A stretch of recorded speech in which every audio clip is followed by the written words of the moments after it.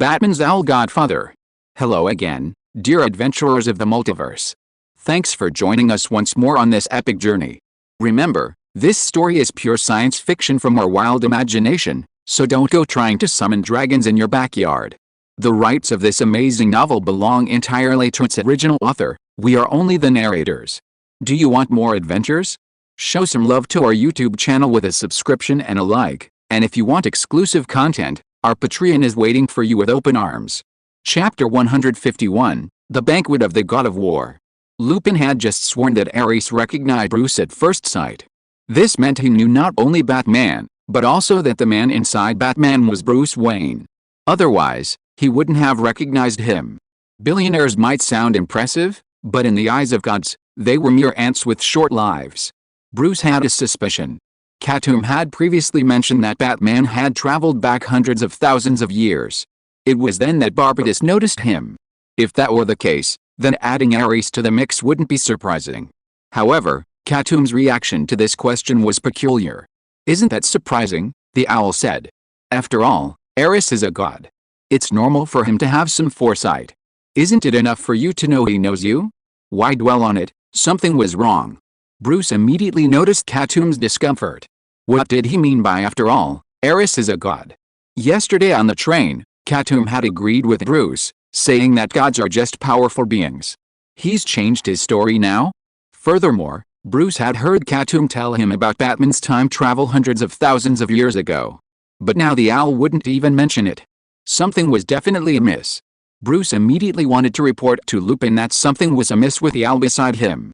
Perhaps it had been chosen by Ares, brainwashed by the god of war, and turned into a war-crazed owl. He needed a good lesson. "What's that look in your eyes?" Katoom noticed Bruce's distrust. "Do you suspect me of something?" "Nothing, don't worry about it," Bruce shook his head. He'd only been joking about reporting to Lupin. He couldn't possibly truly suspect Katoom. Their souls were connected. If Katoom was in trouble, Bruce wouldn't be able to escape. But why would the owl keep it a secret? Bruce's curiosity was overflowing, and he wanted to get to the bottom of this matter immediately. But in the end, he suppressed his restless thoughts. Never mind. After all these experiences, Bruce chose to trust Katoom. Although the owl was usually unreliable, it wouldn't betray him at a crucial moment. If he didn't want to talk, he wouldn't ask. He'd wait for Katoom to reveal himself one day, or he'd secretly investigate. "Actually, I'm more worried about the secret war Lupin mentioned," Bruce said. "Not knowing what will happen is the most terrifying thing. Ares likes to incite human conflict behind the scenes, exploiting the fear of human nature to create the most cruel situations. Hopefully, he wouldn't incite students to kill each other. Such a thing would be unthinkable in this world. We can only take it one step at a time," Katoom sighed. "It's only been a day. Even if Ares wants to do something, it probably won't be too late, right?" Events soon proved Katoom's optimism was too great. Ares's influence became fully apparent after just one day. On the second morning of the first day of school, Bruce was in the auditorium, enjoying his oatmeal porridge as usual. Katoom was also standing on the table, his head buried in his bowl. When he looked up, his face was covered in oatmeal. "The Hogwarts kitchen needs a makeover," Katoom complained. "Every day they only have porridge. I can't even eat noodles." "Are you an American owl?" Bruce asked, puzzled. "Why would you want to eat pasta for breakfast?" "I'm not talking about pasta." "Oh, forget it." Katoom stopped talking. He couldn't explain it to Bruce. This American didn't really have the habit of eating noodles in the morning. So he couldn't understand Katoom's point. "Wait, tell me specifically, what kind of noodles do you want?" Just as the man and the bird were arguing, Hermione came over.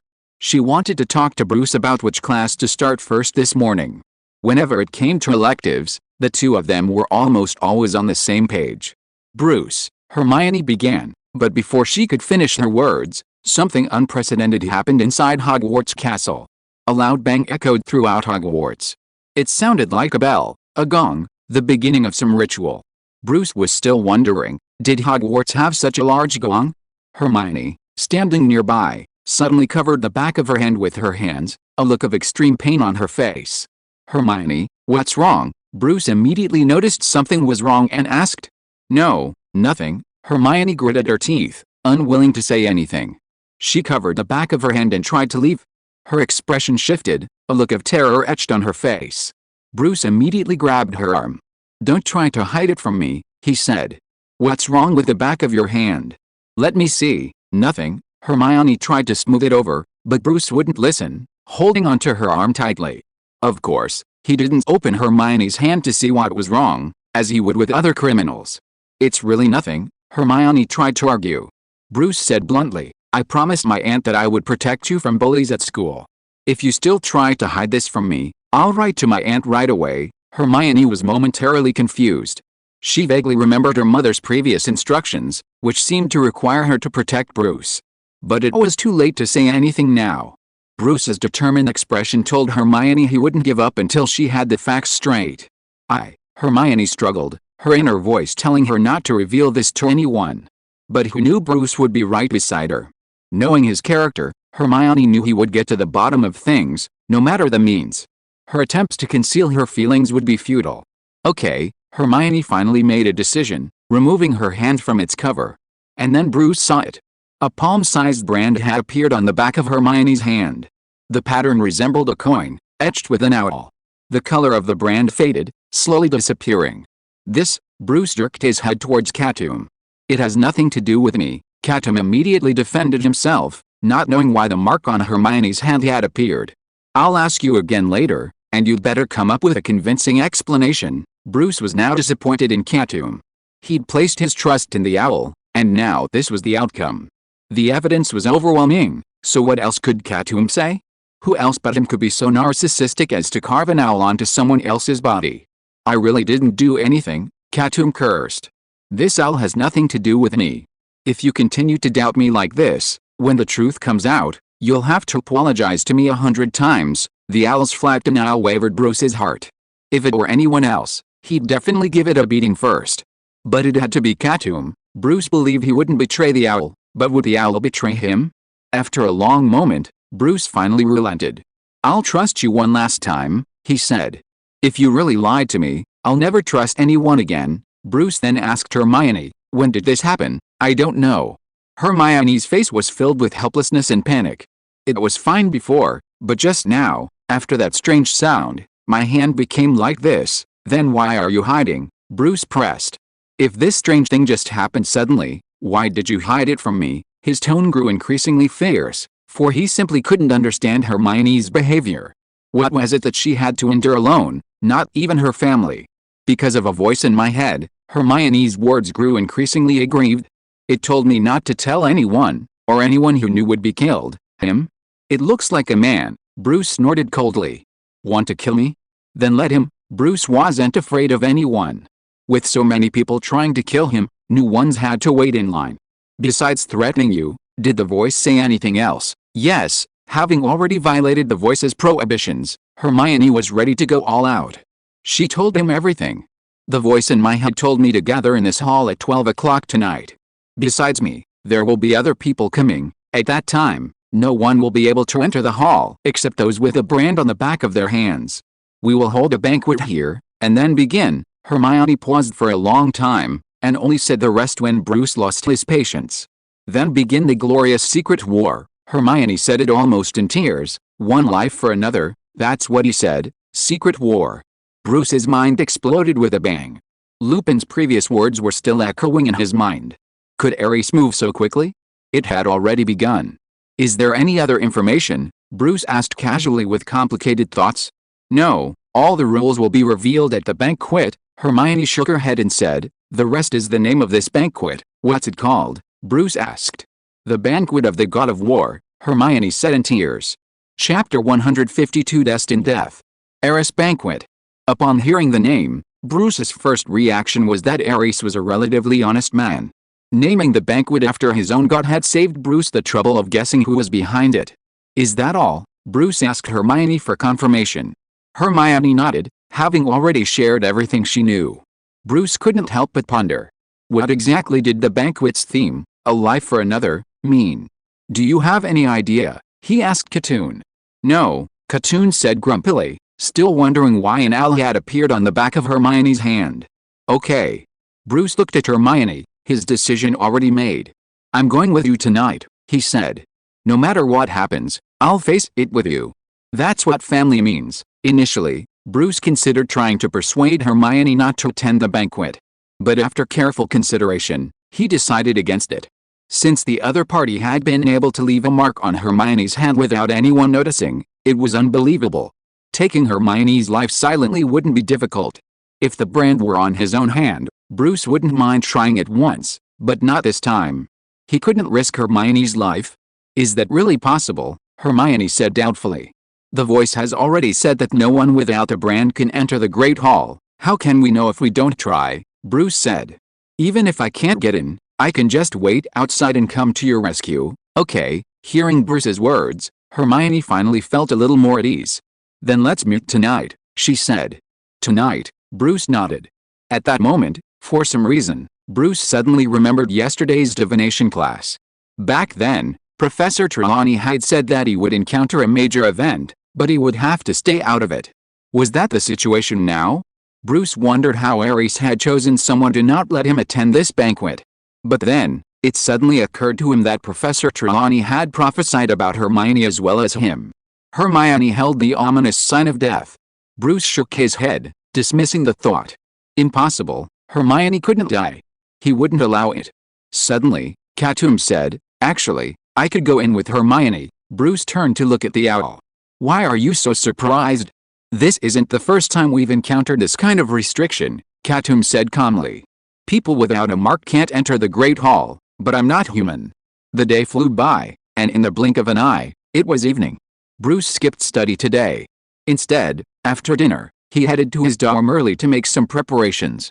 He was walking down the castle corridor, about to reach the common room, when he turned a corner and saw a young witch waiting at the door.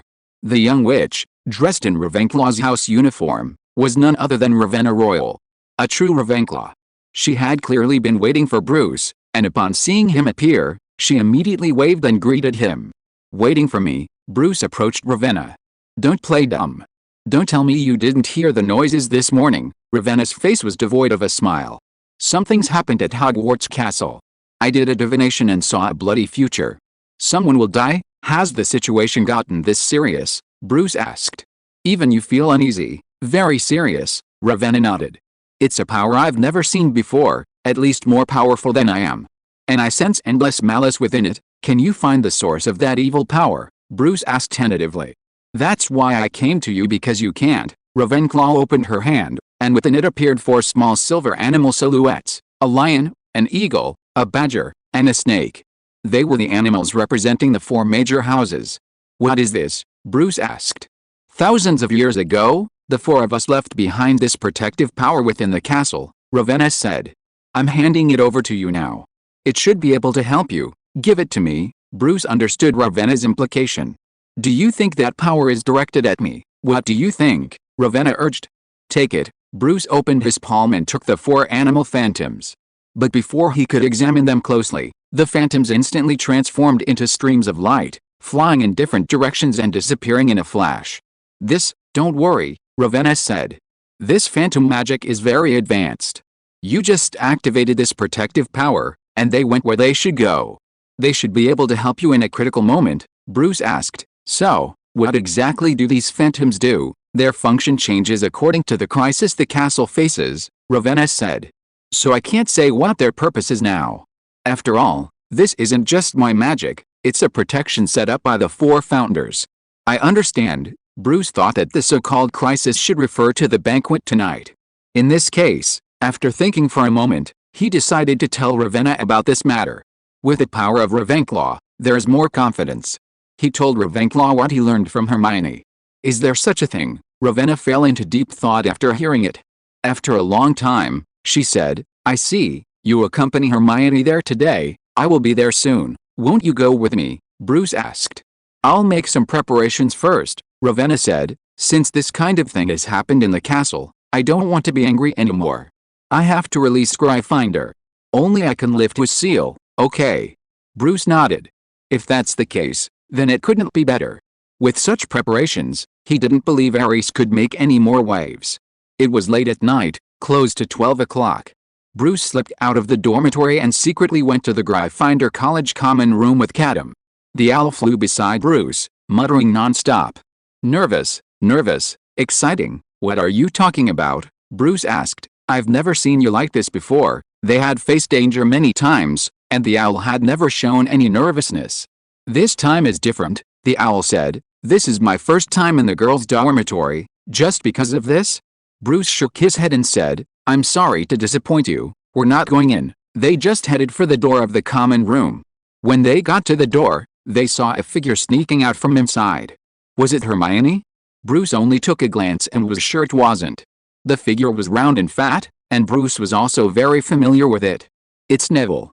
Katoom whispered in his ear. Why is he sneaking out so late? Neville was not the kind of person who would violate school rules and sneak out of bed in the middle of the night. There could only be one explanation for this situation.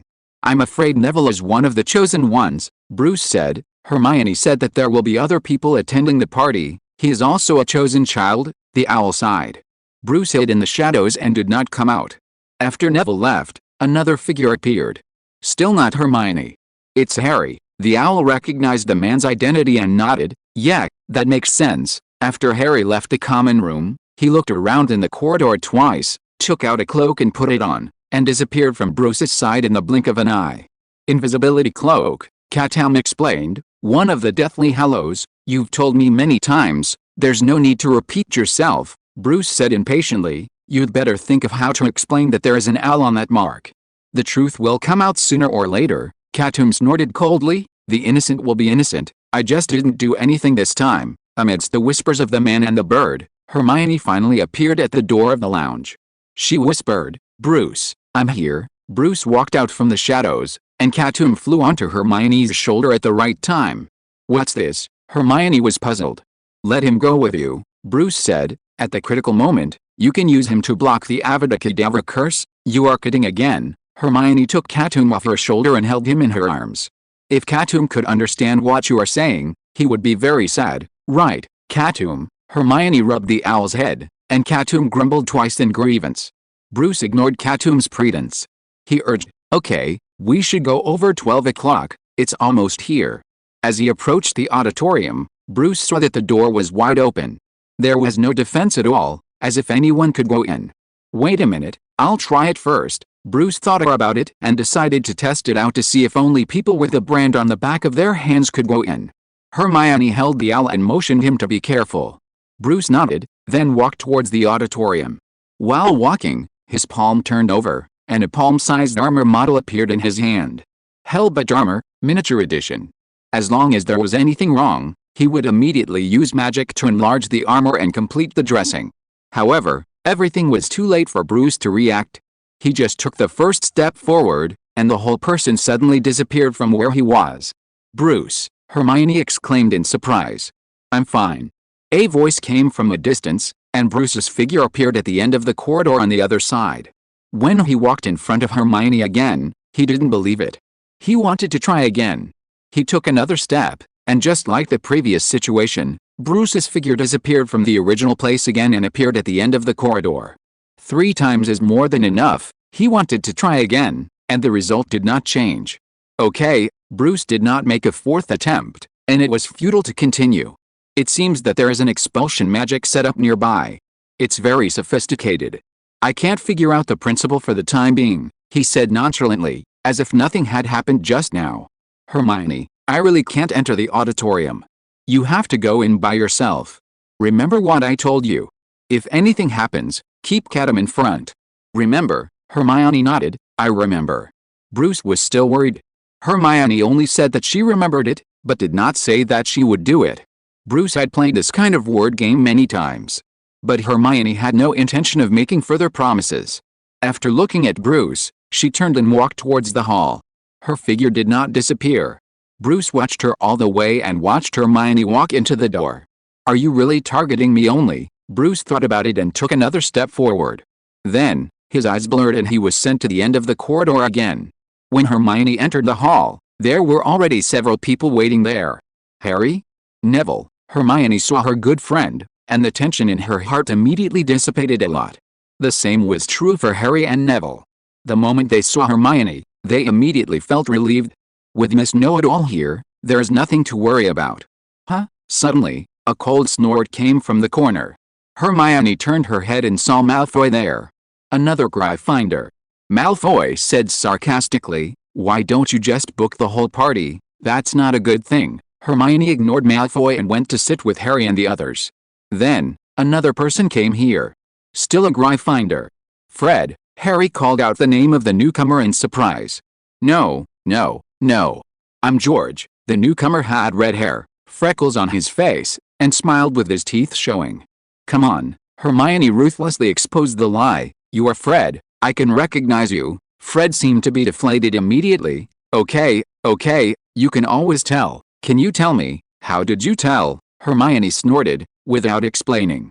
Harry asked curiously at this time, "Are you the only one chosen? I mean, George is not with you. The guy who chose me has good taste." Fred showed the mark on the back of his hand that had faded to almost invisible. "This means that in his eyes, I am a little better than George. This is normal. My pranks are usually more creative than George's." "There are 5 people now. I think they are all about the same," Hermione said. Fred and Harry sat together. Not long after, 2 more people appeared at the door. One was wearing a yellow and black sweater, with fair skin and handsome looks. It was Cedric from Hufflepuff College. The other was wearing a black robe and had a gloomy face, but when he saw Harry was there, his expression instantly warmed up. It was Snape. Only then did everyone realize that it was not only students who would attend the party. Woof! Suddenly, just as Snape appeared, a big black dog suddenly came out from under the guest of honor seat and pounced on Snape. "Black, don't do this." A voice stopped the big black dog's movements, and Professor Lupin, with a smile on his face, appeared in the center of the main guest seat. That was the place where Dumbledore usually sat. "It seems that everyone is here, 9 people, not one less." Lupin did not look like a guest who was going to attend the banquet, but more like a host. He glanced around and greeted everyone. 9 people, Harry was puzzled. He counted the people who were present. Hermione, Neville, Malfoy, Cedric, and Snape. Even if Lupin was included, there were only 7 people. Where did the 9 come from? Lupin smiled. "Of course, I am not included." He suddenly waved his finger, and from the corner of the hall, a small figure suddenly flew out of thin air and fell on the long table. It was a mouse. Fred immediately stepped forward, picked up the mouse's tail, and said with a smile, "Run, don't think about taking it back from me without spending 10 galleons." This mouse was none other than Scabbers. Scabbers, who was being held upside down, looked extremely terrified, curling up and wanting to bite Fred's hand. On the other side, the big black dog was dumbfounded, not moving. His expression was extremely shocked, as if he had seen something completely unexpected. In this confusion, he didn't even take action immediately. Interesting, Katoom saw everything that was happening at the moment. He discovered something interesting. Fred, Cedric, Snape, Sirius, Peter Pettigrew, and Lupin. It seems that none of these guys lived to see the end of Harry Potter, except for Hermione, Neville, Malfoy and Harry. The others are all dying people in the future. Strictly speaking, Harry also died once in the end. What does this mean? At this moment, Katoom felt a little uncomfortable. Except for 3 students, all the people who came to the party today are a group of dead people? Chapter 153 Lion, Snake, Eagle and Badger. "Welcome everyone," Lupin said from the guest of honor's table. "Now that the banquet has begun, should we drop all unnecessary pretense?" As he spoke, the stunned black dog suddenly began to transform. Under everyone's gaze, the dog transformed into a scrawny, unkempt man. "Sirius!" Hermione suddenly screamed. Snape and Fred immediately moved, blocking Harry behind them. Squeak! The rat in Fred's hand squealed even more terrified. Snape drew his wand. "2 more people will be in Azkaban tonight," Snape said coldly. "A fugitive from Azkaban, and you, Lupin, Dumbledore vouched for you, yet you betrayed his trust and shielded the wicked Sirius." He used his robes to shield Harry tightly, preventing Sirius from approaching. Sirius was also in a state of uncertainty. He approached in a daze, his eyes filled with deep hatred. "Leave him to me," he held out his hand. "Leave him to me, don't come any closer," Snape warned. "Sirius, you know my methods, huh?" Sirius let out a short sound before lunging forward. Invisible sharpness, Snape chanted a spell of his own, instantly slashing Sirius's body with countless wounds, blood soaking his tattered robes. But Sirius didn't stop. He pressed forward, colliding with Fred. Fred stumbled, his grip on the rat's tail loosening, and Scabbers fell to the ground, sprinting away. But Fred didn't fall. Sirius was too frail and lacked the strength to push him away. Enough, Snape roared, ready to continue his attack on Sirius. But at that moment, Lupin drew his wand. Expelliarmus, the disarming curse struck Snape, sending his wand flying. "It's not time to kill yet," Lupin said. "There will be a chance. You'll have enough to kill later. And, Mr. Mouse, how long are you going to hide?" He redirected his wand, aiming it at Scabbers. A flash of blue light emanated from the tip. In an instant, Scabbers' small gray body twisted wildly. Like a fast-forward shot of a tree growing, a head emerged, followed by limbs. A moment later, a man stood where Scabbers had been, cowering and wringing his hands. He was a very short man, with matted, sparse, dull hair and a large bald spot on his head. He looked wrinkled and dirty, with a pointed nose and watery green eyes that had a certain rat-like quality. "Oh my God!" Fred suddenly covered his forehead with his hands, then looked back at the hand that had held Scabbers. A sudden wave of nausea washed over him. Scabbers was a familiar figure to him. The mouse had lived in their home for 12 years. And now, right before him, the mouse had transformed into a man. If I had paid more attention to Ron when I was using the Marauder's map, I wouldn't have discovered this only now, Fred thought to himself, but he knew it was impossible. Ron was just a family member he didn't know well, so why should he pay attention to him? Sirius. Remus, Peter Pettigrew's voice was shrill, and he waved with his rat paw-like hand. "Oh. And Snape, how are you, Peter Pettigrew?" Snape's eyes revealed disbelief. "Aren't you dead?" He faked his death. "He killed those 13 muggles. He's a Death Eater." Ouch! Sirius fell to the ground, bleeding profusely. He groaned in pain. He betrayed James and Lily, killed them. Boom! All of a sudden, Snape and Harry were struck by a heavy blow. Lupin watched it all with a smile. It was you." Snape remembered the day he had chosen to betray Voldemort and run to beg Dumbledore to hide the Potters. But in the end, tragedy still happened, and his risk of reporting the news was in vain. It was all because of the man in front of him. "Peter," Snape's pores were bulging, and his whole body was like an angry beast. "It's you. It's you." He pointed his wand at Pettigrew. An endless murderous intent was churning in his heart. Pettigrew screamed. "Harry, save me, Harry!" Pettigrew suddenly shouted at Harry. "Think about your father, James. He wouldn't want Snape to kill me." "How dare you talk to Harry?" Sirius roared on the ground. "How dare you face him? How dare you talk about James in front of him?" After that, he began to groan in pain again. "Put away your murderous intent first, good gentleman." Finally, Lupin spoke to stop all this. He said to Snape, "Mr. Snape, please also lift the spell you cast on Sirius, or he will bleed to death if this continues. Let's put the killing aside, okay, humph." Snape suddenly snorted coldly, and actually listened to Lupin's words and stopped. He pointed his wand at Sirius again. "Heal quickly." This was the counter curse of the Obsidian Curse. As the spell was recited, the wounds on Sirius' body began to heal automatically, but they did not recover completely. There were still 1 or 2 wounds left, which hurt Sirius slightly. "This is a lesson for you biting me before," Snape said, gritting his teeth. He finally knew why he couldn't even stop a dog before. Because that was not an ordinary dog.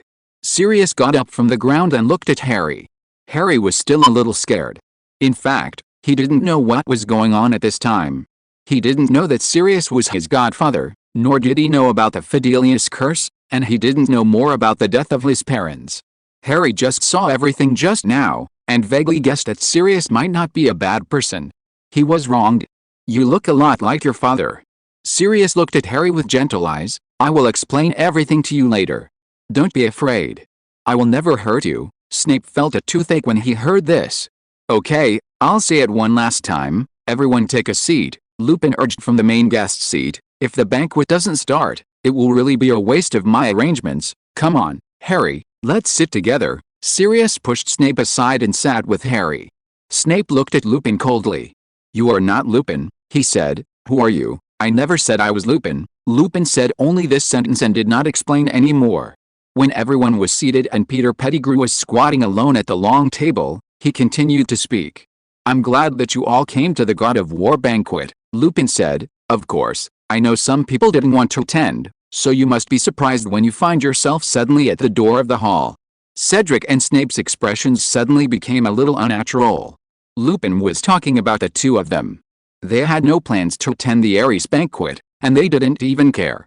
They went to bed peacefully at night, and then suddenly, they appeared at the door of the hall. Even their clothes were changed.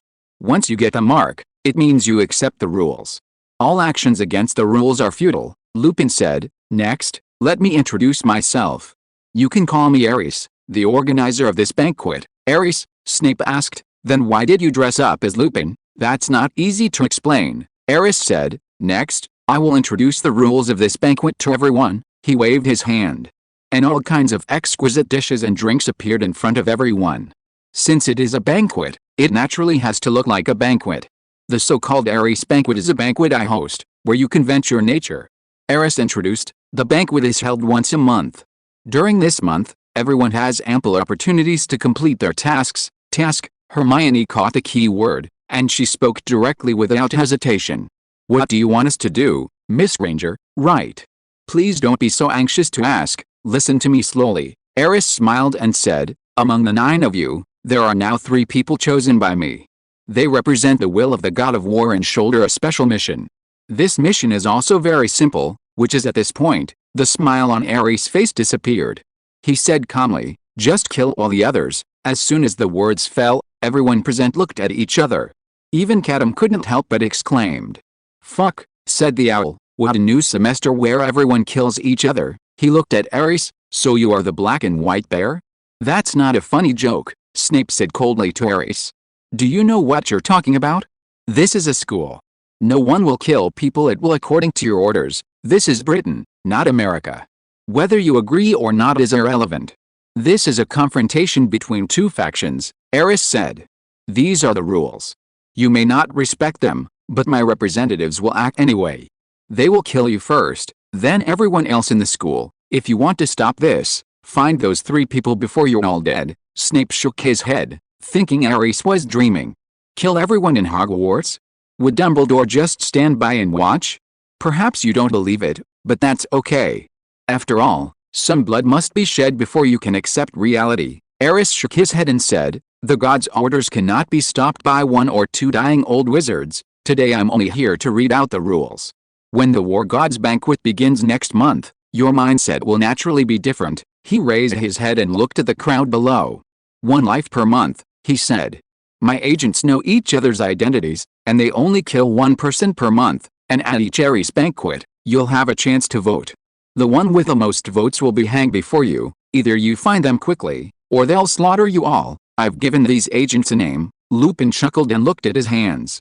I call them werewolves. At that moment, Katoom finally understood Ares' meaning. Isn't this just werewolf? No wonder Lupin, a werewolf, is hosting it. By the way, there are some unexpected conditions I'd like to explain to you, Ares continued. In the evening, a force suddenly intervened at the Ares banquet. It seems to be your world's self-preservation mechanism. I didn't stop it, but allowed it to join. After all, that's how the Ares banquet becomes more interesting. In your terms, that force is called a patronus. Ares briefly recalled the 4 powers he had added to the Ares banquet. They are the eagle, the snake, the lion and the badger, he said. These 4 guardian gods have their own abilities and will choose 1 person to grant special powers. The eagle has a broad vision. I allow it to check the members of the party once a month to see if he is a werewolf. The snake has poisonous fangs. I allow it to have 1 chance to actively use its venom to poison any member of the party it wants. The lion has fierce military force. I allow it to fight back when it is killed and designate a member of the party to die with him. The badger has a heart of universal love. I allow it to show the power of the guardian god and protect 1 member of the party who cannot be killed that month. Of course, you can rest assured that the power of these 4 guardian gods will not be possessed by any werewolf. I get it, Katoom said. The protective power left behind by the 4 founders of Hogwarts just happened to become the divine beauties at this werewolf banquet. The eagle was the prophet, the snake was the witch with only 1 bottle of poison, the lion was the hunter, and the badger was the guard. Katoom was immediately amused. Ares really didn't understand anything. In a 9-person game, with 3 wolves and 4 gods, the good guys had an infinite chance of winning. Of course, The owl also knew that this banquet was not a game after all. Judging from Ares's attitude, the killing he mentioned was not a joke. It was a real act of taking a life. In this case, human emotions had to be taken into consideration. For example, if Sirius were a wolf, would he really have the heart to kill Harry? During the discussion at the banquet, even if Peter Pettigrew had done nothing, would everyone still suspect him? Not to mention, would a group of good people really be willing to vote and hang someone whose good or bad character was unknown? However, before Katoom could even finish his thoughts, he heard someone speak at the banquet. I see, I completely understand now. It was Sirius who spoke. He folded his arms over his chest and nodded. No wonder I encountered such a strange thing today. A patronus in the form of an eagle inexplicably flew into my body. In an instant, Katoom's smile disappeared. Is this true? The werewolf hasn't even started killing people yet, and the prophet suddenly jumped out? Chapter 154 Infinitely Small Winning Odds. Sirius's suffocating maneuver reminded Katoom of a famous quote once uttered by Hermione. Many of the greatest wizards lack the ability for logical reasoning, and so they remain trapped forever. These were her words in her first year of school, as she passed through a trapdoor to face Snape's potion puzzle. It poignantly pointed out the wizarding world's biggest problem. The owl glanced around the long table. Of the 9 people present, perhaps only Hermione and Snape possessed logical reasoning abilities. Cedric's words barely qualified as half. This werewolf banquet wouldn't go as smoothly as the owl had anticipated. Of course, strictly speaking, werewolf isn't a game of logic, but rather a game of teamwork. Whoever can gather the most votes through performance and rhetoric wins. As for logical reasoning, it's merely a means to an end. No one is omniscient, and everyone has their own perspective. Even slightly different information can lead to vastly different conclusions. Furthermore, the time between the 2 war god banquets stretched out to a full month. It was enough to brainwash a few weak-willed young wizards. Neville was especially important. Katoom seemed to have foreseen a bleak future. Meanwhile, at the banquet, Snape snorted coldly, mocking Sirius's actions. That's all you have, Snape said. I simply cannot understand how sharing this information now would accomplish anything, be honest. Would it delay your killing? Sirius said naturally. If everyone empowered by their patronus steps forward, wouldn't that eliminate 4 people? Finding 3 of the remaining 5 is a simple matter. Then, addressing the others at the banquet, he said, Children, did you hear what I just said? Everyone, step forward. We'll be fine. However, not a single young wizard responded to Sirius's suggestion. Everyone looked at each other, afraid to speak. Sirius, sir, Cedric then spoke up. Have you ever thought of something important? What? Sirius asked. Those blessed with a patronus will die faster than ordinary people, Cedric said hesitantly. Which means that revealing the patronus is effectively sacrificing oneself. Reality, after all, isn't a game. This is the real dilemma. A faction's victory doesn't guarantee individual victory, and the dead can't be resurrected. That's exactly what I mean, Sirius said matter-of-factly. We can't just stand by and watch this school get into trouble, can we? Forget it, Sirius, Snape spoke up. These are all children, unlike you, who've experienced war. Forcing them to sacrifice themselves for others is a gross mistake. These words seemed to awaken Sirius. He couldn't hold everyone to his own standards. What then? Sirius asked. Are we just going to stand by and watch the werewolves kill us all? Will werewolves always kill? At that moment, Harry suddenly spoke up. The others' eyes instantly focused on him. Harry was a little nervous. He swallowed hard, trying to sound calm. Everyone sitting here is familiar to me, except you and Peter. He looked at Sirius with an apologetic expression.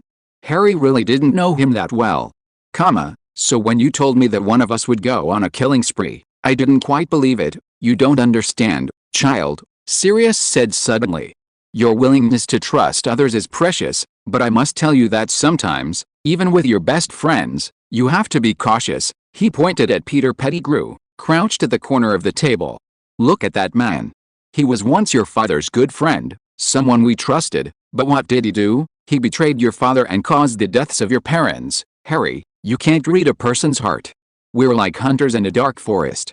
If we want to avoid being shot, we have to be the first to shoot. He spoke earnestly, trying to make Harry understand his point. But Harry still didn't seem to be listening. If Sirius were to follow his lead, wouldn't he even doubt Hermione or Neville? Harry really didn't want to do that. Besides, he felt a faint sense of relief. Fortunately, Ron hadn't joined the party. Otherwise, he would have been driven mad. Katoom saw all of this and decided to retract his previous judgment. The good guy's chances of winning weren't infinitely great, but infinitely small. He simply couldn't find anyone who could lead the good guys to victory. I'll save Hermione first, the owl thought. No matter what, Bruce can't let another loved one die in front of him. That would be a bit cruel to Batboy. Katoom also realized that everyone at the party had completely accepted the setting of the War God's banquet, not considering the possibility of turning the table to stop playing. Perhaps this is some trick Ares used, Katoom analyzed. This grandson is a master brainwasher. Even without divine powers, we can't let our guard down. At this moment, Ares suddenly interrupted the quarrel at the banquet. I must remind you, time is running out, he said with a smile. In 20 minutes, this banquet will be over. Ares's meaning was clear. After the banquet, the killing would begin. If there was anything to confess, it was best to say it now. It might become one's last words. Ares, I have a question, Hermione suddenly said. As you said before, voting is the most important tool for good people. So, what if there's a tie? It won't be a tie, Ares said. At the next banquet, I'll have you elect a leader who will have more than half the votes. Hermione suddenly felt the urge to curse. Why didn't you tell me such important information earlier? At this moment, Cedric sensed a deeper meaning in this sentence. So, before we find the bad guys, we have to first find a good person with leadership skills who everyone can trust. He couldn't help but look at Snape and Sirius. Sirius's actions, though abstract, had to prove his identity from another perspective. He was a good person. However, this good person's ideas were quite radical, and no one knew much about him, so Sirius couldn't play a leadership role. The other adult, Professor Snape, while able to guide everyone, couldn't determine whether he was a good person. How about this? Cedric suddenly had an idea. Didn't we just say that a Badger's protector can protect others, then let him hide his identity and protect Sirius so that he won't be killed by the bad guys? As for Sirius, I want you to verify Professor Snape's identity later and announce it at the next banquet. If he is a good person, we will let Professor Snape be the leader. How about it? This method is reasonable, and Cedric has always had a good reputation in the school, so everyone is willing to listen to his advice. Only Katoom has some opinions. Does Cedric know how to play? Katoom thought, such important news. Why don't you wait until the end of the party to talk to Sirius privately? You said it so loudly at the party, the werewolves heard it. Since Sirius will definitely be protected, they would be stupid to kill Sirius. And go check Snape. If Snape is a good person, these words are equivalent to directly sentencing him to death. Unless, these words are deliberately said to the werewolves. The owl couldn't help but observe Cedric a few times. As a top student of Hufflepuff, could he be the protector of the Badger, that is, the guard? In fact, he would not protect Sirius, but Snape? Or did he deliberately expose his identity to lure the smart ones among the werewolves to kill him, and then he happened to protect himself? Katoom thought about it and felt that there were many possibilities, but there was no evidence. We can only wait and see. The decisive factor for judgment is whether someone will die before the next banquet. We can only wait and see. After all, Katoom didn't really intend to play games with him. Do we have to communicate at the banquet to find out the identity of the werewolves? Katoom thought to himself, can't I just arrest everyone, torture them, and force them to reveal their identities? Anyway, there's still spare time, enough for him to arrange all this. If he always plays by the rules set by others, failure will always be waiting for him. He must break the rules to get the most perfect result. If possible, there should be no victims at this banquet. Katoom really didn't want to use the last resort so easily. The banquet time is up. Ares suddenly stood up and announced to everyone. I'll look forward to seeing you next time. You will be notified of the specific banquet time. After that, he left on his own. The expressions of the others were different. They still needed time to digest what happened tonight. Harry, Sirius said, come with me, I have something to tell you. He called Harry away, and Snape followed him. The others also left. The hall was soon empty, and the surrounding forbidden magic disappeared. Bruce finally succeeded in entering the hall. What happened? He asked impatiently as soon as he came in. Chapter 155, Super High School Level Hope. Let's talk about this outside. Hermione's expression was utterly grim. Although she had appeared calm at the banquet, it was merely a facade. Hermione was already on the verge of collapse. The murder had instilled in her a sense of evil and darkness within her. Bruce didn't force her, but nodded and said, "Okay, let's get out of here." As they left the hall, Hermione's steps were unsteady, and she even needed Bruce's support to keep from falling. "Eris is serious," Hermione blanched. "Others might not have taken this seriously, but I know he's not joking." Perhaps the banquet had unfolded so suddenly that, despite hearing about a murder, the attendees hadn't grasped the gravity of the situation. After all, for the young wizards, killing was merely a terrifying concept. They had never truly experienced its true horror. Throughout the banquet, only Sirius and Snape seemed to take it seriously, for they were the only two who had truly experienced war. Of course, Peter Pettigrew was also a figure, but he had no say at all. Though still a child, Hermione, as a girl, naturally matured more precociously and was quite perceptive. She had already sensed a faint hint of murderous intent at the banquet. Especially when Sirius revealed himself to be the patron saint of the Eagle, Hermione seemed to hear a faint chuckle. A chuckle from a werewolf. "What exactly happened?" Bruce said sternly. "Hermione, I want you to explain everything clearly. Give me a moment." Hermione sat on the staircase, covering her face, forcing herself to calm down. After a long moment, she finally raised her head. Her earlier panic had faded, and she looked much better. "The Ares banquet was organized by Professor Lupin," she said. "But that man wasn't Professor Lupin. He called himself Ares." Hermione recounted everything that had happened at the Ares banquet to Bruce. Katoom would occasionally fill in any omissions or information she didn't know.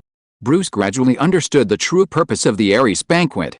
"Someone's going to die?" Hermione looked at her hands. Though she tried to control them, they were still trembling slightly. "Maybe tomorrow, maybe the day after tomorrow, but within this month," she said bitterly. "Someone's going to die. A friend I know will kill another friend I know." Hermione didn't want to suspect anyone. The other 8 people at the party, except Sirius and Peter, were all acquaintances she had known for over 2 years. The thought of them killing each other was unimaginable to Hermione. "It's okay, Hermione." Bruce sat down beside Hermione, offering her his shoulder. "I don't know how to put it, but I'm sure no one else wants to see that happen either." "Really? But I'm really scared." "There's nothing to be afraid of." Bruce clenched something in his hand. As if talking to himself, he kept repeating, "There's nothing to be afraid of." "Yes, there's nothing to be afraid of." After comforting Hermione, Bruce walked her back to the Gryffindor dormitory. Once he was back in his bed, he called out to Katoom. "Do you think anyone will die?" Bruce asked. "Will everything that's going to happen next be like the dark multiverse you mentioned, inevitably heading towards the most desperate direction?" "I can't guarantee that," Katoom said. "But you know, we still have a chance to pull off a comeback." Yeah, Bruce thought. Katoom was right. A comeback, isn't that what Batman does best? But he didn't understand why he had to wait until the situation was desperate before he took action. Could he just take action right from the start and nip the crisis in the bud? "Bruce, I feel like you're overlooking something." Katoom stood by Bruce's pillow. "You've been thinking about Ares' purpose, but I just want to ask you one thing." He paused, then said, "Is Ares important?" "What?" Bruce was puzzled. "How could Ares not be important?" "I haven't said much since the banquet began, and that's why," Katoom said. "Ares isn't the most crucial factor, because he's just an unexpected product." "Bruce, I must remind you again, Ares is not Barbatos' pursuer." "Indeed, he wasn't." If he wanted to admit that Ares in Lupin's body was Barbatos' pursuer, he would also have to admit that Gordon and Sirius and Batman and Cedric were also Barbatos' pursuers. Katoom found it hard to convince himself to agree with this. If that was the case, it could only mean that, in addition to the openly planned banquet of the God of War, there was another person hiding behind everything, stirring up trouble. The mantis stalks the cicada, unaware of the oriole behind. Acting rashly might only serve to pave the way for others. Katoom said, "We must at least know who the pursuer is this time and what abilities he possesses, so we know how to deal with him." "Right, this time, the pursuers might be very strong." I don't know if Bruce realized this, but Katoom certainly did. Previously, Bruce had taken a single step through the auditorium's restrictions and been instantly transported to the end of the corridor. This ability resembled apparition, or the workings of a portkey. The problem was, Katoom didn't sense any magical fluctuations. It wasn't caused by magic. Ares' power now relied entirely on Lupin's own magic. He couldn't have done this. It must have been someone else. hiding behind the scenes. But if he was so powerful, why didn't he just capture Bruce? Katoom's thoughts grew irritated. But what if someone died? Bruce asked. At the Ares banquet, it was clear that 3 of them were going to kill the other 6 first, and then everyone else in the school. Are we just going to watch that happen? Katoom was helpless. Then why don't we just go find Ares now? I told you, he's not one of Barbatos' pursuers. Dealing with Ares is easy, Bruce. It's only slightly harder than defeating a Lupin, which is equivalent to no difficulty. But we must first investigate clearly who the pursuers are and what abilities they have. As for what you said, if a tragedy of death occurs, or even happens one after another, Bruce, I promise you, even if everything reaches the most desperate point, we can completely reverse the situation. Ares wants to create a super high school level of despair, but you, Bruce, are a super high school level of hope. Instead of always thinking about what to do, you might as well do the investigation you should do and find out the true identity of the pursuers. Believe me, I'm behind you. On the way to send Hermione back to the dormitory, Katoom and Bruce had discussed why Ares held this banquet of the God of War. In the end, the two reached a consensus. First of all, we have to go back to Ares himself. The God of War is very weak now, without any divine power. Apart from being good at brainwashing others, he can only rely on Lupin's own magic to make trouble. But to explore Ares' purpose? Let Katoom be frank. This legendary God of War is more like a crazy believer in the evil nature of human beings. He firmly believes that human beings are fragile, cruel and selfish, and can do the most terrible things. Ares believes that what his father Zeus created is the most evil existence. The end of mankind will only be self-destruction. For this reason, he even declared that he is not the God of War, but the God of Truth. The reason he started the war was to welcome the arrival of truth. Ask yourself, is there anything more evil in this world than locking a group of children together and letting them kill each other? Katoom said, Ares held the War God banquet for this very purpose, to select the most cold-blooded and resourceful one from Hogwarts, and then, let him kill everyone in Hogwarts as a token of his allegiance. Bruce continued, the War God banquet is a breeding ground, but it is not for cultivating the War God, but for cultivating the destroyer of mankind, the real devil. That's right, Katoom nodded in agreement. A person who can wield a knife without mercy against classmates, teachers and friends is exactly what Ares needs. As for the werewolf, that's just a carrier that Ares thinks is suitable. After all, those who can only kill are called murderers, and there are a lot of them in Azkaban. In addition to killing, those who can also bewitch, provoke, frame and plot can be called demons. Then when can I overturn this banquet? At least you have to be able to enter the hall first, right? Katoom said naturally, if you want to overturn the table, you must have the strength to do so. If you can't even enter the auditorium, forget about anything else. I understand. Bruce said no more, understanding his current mission. Katoom, I roughly understand what you mean by the means to reverse the situation. Bruce closed his eyes. Since there is such a guarantee, even if there are casualties, it's not irreversible. Although some painful things will happen along the way, I believe the ending will be good. Owl nodded. That's exactly what we're striving for. Although tragedy may occur, pain may persist, and fear may spread. But in the end, he and Bruce will turn everything around. A happy family may be just a fairy tale, a wishful thinking of mankind. But there will always be someone who strives to make this beautiful thing a reality. As Katoom said, Bruce will always be the hope and despair. Katoom, before Bruce finally fell asleep, a thought suddenly occurred to him. He said dazedly, since Ares has such a strong brainwashing ability, is it possible that he has also brainwashed Barbatos' pursuers? I don't rule out the possibility, said Katoom, but I still think things are more complicated than that. If you are listening to this novel on a channel other than Fanfic World, it means it was downloaded and re-uploaded without effort. We warmly invite you to visit our channel, Fanfic World. There you will find the original version of this story and many other novels of various genres.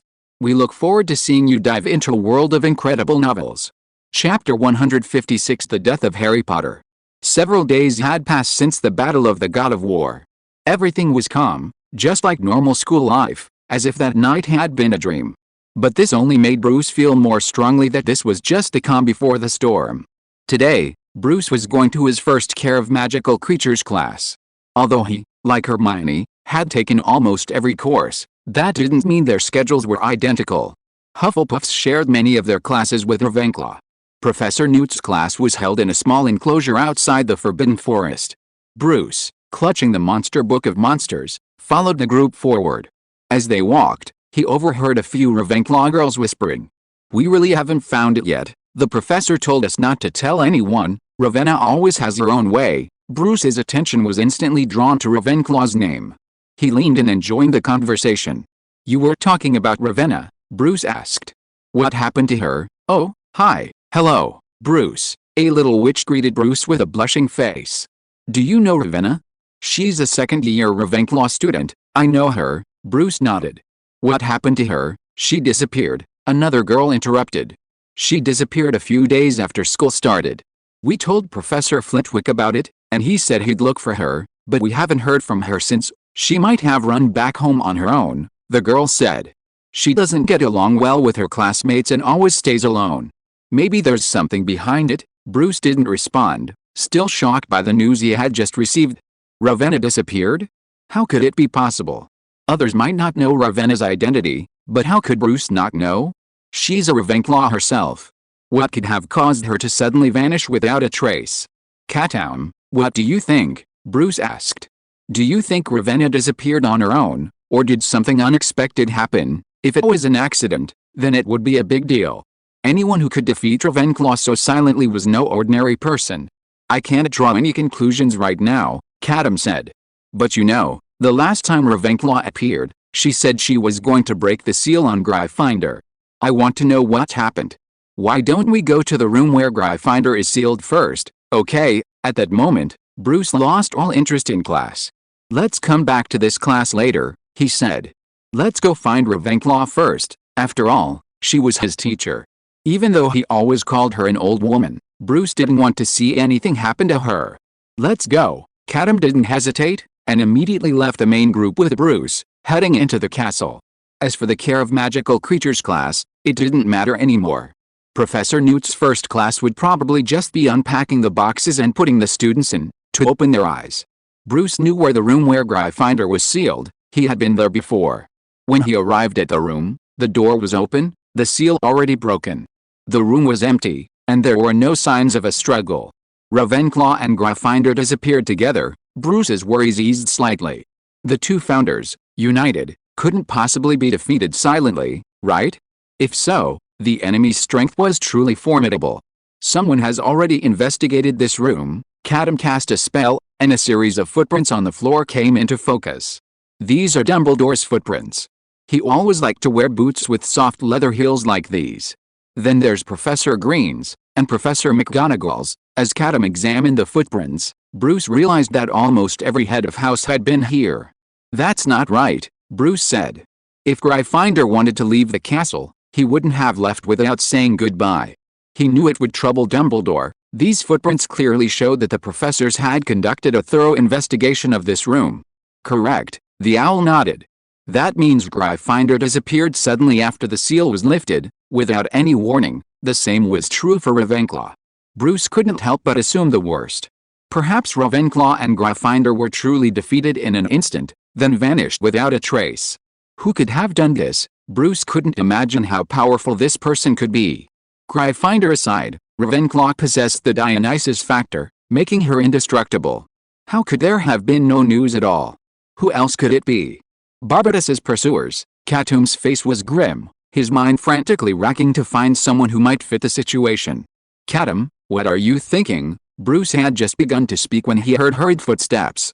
He immediately turned and dodged, hiding in a hidden corner of the room, and then saw Professor McGonagall, a terrified look on her face, running out the door. Following behind her was Professor Newt. Professor Newt? Why was he running here when he wasn't in class? Another incident. Katoom peeked in. "Bruce, I'll go check it out. You're too conspicuous. You'll be discovered if you follow." With that, the owl flew out of the room, following the hurried professors. He overheard the two professors' conversation. Is it true? Minerva, this kind of thing is no joke." "I'm not kidding," Professor McGonagall sobbed. "It's true, Harry. He's hanging there." "Harry?" Katoom knew what had happened. Was it a sudden decision, or was it premeditated? He muttered, the scenes from the banquet playing out in his mind. The owl followed the professors all the way to a utility room. It was sealed off, No students were allowed in. Only professors huddled there. Before Katoom could get close, he heard Snape's cries. "Harry, no, you can't." The owl leaned in, only to take a look. A sea of blood filled his entire field of vision. Harry lay lifeless in a pool of blood. The entire utility room was completely stained red. Snape knelt in a pool of blood before Harry, wailing, his spirit utterly broken. Harry was dead, truly dead. "Alice," Katoom turned his head away. As he had told Bruce before, this kind of thing would happen. But it didn't matter, they could salvage everything in the end. It was just that for those unaware, it would be painful for a while.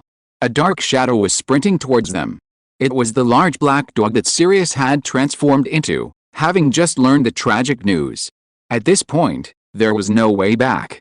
"Harry," Sirius let out a heartbreaking roar, his entire body instantly transforming from dog to human. He leaped forward, wanting to hold Harry in his arms, even though his body was already stone cold. Dumbledore suddenly stood up. He had been slumped on a nearby stool, his face ashen. Harry's death was an unbearable pain for the old man. "Sirius, it's you." Dumbledore closed his eyes in agony. "Have you finally come to avenge your master?" "Move aside, Dumbledore.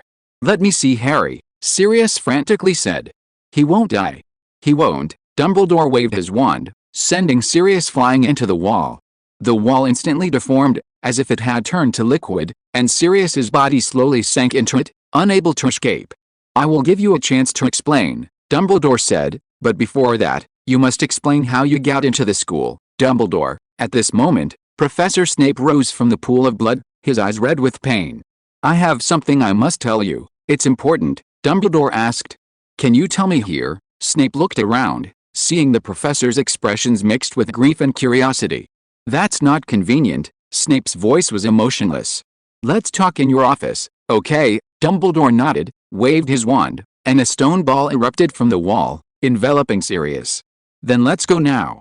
The news of Harry's death could not be suppressed. It wasn't long before the news spread throughout the castle, and everyone was in a state of panic. "The whole school is in a state of panic now," Bruce said. "I wonder if Ares has anticipated this situation. The death of a student is an unbearable pain for the school. He didn't grieve over Harry because it was only a temporary death. A lost life could still be restored, and a fallen soul could be reborn. The more times like this, the more calm he should be. He had to be fully prepared to completely reverse the situation. If the school keeps dying one after another, it will surely be overwhelmed and classes will be suspended," Katoom said. "If I'm not mistaken, Ares will realize this and expedite the banquet, otherwise, there would be no chance for the banquet." There was no time left for Ares. "Whatever," Bruce's voice had grown cold. He wasn't sad, but for a moment, filled with rage. "Whether it's the pursuers or Ares, I won't let either one go." Just as he finished his words, the familiar gong sound suddenly rang out again. The sound echoed throughout the castle, signaling that the second banquet would begin tonight. "Sure enough, it's tonight." "It's only been a few days," Katoom shook his head. "Ares should realize the problem with his rules and make some changes. I'm curious how he'll address this biggest loophole in his rules." Chapter 157 Bruce, take me away. Late at night, Bruce arrived at the Gryffindor common room, waiting for Hermione to emerge. He couldn't let her face this situation alone. After a long wait, Hermione emerged, head bowed. Bruce could tell immediately that something was wrong with her. "Bruce," Hermione, trembling, came to Bruce. She raised her head, tears soaking her face. Before Bruce could say anything, Hermione interrupted him. "Let's run." Her eyes had lost their brilliance. Although she had been prepared, the impact of Harry's death was more horrific than she had imagined. "I can't even speak to anyone today," Hermione cried. "I don't trust anyone anymore." "Bruce, why are you only coming to me now?" Bruce was speechless. After Harry's death, he had been preoccupied with so many things, constantly wondering who'd pursue them and why the Battle of War was being held. But he had never imagined the horror Hermione, a girl, would feel after her best friend was murdered. After all, she could be next. "I'm sorry." Bruce lowered his head and didn't make excuses for himself. This time it really sounded a wake-up call for him. Which one was more important, protecting his family or finding the murderer? He really needed to think about it carefully. "Bruce, let's run away." Hermione wiped her tears. "Don't go to any war god banquet. I thought about who might have killed Harry today, but I can't find the murderer. I can't imagine who would have the heart to kill Harry. Eris must have lied, he must have killed the person himself. And then he put the blame on us, making us suspect each other. Let's end this farce. Bruce, let's get out of here, get out of Hogwarts. Hermione was really on the verge of collapse. She tried to avenge Harry, but the prerequisite for revenge was to find the murderer. But all the suspects were her classmates, her friends. She really couldn't bear to doubt them. If Hermione insisted on continuing to look, she might really go crazy. Bruce looked at Hermione in silence. Then, he nodded heavily. Okay, he looked Hermione in the eye. I'll take you home, back to London. This Battle of the Gods of War banquet has nothing to do with us anymore, really? Hermione looked at Bruce in surprise. Really? Bruce nodded, grabbed Hermione's hand, and was about to lead her away. Meanwhile, Bruce mentally asked Katoom, is the Polyjuice potion ready? Always ready, Katoom said. Let's send Hermione back. Bruce had actually made plans for today. Even if Hermione hadn't suggested escaping, he would have knocked her out and sent her home, then attended the banquet as Hermione himself. He couldn't bear to see Hermione participate in such a murderous game. They moved swiftly, and in a short time, they had slipped out of Hogwarts Castle. Before them lay the waters of the Black Lake, once the home of the giant squid. Then, the Great Stone Bridge, where Dumbledore had once battled the three founders. Once we're across the bridge, everything will be fine, Bruce said. After you cross the bridge, close your eyes. When you open them, we'll be home. Really? Hermione was skeptical. Now with Bruce by her side, she was no longer as frightened as before. I promise you, Bruce said. He could use apparition to take Hermione home in an instant. Bruce turned around and motioned for Katoom to get ready. Leave as soon as we cross the bridge, Bruce thought to himself, but the next second, his hands were suddenly empty. In the blink of an eye, Hermione had disappeared without a trace. Bruce's eyes widened suddenly. This development was completely beyond his expectations. He had been holding Hermione's hand just now. What on earth had happened? He hadn't even noticed it. It's the same situation as the Great Hall's ban. There's no trace of magic, the owl suddenly said. Unlike you, I was staring at Hermione without blinking, and she just vanished suddenly, vanishing out of thin air. Bruce asked unwillingly, so you're saying, right, Katoom nodded. Hermione's probably in the Great Hall right now. The owl flapped its wings and flew towards the castle. I'll go to Hermione now, he said.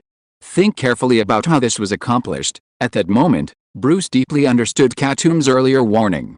A living person vanished before his eyes, and they had no idea why. If they didn't solve this problem, they would have no chance of winning. Hermione swore she hadn't blinked. But then it happened. One moment, she was on the stone bridge. The next, she was sitting in the Great Hall. And not just her, but everyone else was there too, except Harry. No. Hermione looked around before realizing it wasn't just Harry, but someone else was missing too. Peter Pettigrew. He hadn't been sitting at the table at the previous banquet, so Hermione hadn't thought of him for a moment. Everyone else at the long table was acting differently. Neville and Malfoy were trembling, their eyes tightly shut, as if nothing they saw would happen. Fred pursed his lips, silent, his eyes darting back and forth, lingering on everyone's face.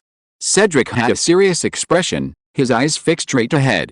Sirius and Snape's expressions were strangely the same, gloomy as water, as if they had made up their minds. Calm down, calm down. Hermione told herself, don't be afraid, Bruce will definitely be waiting for her outside. He will. Despite her reassuring words, a wave of resentment suddenly welled up in her. Her eyes instantly turned red, and tears threatened to burst. Damn you, Bruce. You lied to me. Didn't you say you were going to take me away? Liar. You're leaving me to face this alone, Hermione cried and blamed Bruce in her heart, her emotions on the verge of collapse. But just then, she felt something furry beside her ear. Hermione turned to see Katoom, who had unknowingly perched on her shoulder. The owl met her eyes, extended its wings, and patted her head. Hermione suddenly understood what he meant. Don't be afraid, I'm here. Welcome everyone. Suddenly, Eris appeared at the guest of honor table. A delighted smile crossed his face, as if everything was turning out just right for him. Good evening, everyone, Eris said with a smile. I'm glad to see you all, and I'm grateful to the spokesperson I've chosen. Now that our banquet has been successfully conducted, we can begin the second phase. His expression filled everyone with a visceral discomfort. What successful banquet? That cost Harry's life? Ares, right? I'm still not used to calling you that. Shall I call you Lupin? Sirius suddenly looked up, his expression agonized, his face fixed on his former friend. Can you really smile now? Harry's dead. These are the rules of the banquet, Ares said expressionlessly. Fuck the rules, Sirius suddenly roared. I only hate myself now for not killing you right away. Sirius, please play your role well, Ares said coldly. You should do it yourself. At that moment, another person stood up, suddenly extended his wand, and chanted the spell, Avada Kedavra. It was Snape. The former Death Eater, the veteran teacher who had spent over a decade cultivating Hogwarts character, had completely given up on playing games. At this moment, he finally cast the unforgivable curse again. Sirius and Snape, as if they had planned this all along, launched their attack suddenly, giving no chance for anyone to react. A green light shot towards Ares, and just as it was about to hide him, Ares suddenly vanished from his spot. And with him, Snape himself vanished. Without any warning, as if in a millionth of a second, Snape was gone. It was as if he no longer existed in the world. When Ares reappeared, his expression was filled with regret. What a shame, he sighed. Snape broke the rules, so let's just say he's automatically forfeiting, he made a light comment, leaving the others completely bewildered. Where's Snape? Sirius demanded, gritting his teeth. What did you do to him? Don't ask about Snape anymore, Ares smiled again. You'll never see him again.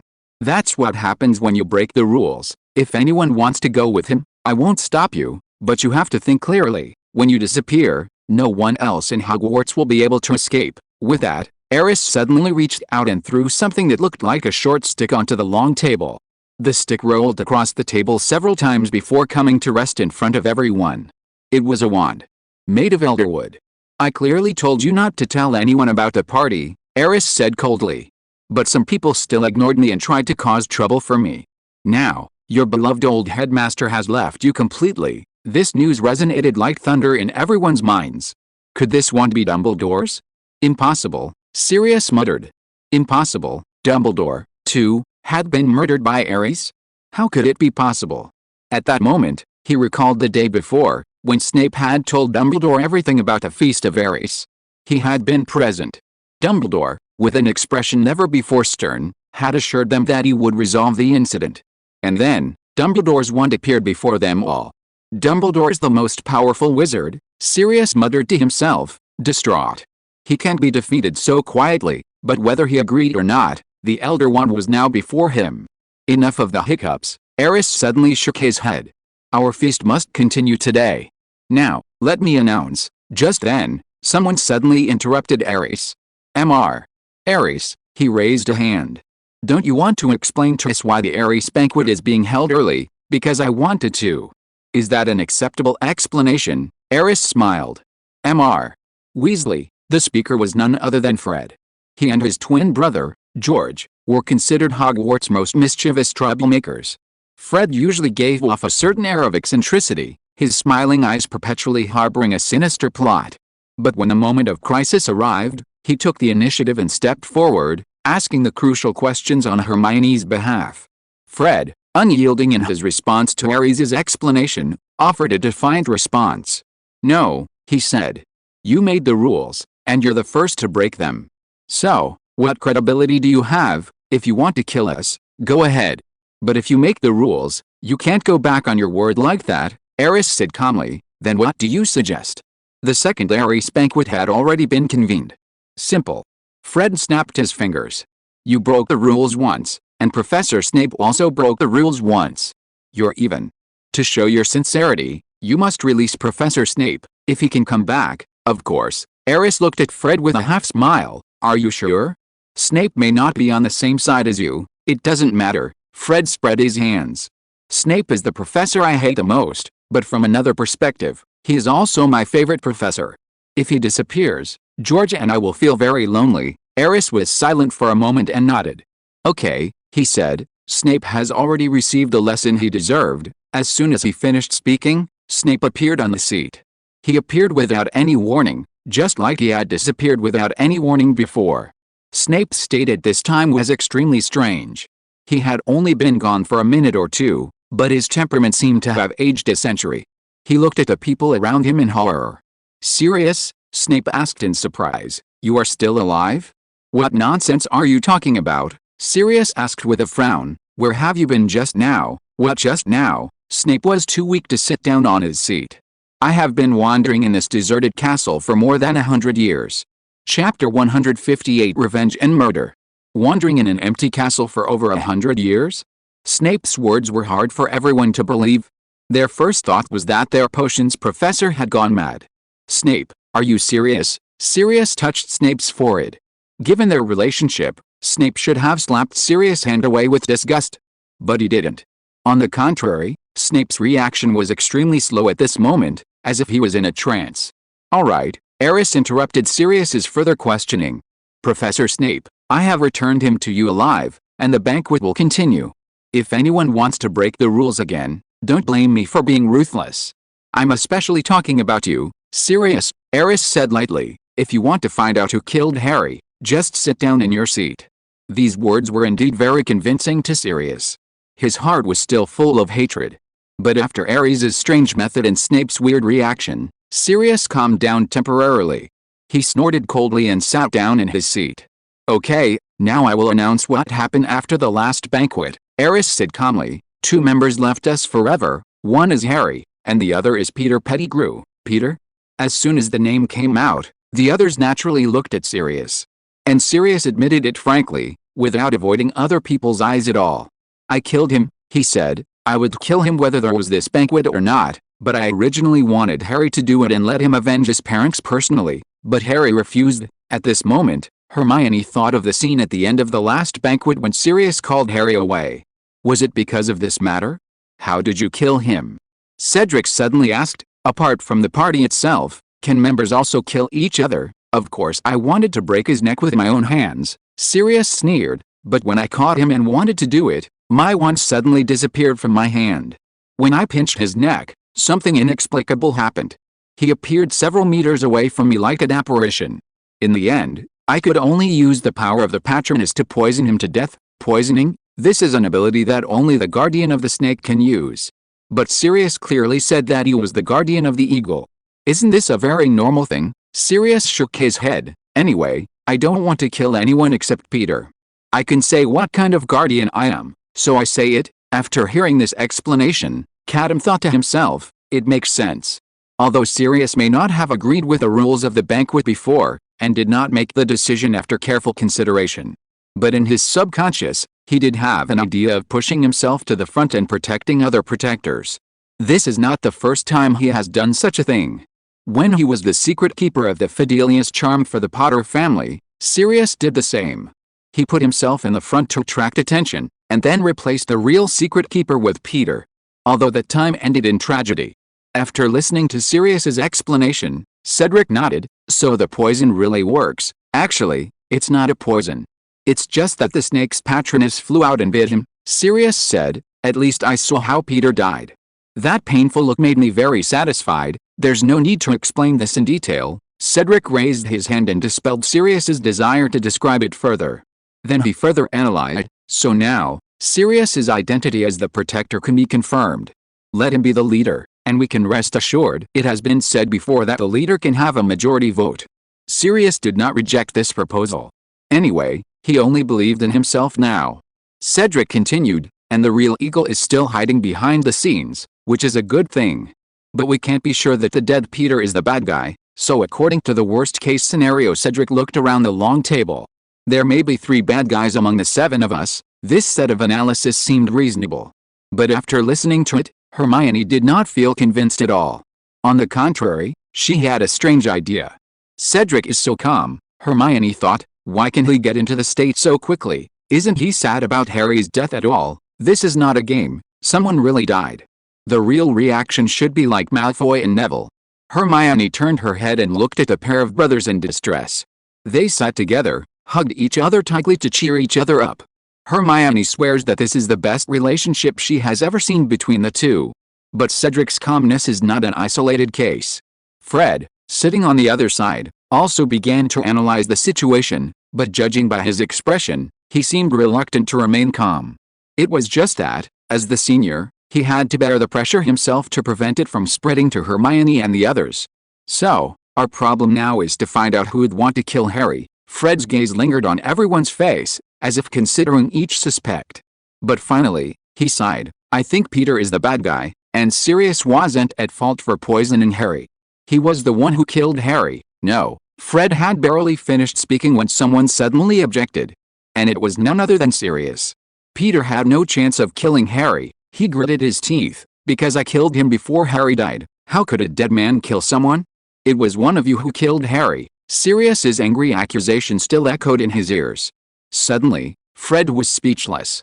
A long silence fell over the banquet. Finally, Cedric spoke. Then we have to let the Eagle's protector come out and see who he's investigating, whether he's a good guy or a bad guy. It seemed that this was the only way.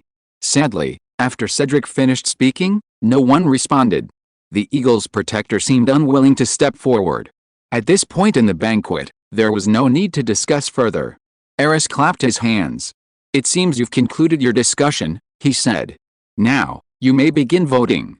Who will you choose to be hanged tonight? Make your decision. As he finished speaking, everyone looked at each other in bewilderment. What a joke.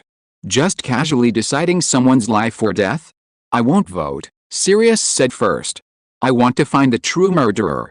That requires investigation and evidence, not a few casual discussions at a banquet to decide someone's life or death. Besides, if a group of people can execute someone based on a vote, how is that any different from murder? Sirius wanted to be an avenger, not a murderer. He still retained a shred of rationality and didn't make the decision to kill the wrong person rather than let him go for the sake of revenge. After speaking, Sirius looked at Eris calmly. That shouldn't be against the rules, right? If I have to vote for someone, I'll vote for myself. Of course I can abstain. Eris took a deep look at everyone at the banquet. Anyone can abstain, it doesn't matter. As soon as these words came out, everyone could see with their own eyes that they breathed a sigh of relief. Then I'll abstain, Hermione said immediately. I'll abstain too, Malfoy and Neville quickly followed behind to express their opinions. It was cruel for them to decide a person's life or death by voting. Seeing this scene, Fred made a gesture of surrender. Although I think this is wrong, I can't vote if I really have to. I abstain. Of the 7 people at the table, only Cedric and Snape were left undecided. Snape was still sitting in his seat in a daze. More than 100 years? No, maybe more than 200 years, he repeated these words, occasionally looking up at Sirius. How long did you say I was away? You were only away for 1 minute. Sirius responded impatiently. Seeing Snape like this, he had no intention of voting. Only Cedric was left. When everyone looked at the only person who could still vote, Cedric finally compromised. In fact, I really suggest that you think about it carefully. Voting is the only way for good people to eliminate bad people, he said, but now that things have come to this, I can't insist anymore. I'll abstain. The result of the vote was determined at this moment. No one voted, and all abstained. So be it. Eris had no objection to such a result. As long as you can accept it, he announced calmly, then I also congratulate you all for surviving. See you at the next banquet. The interval between banquets will no longer be 1 month in the future, and I may notify you at any time. After that, Eris left here. Immediately afterwards, Neville and Malfoy fled here, as if they were not willing to wait a moment longer. The others stood up one after another, and Cedric was the last one. He looked very uneasy at this time. When he passed by Hermione, Hermione heard him talking to himself. It seemed that he was muttering about the number of votes. Hermione actually felt vaguely that good people should vote. But who can they vote for? Hermione couldn't imagine who she could point her finger at, and she would not feel guilty forever. Katoom, let's go. Hermione picked up the owl and left the hall. She had just walked out when Bruce appeared in front of her. Have you been waiting outside the door? Hermione wrinkled her nose. Forget it. I forgive you. Forgive what? Bruce was puzzled at first, then asked quickly, let's not talk about other things first. What is the situation of this banquet? What could be going on? Hermione told Bruce that no one voted, and then roughly repeated the opinions of others. After listening, Bruce said nothing. He looked at Hermione with a look that suddenly became empty. Yet, Bruce murmured, how could the little wizard have the heart to vote to kill others? It's over. What did you say it's over? Hermione asked. Just say what you think. Why make it so confusing? It's too late to say anything now. Bruce shook his head. His performance at the banquet made him more determined. It's completely impossible to win by the rules. Hermione, I was just thinking. He raised his head and looked into Hermione's eyes. Even if everything can be reversed, I never want to see you die in front of me. Chapter 159. The only one who can fool a Batman is Batman. After leaving the Great Hall, Hermione didn't return to her dormitories. She didn't dare.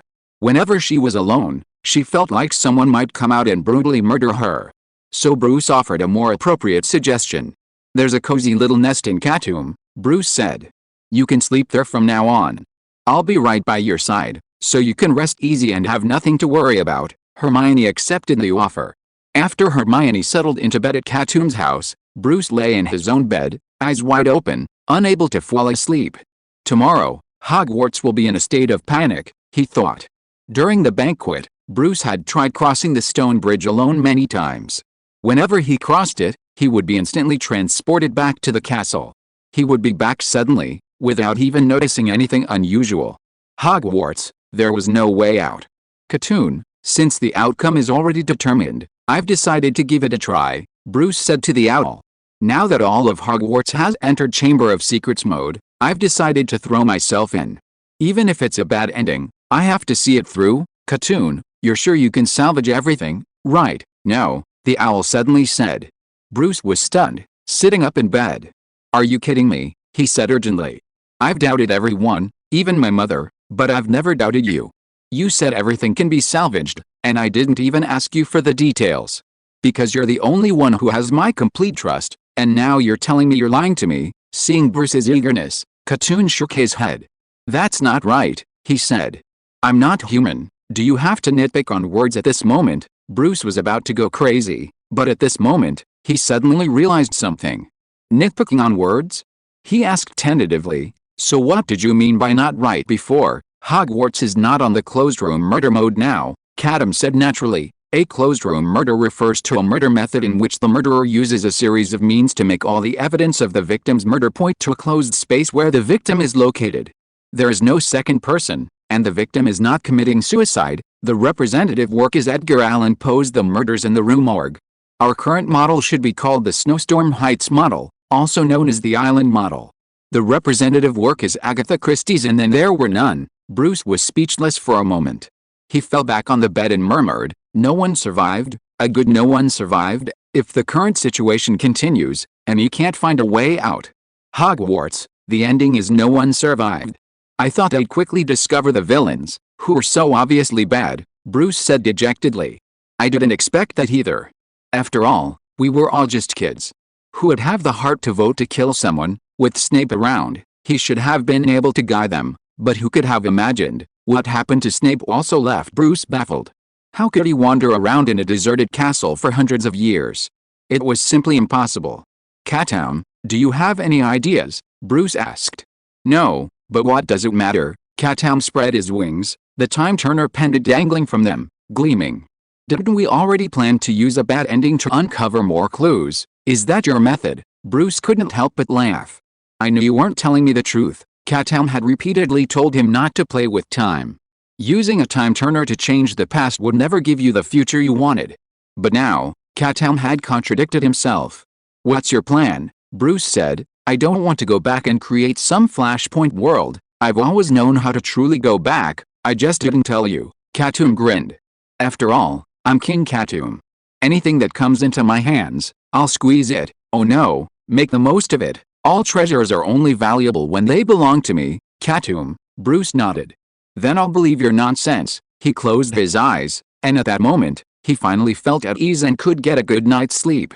But then Katoom patted his face. Don't sleep yet, Katoom said. Do you know who killed Harry? Not 100% sure, Bruce said, closing his eyes. So I plan to ask tomorrow, and with that, he really fell asleep. Bruce had been worrying so much these past few days. The next day, just as Bruce had predicted, Hogwarts was plunged into endless panic. First and foremost was the disappearance of Headmaster Dumbledore.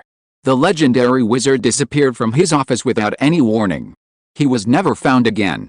Then came the second, Even more terrifying thing. The entire Hogwarts castle has been sealed off, and no one can leave. As long as you take a step outside the castle, you will be suddenly teleported back inside. At this time, Vice Principal McGonagall had to step forward, first to calm people's hearts, and then to organize all the professors to discuss countermeasures. Things happened too suddenly, and she had no idea what to do. "Can I operate out?" Professor McGonagall confirmed with Professor Flitwick. "I don't know how to put it." Professor Flitwick's expression was a little strange. "The spell can be used, and I can even feel the feeling of my body being pulled when apparating, but after appearing, I am still in the castle." "Really?" Professor McGonagall gritted her teeth, trying not to look too worried. She turned to look at Professor Sprout. "Will flu powder work?" "Same result," Professor Sprout said dejectedly. "You can feel the flu powder transport you all the way, but when you land, you'll still be in the chimney of Hogwarts Castle." "Okay." Professor McGonagall finally accepted the situation. She had tried the portkey herself before, and the result was exactly as they described. "It looks like we're completely trapped in the castle," Professor McGonagall said. "How long will the food we have in stock last?" "About 10 days, the house elf in charge of the cafeteria replied. "We're lucky, we only made one purchase yesterday. Of course, if everyone can be frugal, we might be able to make it a month." "Frugal?" Professor McGonagall's eyes flashed with determination. "It's not just food. We have to prepare now. When the food runs out, we'll have herbs and potions. If we run out of those, there are still fish in the Black Lake and a host of magical creatures in the Forbidden Forest." At this point, Professor McGonagall glanced at Professor Newt. Professor Newt's expression was more painful than anyone else's. But he didn't raise any objections. Right now, all the children in the castle might be facing a food crisis. Every day they could survive was a day's worth of hope. Professor Newt had dedicated his life to protecting magical creatures, but how could he object at this moment? When people are starving, they'll do anything. "At least don't let me see," Professor Newt said bitterly. "Don't let me see," Professor McGonagall nodded. She didn't want to see such a scene either. But there was nothing she could do. "Oh, right." Professor McGonagall suddenly glanced at the professors and noticed someone seemed to be missing. "Where's Professor Gale Green?" Bruce walked down the corridor, passing countless young wizards. They whispered to each other, their faces trembling with anxiety. They all knew what had happened in the castle. To describe them as panicked would be an understatement. Bruce ignored them and went straight to the Hufflepuff common room, to the area where the seniors usually gathered. There, a handsome boy, a troubled look on his face, lay on a sofa. "Cedric," Bruce called out the man's name. Cedric seemed startled, then he leaned back, relieved when he saw Bruce. "It's you." Cedric sat up. "What do you want from me?" Bruce unceremoniously sat down beside him, lowered his head, and lowered his voice to the lowest possible tone. "I know everything." "I know too," Cedric said absently. "The castle's under lockdown, and we're all trapped inside." "That's not what I'm talking about." Bruce stared at Cedric. "I'm talking about the Feast of the God of War." Cedric's expression changed instantly. He looked at Bruce with a look of disbelief. "You knew?" he asked. "Then why are you still here? I mean, why are you still sitting here?" Even Dumbledore was missing, so how could Bruce act so indifferent? "I'm special, don't worry about it." Bruce didn't dwell on the topic for long, and got straight to the point. "Cedric, the situation at the banquet is already critical, isn't it?" "Yes." Cedric wanted to know how Bruce had managed something even Dumbledore hadn't managed, but Bruce clearly didn't want to discuss it further. He could only follow Bruce's lead. "It's very dangerous," Cedric sighed. "If the good guys don't vote, they'll just be killed by the bad guys. But if they vote, they'll be considered the bad guys again. If this continues, we're all doomed." "Oh," Bruce's eyes suddenly flickered. "So, Cedric, you're convinced the bad guys will kill us all?" "How can I not believe that?" Cedric was quite frank, responding directly to Bruce's gaze. "Tell me why I don't believe that?" "Harry's dead." "That's not what I meant," Bruce said. "I actually wanted to discuss the situation with you regarding the bad guys." "I'm here to help you." Cedric looked at Bruce suspiciously. "There are 3 bad guys, right?" Bruce said. "I'm wondering, 3 bad guys, killing 6 good guys, how did they reach a consensus when deciding on their target?" He looked at Cedric with a sullen look. "At least they had to identify a leader first, right?" Chapter 160 The Worst Ending. Cedric smiled. "You're right," he completely agreed with Bruce's point. That's definitely something worth considering. Even bad guys can fight amongst themselves. In other words, even in a small group of 3, there should be a leader. Someone who can take charge and determine the target. Judging by the way they targeted Harry, completely throwing Sirius and Snape off balance, this person's plan was clear from the start. Who could it be? It was practically obvious. Hermione, Malfoy, and Neville couldn't do it. Sirius and Snape could be ruled out based on their behavior. Peter Pettigrew certainly didn't have the aura of a leader. That left Fred or Cedric. I suspect it was Fred, Bruce said to Cedric. What do you think? I don't think so. Cedric met Bruce's eyes. Fred saved Snape and disrupted the bad guy's plans. From that point of view, he's definitely a good guy. Bruce, you can't have missed that. You're not doubting Fred, you're just trying to gauge my response. I'm afraid you've already established that I'm the bad guy. Now that it's come to this, there's no point in me explaining myself. I know you better than anyone, Bruce. Once you make up your mind, there's no turning back. I know you better than anyone. Bruce knew the weight of this statement. But Cedric, possessing the memories of the original Batman, naturally had the confidence to say it. But I can still assure you, I'm not a bad guy, Cedric said. As you said, we exchanged sincerity for sincerity. At that moment, all Bruce's doubts were dispelled. Cedric was the one who had brutally murdered Harry. He not only understood him, he had carefully observed him. Bruce had just casually said this to Neville, and now Cedric knew it. How much research had he done on himself? That's perfect, Bruce said emotionlessly. At that moment, a thought flashed through his mind. If he attacked Cedric now, if not kill him, then at least completely incapacitate him. Would this be the end of the party? Let's give it a try. Bruce flicked his wrist inside his robes, gripping the Supreme Wand tightly in his hand. Then, the expected thing happened. In the next second, the Supreme Wand vanished, returning to Cedric's hand. Is this yours? Cedric smiled, handing it back to Bruce. A wand is a very valuable item for a wizard. Don't lose it. Thank you, Bruce calmly accepted. Although he could cast spells without a wand, the consequences of attacking now were obvious. Since you're a good person, I'm relieved, Bruce said. It seems this party can have a satisfactory conclusion. He turned and said goodbye, the purpose of this conversation having been achieved. Bruce, Cedric suddenly called out. Bruce turned around and saw Cedric's expression, more serious than ever. It was like he was treating a worthy opponent. Is this party so important to you because there's someone you care about? Cedric asked. Like someone you wouldn't allow to be hurt before you fall, a very important family member, Bruce replied. Family? Cedric's eyes drifted for a moment, the loneliness he felt in that moment unlike a teenager. I see, Cedric said, coming to his senses and nodding. While we're all willing to risk our lives to protect our families, reality often doesn't allow such an opportunity. Bruce, you're lucky this time, because you can protect the things you cherish with your life. Bruce understood this confusing exchange. The loneliness in Cedric's eyes had once been present in him. In this moment, perhaps Cedric, or perhaps Batman, made a promise to Bruce, before I kill you, I'll spare Hermione. The panic at Hogwarts did not last long, because that afternoon, something even more horrifying happened. A corpse appeared in a secluded corner and was discovered by a house elf. Professor McGonagall was the first to arrive, and now she had to do all the things in the school herself. The corpse had been damaged beyond recognition, especially the face, which was smashed into a bloody mess by stones. Professor McGonagall suppressed her nausea and tried to identify it for a long time. Finally, she used magic to restore his appearance.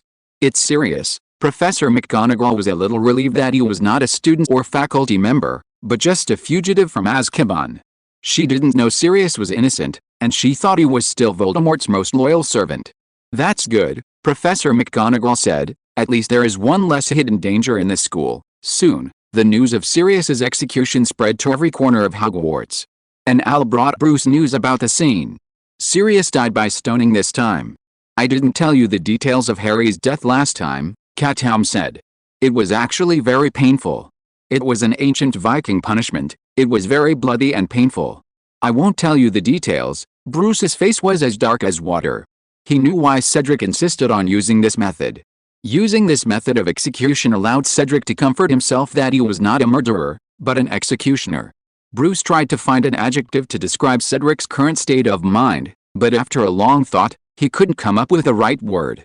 I guess you mean twisted, Katoom asked. Want to kill, but not to admit it, to be both right and wrong? No, Bruce shook his head. I think perverted is more appropriate. As expected, the gong sounded in the castle, and the third banquet was about to begin. In fact, Bruce had observed the reactions of those around him. It seemed that after the first gong, the next two gongs were inaudible to everyone except the banquet attendees. Is it because of the brand? Bruce realized this, but how did he hear it? You've never explained to me clearly what this symbol means. Bruce mentioned the mark with an owl on it to Katoom again. Katoom always said that the owl had nothing to do with him, but Katoom didn't say why.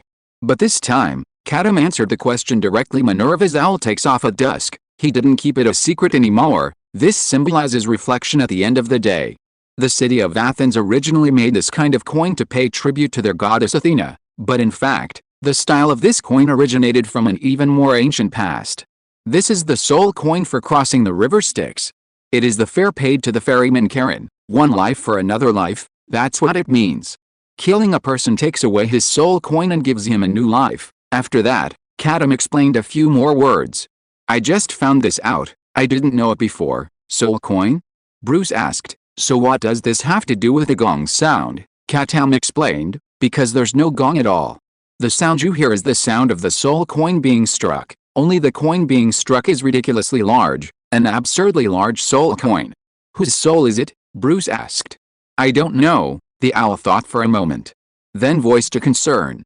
In fact, the owl coin isn't the earliest soul coin, because it's a silver coin, and the truly higher level soul gold coin comes from an even earlier source. That coin is called amber gold, amber gold, amber gold. Bruce suddenly realized at that moment that soul gold coin was the fifth metal. Okay, let's wait until the third war god banquet to discuss everything.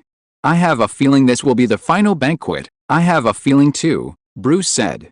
Judging from Cedric's performance earlier, he's already got the upper hand. The good guys have already lost. Bruce wanted to see what irreversible events would happen when the representative of the god of war triumphed at the banquet. When he saw Hermione again, her state was suddenly completely different from before. I heard Sirius is dead. Hermione stood by the window, her eyes fixed on the sky outside. At the banquet, no one voted. For a moment, I thought that no one wanted to hurt others, but after the banquet, deaths occurred one after another. No matter how much I don't want to admit it, I must face this fact. Among those who didn't vote with me was Harry's murderer. Some of us have gone crazy. Hermione looked like she was still afraid, but no longer as confused as before. She had realized that as a Gryffindor, she must face all this bravely, even if it meant doubting her classmates and friends. It was a mistake for us not to vote before, Hermione said through gritted teeth. I figured it out. Voting is the only way for the good guys to win. This time, no matter how difficult the accusation, I will cast my vote. Bruce stood aside, silent. Only then did he finally feel a glimmer of relief. It's late, but better than never, Bruce thought. Hermione, you've grown up. That was how Hermione should be. She wasn't some delicate little girl, she possessed strength and resourcefulness. She could have kept the beetle transformed by reporter Rita Skeeter in a bottle until the end of her 4th year. She could have carved a permanent message on the face of a girl who betrayed Dumbledore's army in her 5th year. Hermione was never soft-hearted. Before, she'd harbored a hint of weakness, afraid to avenge Harry because that would have required outing her other friends. But now, everything was different. Let's go, Bruce. Hermione clenched her fists, her chin held high, becoming the know-it-all again. Once she accepted her weaknesses, she was invincible. Nearing midnight, Hermione arrived at the Great Hall. Everyone was already there. Hermione sat down holding the owl, just like Fred before, her eyes lingering on everyone. She was guessing who the murderer was. Professor Snape can't be the one. He attacked Harry and almost couldn't come back, Hermione analyzed, so Fred can't be the one either. He saved Professor Snape, unless these two bad guys were playing a double act, but this obviously exceeded the rules of the party. Then further excluding Harry and Sirius, the two dead, and me, there are only 4 people left. Hermione looked up and looked at the other people at the party. Cedric, Neville, Malfoy, and the dead Peter Pettigrew. Among these 4 people, 3 participated in the murder of Harry and Sirius. Neville, and you too. Hermione looked at the trembling boy next to her who was leaning against Malfoy. She really didn't want to doubt Neville. No matter what, I have to cast my vote today. And I have to convince others to vote too. Hermione calculated. Fred and I have 2 votes. Worst case scenario, the bad guys have 3. So, the leader's half vote is crucial. She glanced at Professor Snape. A day passed, and he still hadn't come out of his previous state. He continued to vacillate for long periods, occasionally regaining consciousness and speaking to the people around him. Then he continued to vacillate. It wasn't clear what he'd been through, but it was clear he was no longer able to vote. So I have to find the last good guy and get the leader's half vote to have a chance of winning. The situation was critical. Hermione prepared herself to listen carefully to everyone's speeches. Her speech had to be moving. However, just as Hermione was feeling confident, Katoom sighed inwardly. It was too late, the good guys were doomed. Hello everyone, Eris appeared at the guest of honor table and greeted everyone at the long table. After the last banquet, we lost another member, Sirius. He passed away peacefully, Eris said. The banquet has moved forward once again. Now, everyone may begin the discussion. Hermione immediately sat up straight, ready to listen to everyone's speeches. Just then, Fred sighed and spoke first. I have something to tell you. He glanced at the remaining people, his expression devoid of joy. Only despair and exhaustion. I am the patroness of the eagle, his first words, a direct message enough to capture everyone's attention. But Fred ignored them, simply saying what needed to be said with almost numbness. The first time I used my patroness, I checked Peter Pettigrew's identity. He was a villain, without a doubt, but after the second banquet began, I couldn't be happy. You all know the reason. Peter Pettigrew died, and I wasted an opportunity. Then I used my power a second time and checked Cedric. He was the villain, so, it was Cedric who killed Harry, and it was also Cedric who killed Sirius. After saying this, Fred turned to look at Cedric, who was sitting next to him. Can I ask you a question? Fred's eyes were filled with sadness. I've known you for almost 5 years, and you shouldn't be like this. Can you tell me how you could have done such a thing? Cedric showed no panic in response to Fred's questioning, simply shaking his head. I don't understand what you're talking about, he said. I'm the Eagle's protector, and I also verified Peter Pettigrew's identity the first time. He's the bad guy, but the second time I verified Hermione's identity, and she's the good guy. As for you, Fred, are you finally giving up the pretends? 2 protectors, this was expected. Hermione didn't hesitate at all. Even though Cedric claimed she was the good guy, she was now 100% certain that he had killed Harry. It was you, Hermione gritted her teeth, glaring at Cedric with a sullen glare. Harry's revenge must be avenged. But Fred, now the center of attention, remained calm. A deathly calm. He looked at Cedric and whispered, "Is it fun?" Hearing this, Cedric's face suddenly broke into a brilliant smile. "It's really not fun," he said with a smile. "Look, Hermione, the good guy I thought I was, is now looking at me with hatred. There's no point in me pretending to be anything more, okay, Fred, I have to admit, you've got me." He admitted it. Hermione could barely contain her excitement, a sense of pleasure at the prospect of revenge for her friend welling up in her heart. "Fred, Hermione." Fred interrupted her before she could say anything. He looked at Hermione, a wry smile playing at the corners of his mouth, a look of despair, as if he were making a final farewell. "We've lost," Fred said. "I always wanted to protect you, my brothers and sisters, but I'm sorry, I couldn't do it." "Lost?" Hermione stammered. "Fred, what are you talking about? We still have a chance. This time, if we vote out Cedric, there'll only be one bad guy left." "We can win," Fred retorted loudly. "We can't win," he said. "Hermione, I don't know if you'll believe it, but my intuition has always been strong. I thought Peter Pettigrew was a bad guy, and he turned out to be a bad guy. I thought Cedric was a bad guy, and he turned out to be a bad guy. Now, Hermione, I have to tell you something despairing." Suddenly, he raised a finger and pointed at Neville and Malfoy, who were hugging each other beside Hermione. "I now think they were both bad guys." Hermione didn't understand Fred's words for a moment. Did he realize he'd mentioned 4 bad guys in total? "This isn't a game, Hermione," Fred said to Hermione. "I've noticed since the beginning of the school year that the people around me who used to be familiar have undergone strange changes. Take Cedric, for example. Sometimes he feels familiar, and sometimes he feels strange, and Neville. From the beginning of the party, although he's been acting terrified, I don't think his fear is genuine. Neville's acting is terrible." Hermione suddenly turned her head to look at Neville and found that Neville was also looking at her. Only then did Hermione realize that what Fred said did make some sense. Hermione and Neville were already very familiar with each other, and Hermione knew very well what he looked like when he was really scared. He would faint directly. But now, although Neville looked a little scared, his body was just trembling, a bit like a poor acting who tried too hard. "Neville," Hermione stammered, "are you also one of the people who killed Harry?" Neville seemed to want to explain something, but when the words came to his lips, he couldn't say a word. Hermione's heart sank to the bottom. Impossible. Impossible. She thought of the first time she met Neville, the boy who was so anxious that he almost cried because he couldn't find a toad. He actually killed someone? And the person he killed was his classmate, his friend. "I don't believe it," Hermione muttered, as if trying to comfort herself, already completely despairing. "Malfoy? Yes, Malfoy?" She suddenly woke up and turned to look at Fred. It couldn't be Malfoy. He's usually so mean. Of course there's Malfoy, Fred sighed. But Malfoy's problem isn't the same as Neville's. It's the same as Cedric's. Sometimes I feel like he's Malfoy, sometimes I don't.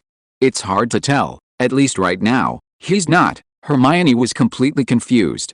What was Malfoy and what wasn't Malfoy? Did Fred think this was confusing? At this moment, even as Hermione was completely confused, Katoom had already understood everything.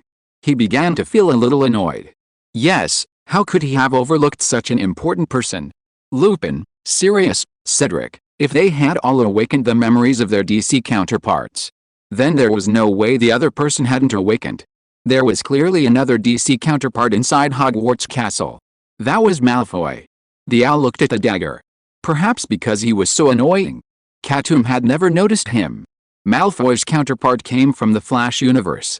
He was Julian Albert, a British aristocrat and forensic pathologist and roommate of Barry Allen. But beyond that, he had another identity, the villain who called himself the Alchemist. Sure enough, the owl muttered. At this point, Fred had made it clear. The original villains were Cedric and Neville, but there was something wrong with Malfoy. He might not vote with the good guys. That left only 3 good guys, Fred, Hermione, and Snape. But Snape no longer had the power to vote. No matter how they counted, the votes were not enough. They had indeed lost. No, Hermione shook her head, trying to deny it all. She had clearly prepared herself, but reality didn't give her any chance to act. Eris watched everything unfold at the long table with a smile. "Hermione, run." Fred forced a smile, a comforting one, telling Hermione not to be nervous. Then, a bloody hand pierced through his chest. The worst ending had begun. Chapter 161 The fastest, strongest, and darkest Batman. Cedric stood up with a smile on his face and symbolically wiped the blood off his hands. After all, his hands were covered in blood and could not be wiped clean. Fred's body lost all vitality and fell to the ground with a plop. There was still a trace of a smile on his face. It was a smile that he had just forced out to comfort Hermione. Cedric drew out his wand and looked at Professor Snape, who was in a daze. Then he waved his wand, and a poisonous snake flew out of thin air and bit straight into Snape's throat. With a terrible scream, Hermione saw that the only bit of blood on Snape's face disappeared, and the snake's fangs pierced his neck. He fell sideways from the chair weakly, his face turned pale, and his black eyes opened wide. A second later, something in the depths of those black eyes seemed to disappear, and they became blank, dull and empty. Snape did not move. "Isn't this considered a violation of the rules?" Cedric looked at Eris with a smile. "After all, I've already won." "Of course not." Eris looked at Cedric with a complicated look. "You've finally made it this far, kid. I'll give you what I promised you." After saying that, Eris stretched out his wand and pulled out a cluster of silver threads from his temple. These threads then twisted in the air and drilled into Cedric's brain. "Is this the knowledge of the god of war?" Cedric sighed. "I didn't expect it to feel so good." Hermione watched Cedric kill Fred and Snape, and at that moment, her mind went blank.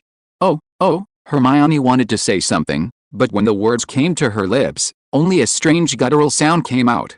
She was speechless. Then, in the next second, someone pressed down her arm. Turning around, it was Neville, who was pale. The round-faced boy's face was soaked with tears, but the movement of his hands did not stop at all. This was the first time Hermione discovered that Neville was actually very strong. She was pressed down on the table, and Malfoy drew out his wand, as if he was about to torture Hermione. "Don't do this," Cedric suddenly said. I promised someone that I would kill him first, and then kill Hermione. He should be here now. It's just right. I also want him to witness the moment of my coronation." As soon as the words fell, Bruce's figure suddenly appeared in the auditorium. Seeing Hermione's current condition, he immediately pulled out the Supreme Wand. With a wave of the wand, Neville and Malfoy's bodies were knocked away, and Hermione regained her freedom. "Are you okay, Hermione?" Bruce immediately came to Hermione and blocked her behind him. "I'm fine, Bruce." Hermione twisted her arms and asked in disbelief, "How did you get into the auditorium? The banquet was clearly not over yet." Because I let him in." Cedric had already walked to the main guest seat. He looked down at Bruce and Hermione with a condescending look. "At this critical moment, the only person I don't want to be absent is this Bruce Wayne. Or rather the Batman of the main world." Cedric opened his arms, and a mysterious power suddenly enveloped the entire auditorium. They gathered towards Cedric's body and became Cedric's power. A wonderful feeling. Cedric groaned, and the next second, his outfit suddenly changed.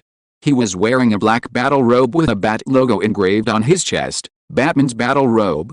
"Celebrate, Bruce Wayne." Cedric's eyes through the mask were extremely cold. "You have witnessed the birth of the fastest, strongest, and darkest Batman." Bruce opened his mouth and was about to speak, but the next second, Cedric appeared in front of him. Then he punched Bruce in the abdomen. Bruce vomited blood, and his internal organs felt as if they were being cut by a knife. "I promised you that I would kill you first and then Hermione, and I kept my promise." Cedric's eyes were full of violence and madness. "Bruce, I am really jealous of you and I hate you very much.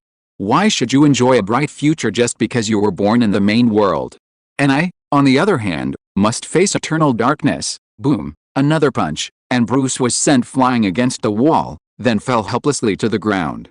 But things are different now. Cedric slowly approached Bruce and placed a foot on the back of his hand. "From now on, I am the most powerful being in this world, and you, a visitor from another world, you will disappear from my world forever." Bruce fell to the ground, still coughing up blood foam. But he still held his head high. "Really?" he said. "Cedric, you really shouldn't have let me into the auditorium. Otherwise, your time with the crown wouldn't be so short." Cedric's expression changed instantly. "What do you mean?" he said. "Literally." Bruce suddenly smiled widely. "See you yesterday, Cedric." As the words fell, Bruce's body began to slowly disappear. Cedric frowned suddenly. The illusion charm? He knew that Bruce had the magic to create illusions. But he had clearly been on guard against it just now, especially after receiving the prize for victory. Bruce's illusions no longer had any effect on him. When did he fall for it? Could it be? At this moment, Cedric suddenly realized. Time returned to daytime. Bruce finished his conversation with Cedric and left the Hufflepuff common room. Success. Bruce came to his secret base and said to Katoom, "He's a little strange now. Sometimes he's Cedric, sometimes he's Batman, but this also gives me an opportunity." "Well done, Ave," the owl encouraged. "Don't talk about me. How did you complete your mission?" Bruce asked in return. "Did you see it clearly just now, when he went to find Cedric?" He had already asked the owl to be prepared. This time, they must find the truth that makes things disappear for no reason. By this time, Katoom's appearance had changed drastically. The Hell Batman armor had been transformed into an owl-like form and placed on Katoom. This was done to amplify Katoom's senses. His senses were already beyond those of an average person, and with this amplification, he could see things he couldn't normally see. "Strictly speaking, I didn't see it clearly," Katoom said. "The moment your wand disappeared, I saw a flash of blue." Thinking further, nothing became clear. But this was enough. It showed that someone was indeed behind all these strange events, but the speed was too great to be seen. Too fast? Bruce immediately thought of a dark Batman he had seen firsthand. "I know what you're thinking," Katoom said. "The Red Death, or the Flash, or any other speedster, right, but that raises a question, Bruce. There's something you need to understand. The prerequisite for becoming a speedster is to possess the Speed Force. But in the world of Harry Potter, there is no Speed Force. The Speed Force only exists in the DC world. In other words, any speedster who leaves DC will become an ordinary person." At this point, Owl felt a little regretful. If everything were explained by the Speed Force, a lot would make sense. Why did Bruce appear at the end of the corridor in an instant when he wanted to enter the Great Hall? Why did Hermione vanish before Bruce's eyes? Why did the Supreme Wand suddenly appear in Cedric's hand? That's because speedsters are incredibly fast, so fast that it exceeds the limits of our senses. A speedster might simply casually approach someone and take something away, but to the person involved, it would appear as if the item had suddenly vanished. Furthermore, the disappearances of powerful figures could be explained: Ravenclaw, Gryffindor, Dumbledore, even Snape. Why were they defeated so silently and then never seen again? Because they were thrown into the Speed Force realm. Snape's words confirmed this, as he claimed to have wandered the deserted castle for over 100 years. This is precisely the nature of the Speed Force realm. Although the Speed Force realm is an alien dimension, if someone enters it, it simulates the environment they are most familiar with. Snape was like this. He mistakenly believed he was still in Hogwarts Castle, unaware that he had already been thrown into the Speed Force. Furthermore, within the Speed Force, there is no concept of time.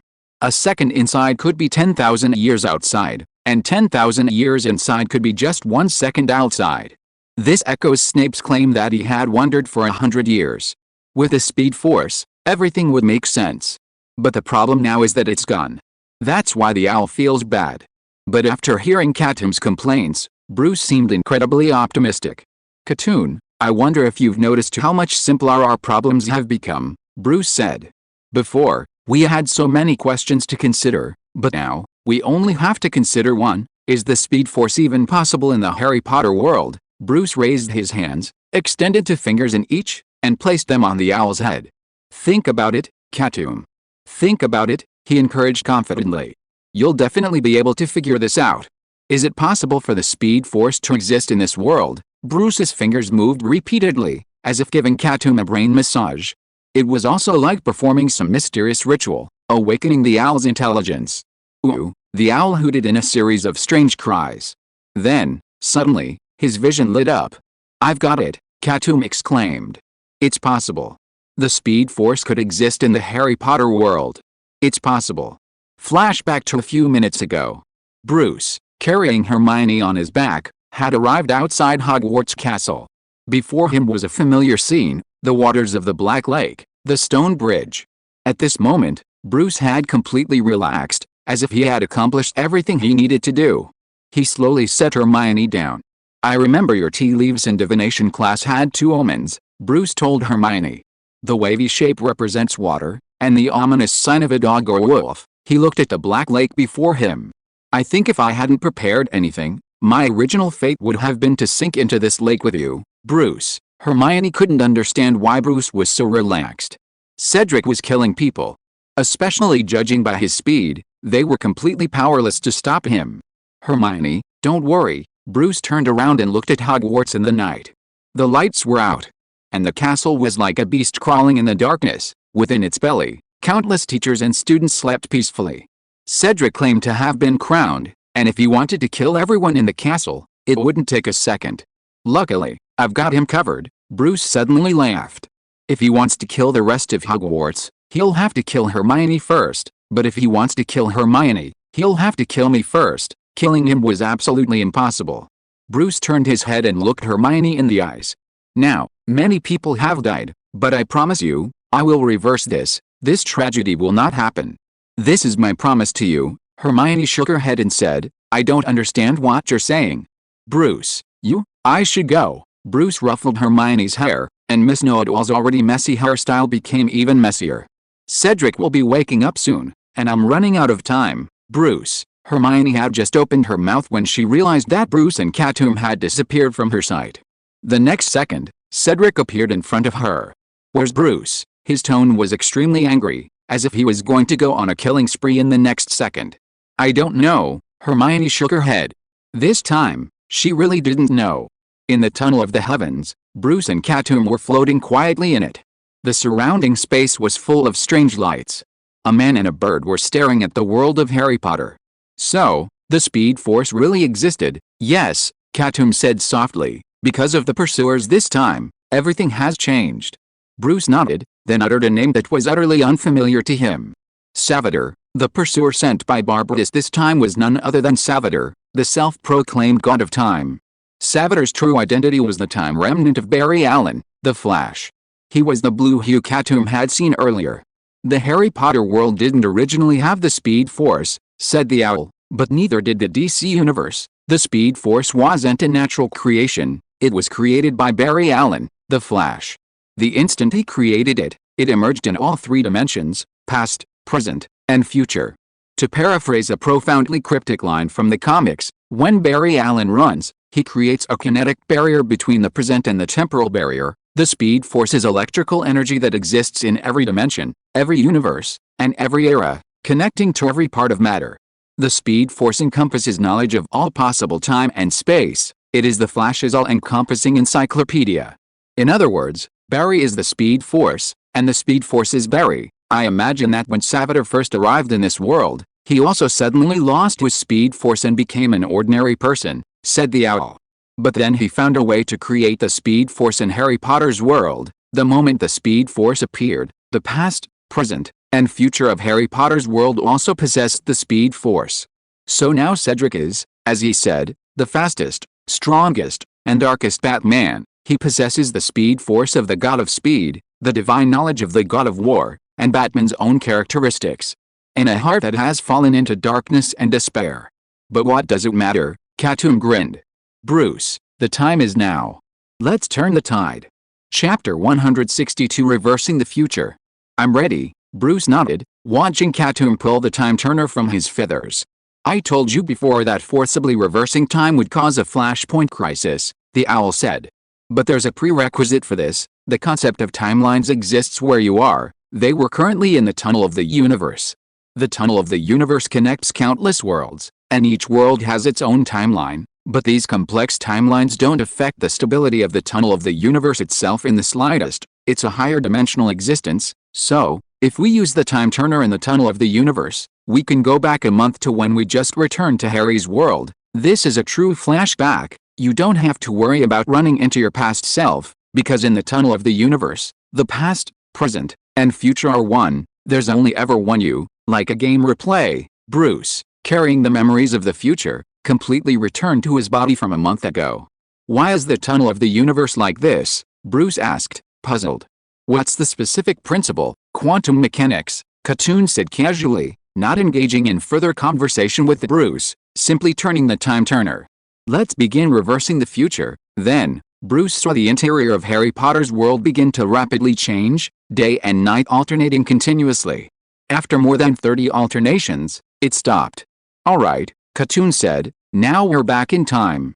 You're entering Harry's world now, and that was a month ago. That was before the start of the third year.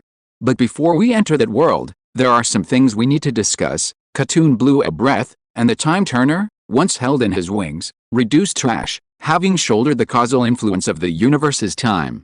This time, it was the time turner itself that was being retaliated against. Next time, it might be the two who had played with time.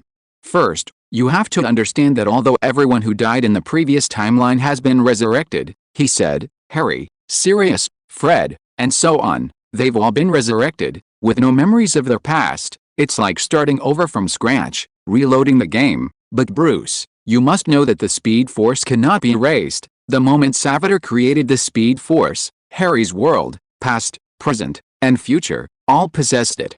Katoom retraced time, not recreated it. The Speed Force wouldn't disappear. This also means that those trapped within the Speed Force are still trapped, never released, Katoom thought, stroking his chin. Ravenclaw, Gryffindor, Dumbledore, that should be the three, right? This is the paradoxical power of the Speed Force.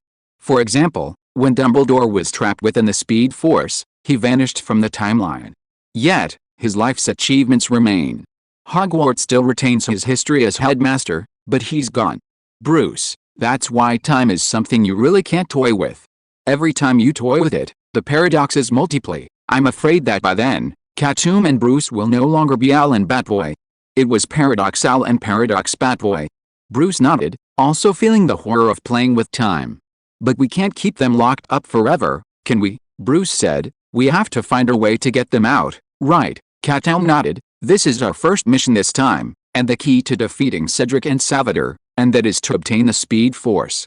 Only by obtaining the Speed Force can the Speed Force space be opened and those imprisoned be released. You want me to become a speedster? Bruce asked. He instinctively felt a little resistant to this.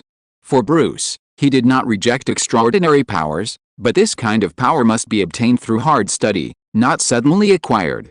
He always believed in one thing. All the gifts of fate have been secretly marked with a price.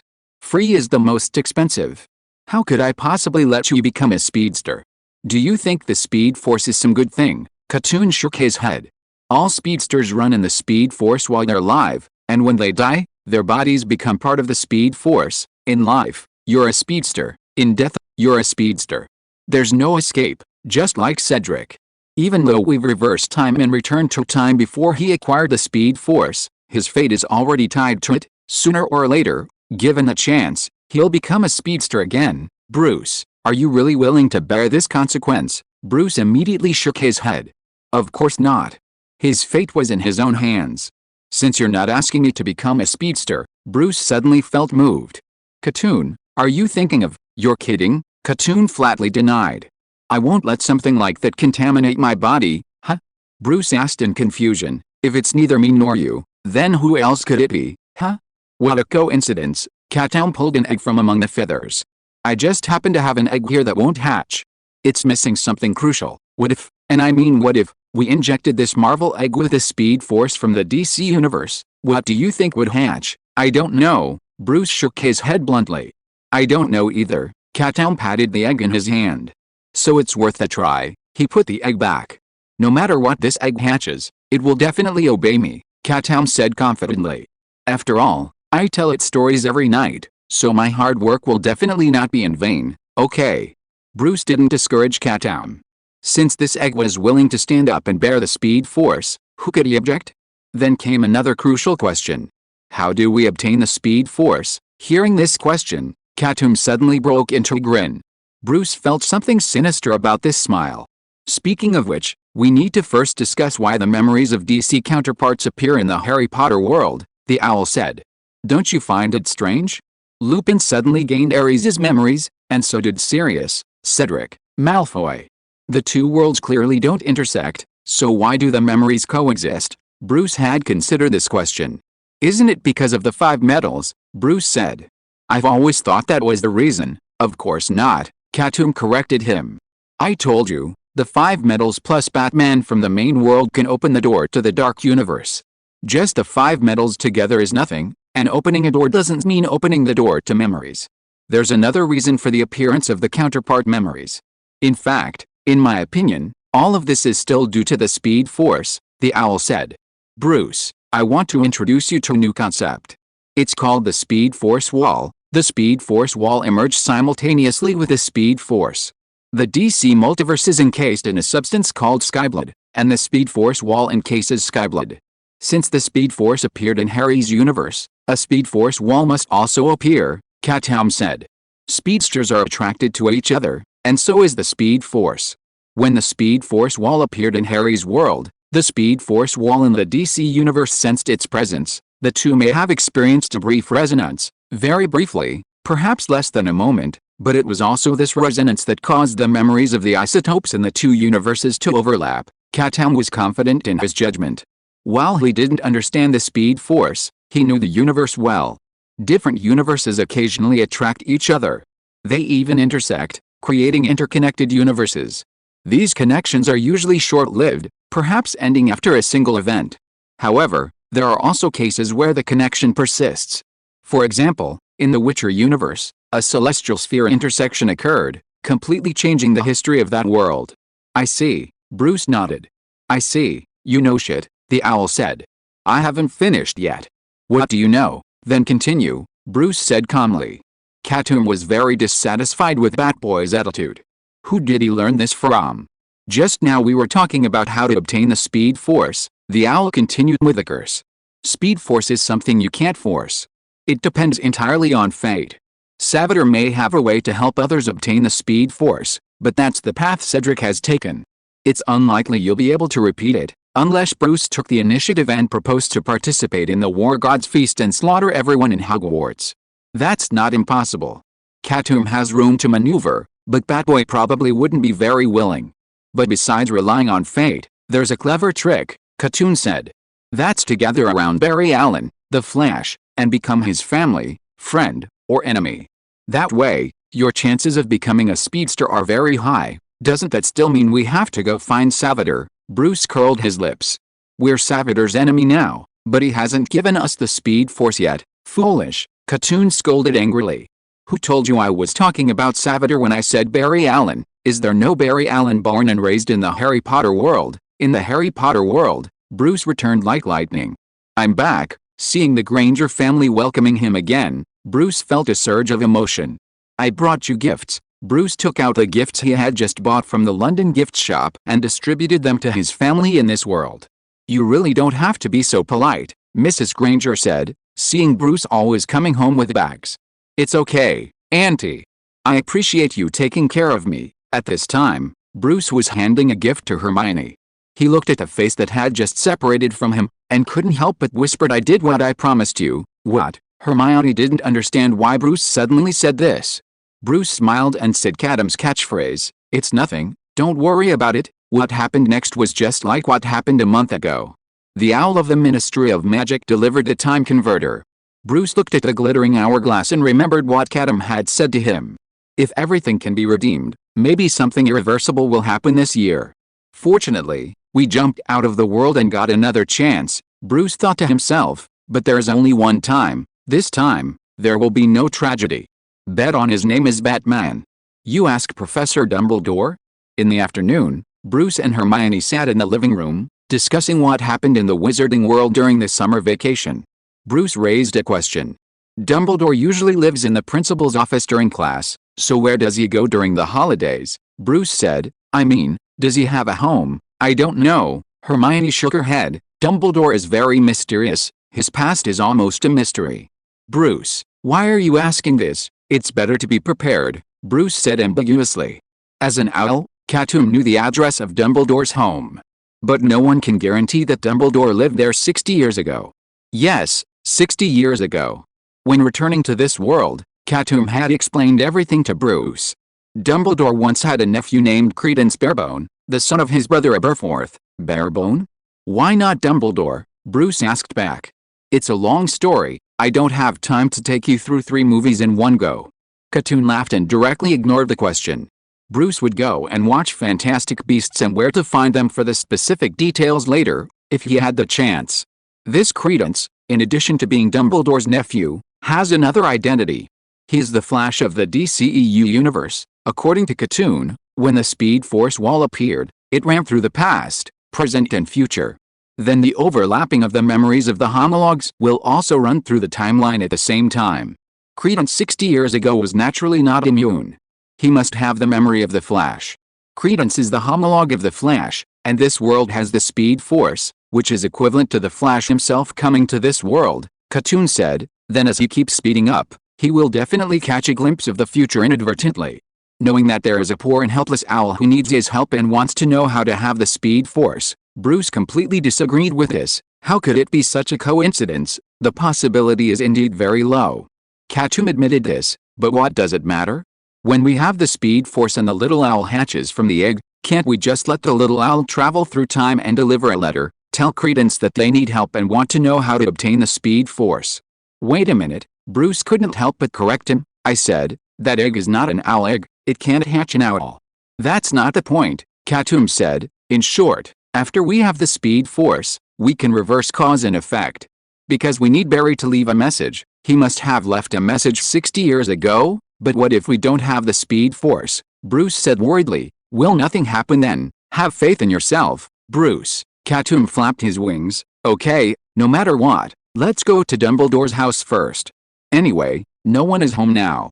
I believe that with Dumbledore's character, he will definitely keep the relics of his relatives well. Yes, the relic.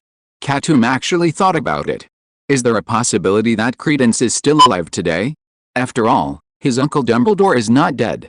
If so, Katoom and Bruce would not have to go through so much trouble to obtain the Speed Force. They can directly have the Flash as an ally. But after a little investigation, he knew he was overthinking it. Credence Barebone is an Obscurus, and there is a dark power called the Obscurus in his body. Most Obscurus die before the age of 10. Credence is an exception. He lived to adulthood. But this does not mean that the influence of the Obscurus on him does not exist, and his lifespan will still not be longer than that of ordinary people. After the end of the third part of Fantastic Beasts, Credence chose to live with his father Aberforth. If he dies, the relic will be left with Aberforth. Or for strength considerations, important things will be kept in Dumbledore's hands. So we now have two places to look for, Katoom said. One is Aberforth's home in the Hogshead Inn, and the other is Dumbledore's home or the headmaster's office. Anyway, let's go and take a look. They're all in the direction of Hogwarts anyway, let's go. Bruce returned to his room after chatting with Hermione.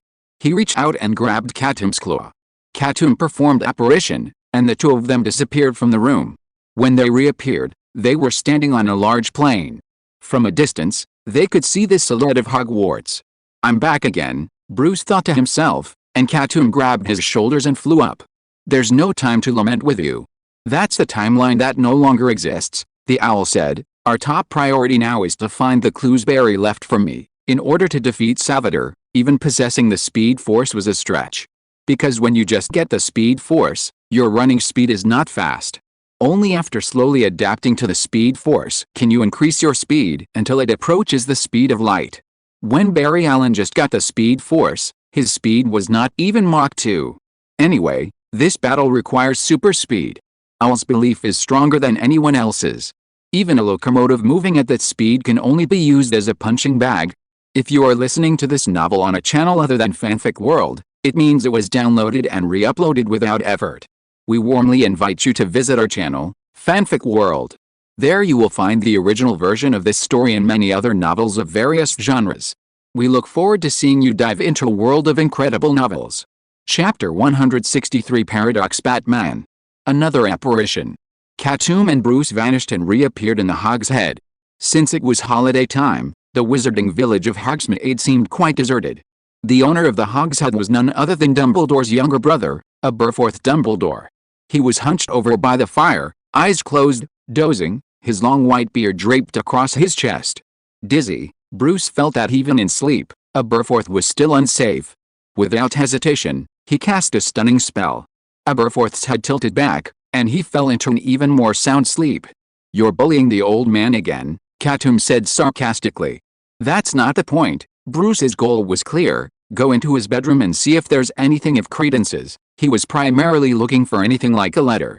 Bullying the old man is bad enough, but now you're after his son's things, Katoom said casually, then followed Bruce into Aberforth's bedroom.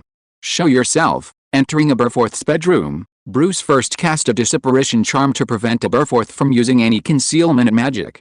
Then he began rummaging through the drawers. Each time he found a spot, he immediately restored it to its original state. He continued this way, bit by bit, even finding the several Witcher magazines Aberforth had hidden under the bed. How are you so skilled? Katoom was stunned. I'd believe you if you told me you were a thief before. Don't just stand there, Bruce urged. Come with me. Time flew by. Bruce was certain he had searched every inch of the bedroom. There was indeed something of Credence's, a photo album documenting Aberforth's life with his son. Along with the photo album, there were also some items Credence had used, found along with him. They even found a red battlesuit, neatly folded at the bottom of the wardrobe. On the chest of the suit was a red lightning bolt. Aha, I told you so. Katoom seemed very happy. I told you that the Flash must have appeared in this world. The reason why there was no record of him was not because the Flash was so low-key, unlike in the DC world. It was because the Flash this time was a wizard. He could cast the forgetfulness spell. I don't know what you are so happy about. Bruce folded his battlesuit and put it back to its original place. We didn't find any clues. There was no trace of anything like a letter. It seems it's not here. Bruce finally accepted this reality. Then let's go look for it at Dumbledore's place. If we still can't find it, it means your guess is wrong. Barry Allen didn't leave us anything. There must be something. Katoom was full of confidence. He believed that the Speed Force would give him the best arrangement. Then let's go. Bruce and Katoom left the Hogshead Inn. Only the old Aberforth was left, unconscious by the fire in the pub. Hogwarts without students was just a gloomy castle. And for Bruce, just a day ago, such a bloody murder had taken place in the castle. He was now simply returning to the crime scene. Well, Dumbledore must have changed the password to the office this year, Katoom said. We can't get into the office through the main door. So we can only use our old method, climb the window. Bruce and Katoom had climbed through the window together once a year ago. Compared to the magical restrictions on the main door, the restrictions on the window were much smaller. Bruce used the supreme wand to knock open the window on the glass and crawled in. Then, he repaired the window to its original state. As soon as he entered, the portraits of the headmaster and the office were immediately alarmed. Bruce Wayne, one of the portraits, recognized him. "Why are you at school at this time, and you entered the office in this way?" "I'm here to see Dumbledore," Bruce said calmly. "Didn't you notice that Dumbledore is missing?" As soon as these words came out, the people in the portraits seemed to be awakened. Fear appeared on their faces, and they finally realized the fact that Dumbledore had disappeared. "Don't worry," Bruce said immediately. "I'm here to help you find Dumbledore. Now, I need a little cooperation from you." He looked around, and Dumbledore's office was still the same. There were many strange silver objects, rotating and spewing out small puffs of smoke. Bruce raised his head and looked at the portraits of former headmasters. "Do you know what Dumbledore has collected? Something like a letter? Or something else is fine." At least every time Dumbledore saw those things, he would show a deeper sad expression on his face. The portraits of the headmasters looked at each other, and then Bruce saw an old woman nodded. "Yes," she said. "It's in the third drawer of Dumbledore's desk." He said a password. "I can't tell you. Now is not the time to dwell on that," Bruce said urgently. "Dumbledore's gone. If I want to find him, I must know the password." His attitude was not a hint of joking. The old woman hesitated for a moment, then sighed. "Okay, the password is the Order of the Phoenix," she said. "The letters, the sadness you see, all meet the requirements you just mentioned." Order of the Phoenix? Bruce thought the old woman might have misunderstood him. But there was no harm in searching. Bruce went to Dumbledore's desk and spoke the password. Order of the Phoenix. With a password, the magical barrier that had been lingering on the drawer was lifted. Bruce pulled it open, revealing a staggering pile of letters and papers. He took out the items. At the top was a portrait of men and women, sometimes looking at each other, sometimes smiling at the camera. "This is a group photo of the Order of the Phoenix members." Katoom recognized them, and he casually identified several of them. "These two are Harry's parents, you should be able to tell.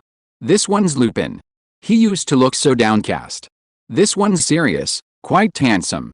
These two are..." The owl pondered for a moment before finally realizing, "Oh, right, these two are Neville's parents." Neville's parents. Bruce suddenly remembered Neville's reaction in the worst-case scenario.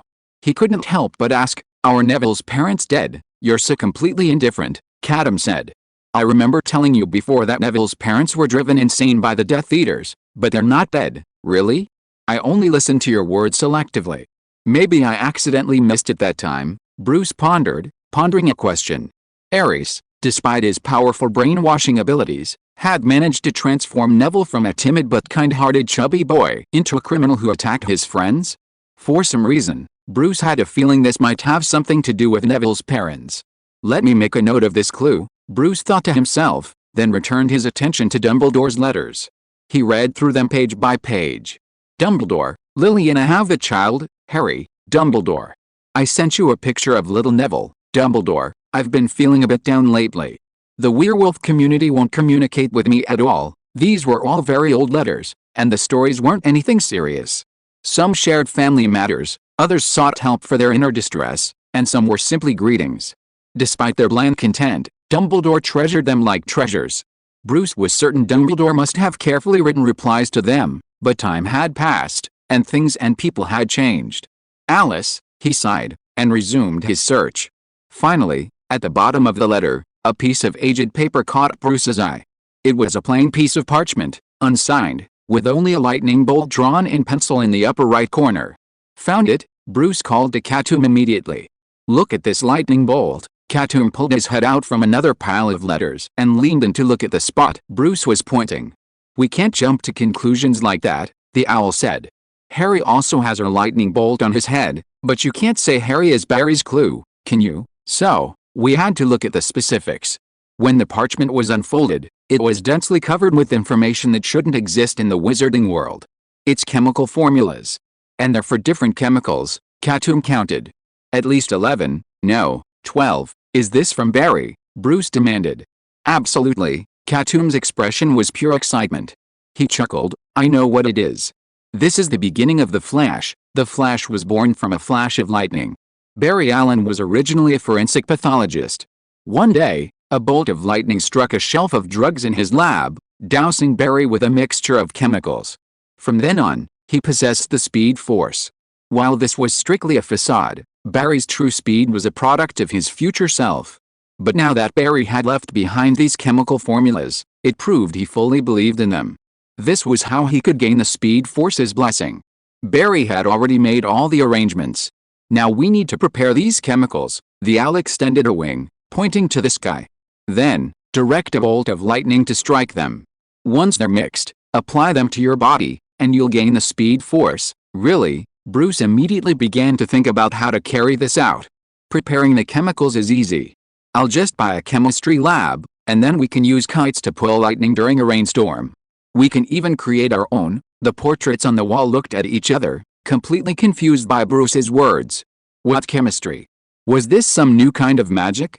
Hurry up, Bruce, Katoom urged. We have to finish this before school starts. Bruce nodded, immediately saying goodbye to the headmaster's portraits and indicating that he had found what he was looking for. He was about to leave through the window when the old woman suddenly spoke, calling Bruce. Leave through the headmaster's office. No need to climb through the window, the old woman pointed. You can just go out through the door. Bruce walked outside Hogwarts Castle. Looking at the familiar black lake before him, his mind was completely different. The scene of that night would never happen again. Let's go, Katoom. Go to America and buy the best chemistry lab, Katoom pondered. $3 billion is enough for the best chemistry lab, never mind. When Bruce wanted to spend money, it would naturally fall into his hands. It wasn't a problem. And then, just then, Katoom, who was about to say something strange, suddenly opened his eyes wide. Be careful, almost instinctively, he cast the disillusionment charm, concealing himself in Bruce, and vanishing from the spot. Bruce was confused, only hearing the owl's warning in his mind. Don't make a sound. Then, arcs of electricity suddenly flashed from nowhere in the void above the black lake. The arcs were two colors, blue and a strange black. Bruce said nothing as Katoom cast a spell beside him, masking any possible movement. As this was completed, a portal suddenly opened in the void. Bruce could only see two colors of lightning interweaving, from the sky to the water, then rushing back up to the sky. Finally, the lightning landed on the shore, not far from Bruce. The lightning dissipated, and two figures appeared out of thin air in the same place. It was. Bruce's eyes widened, almost in disbelief. One of them was clad in silver-white armor, tightly wrapped in it, and his body was shrouded in blue arcs of electricity. Savitar, Bruce silently said the name in his mind. This was the true form of Savitar, the god of speed. This was an absolute secret. Not only was the true presence within the armor hidden, but even the figure wearing it was hidden from view. Even in the worst-case scenario, when Cedric gained the Speed Force, Savitar didn't appear. But now, he looked utterly disheveled, hunched over, as if gravely wounded. And the figure standing before him left Bruce with an even greater impression. Cedric.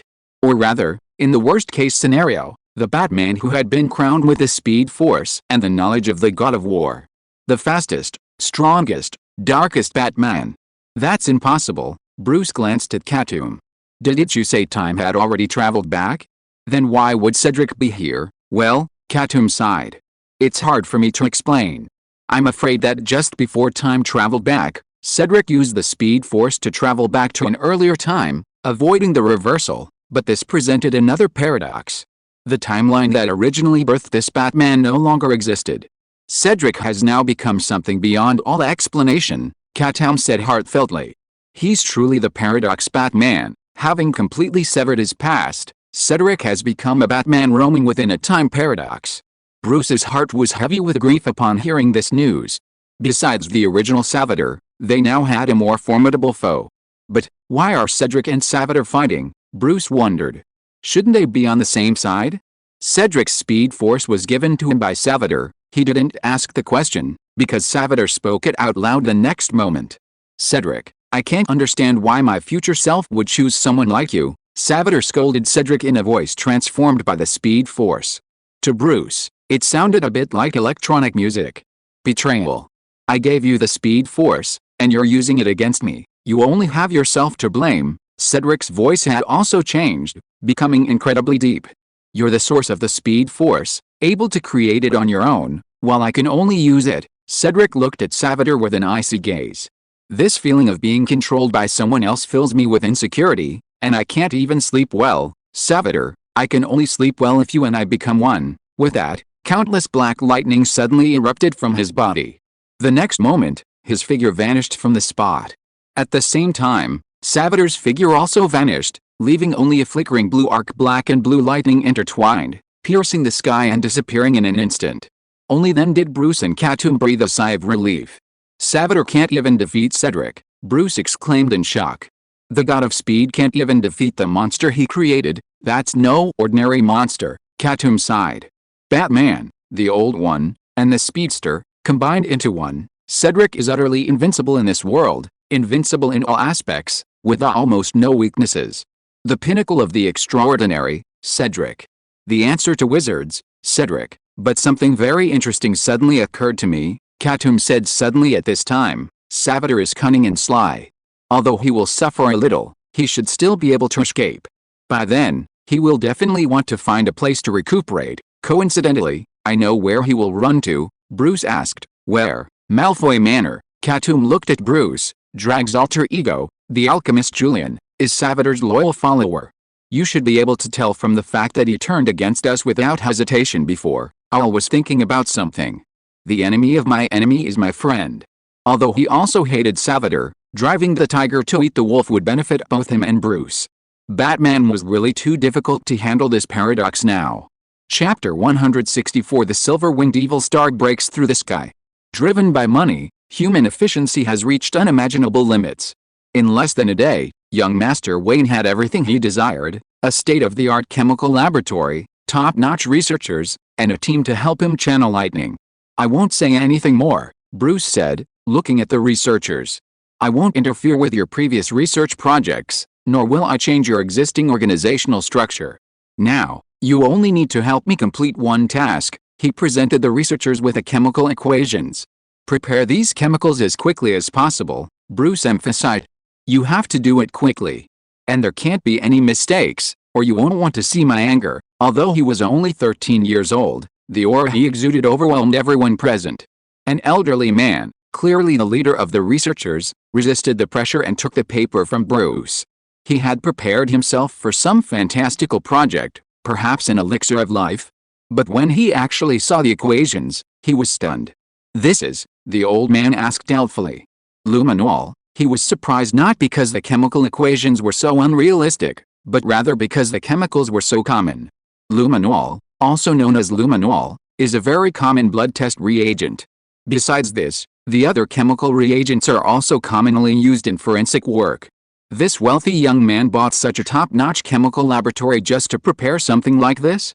"What are you standing there for?" Bruce scolded. "Don't you understand the chemical equations above?" No, no. I understand, the old man assured quickly. "Don't worry, we'll prepare a reagent that meets your requirements right away. It's absolutely the best of the best." With that, he and his team began preparing the reagent. Bruce's expression finally relaxed. This performance wasn't his first. Before purchasing this laboratory, Bruce had also purchased 2 other laboratories in other countries, each producing different reagents, as well as some irrelevant reagents used as a deception. He didn't want to rely on just one lab for all the preparation work that would lead to the reagent formula being leaked. He didn't want to see another speedster emerge. Next, just wait until the preparation is complete, Bruce thought.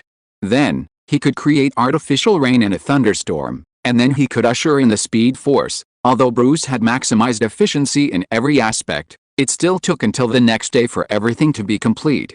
Meanwhile, in a small town in the western United States, dark clouds blanketed the sky, lightning roaring through the clouds.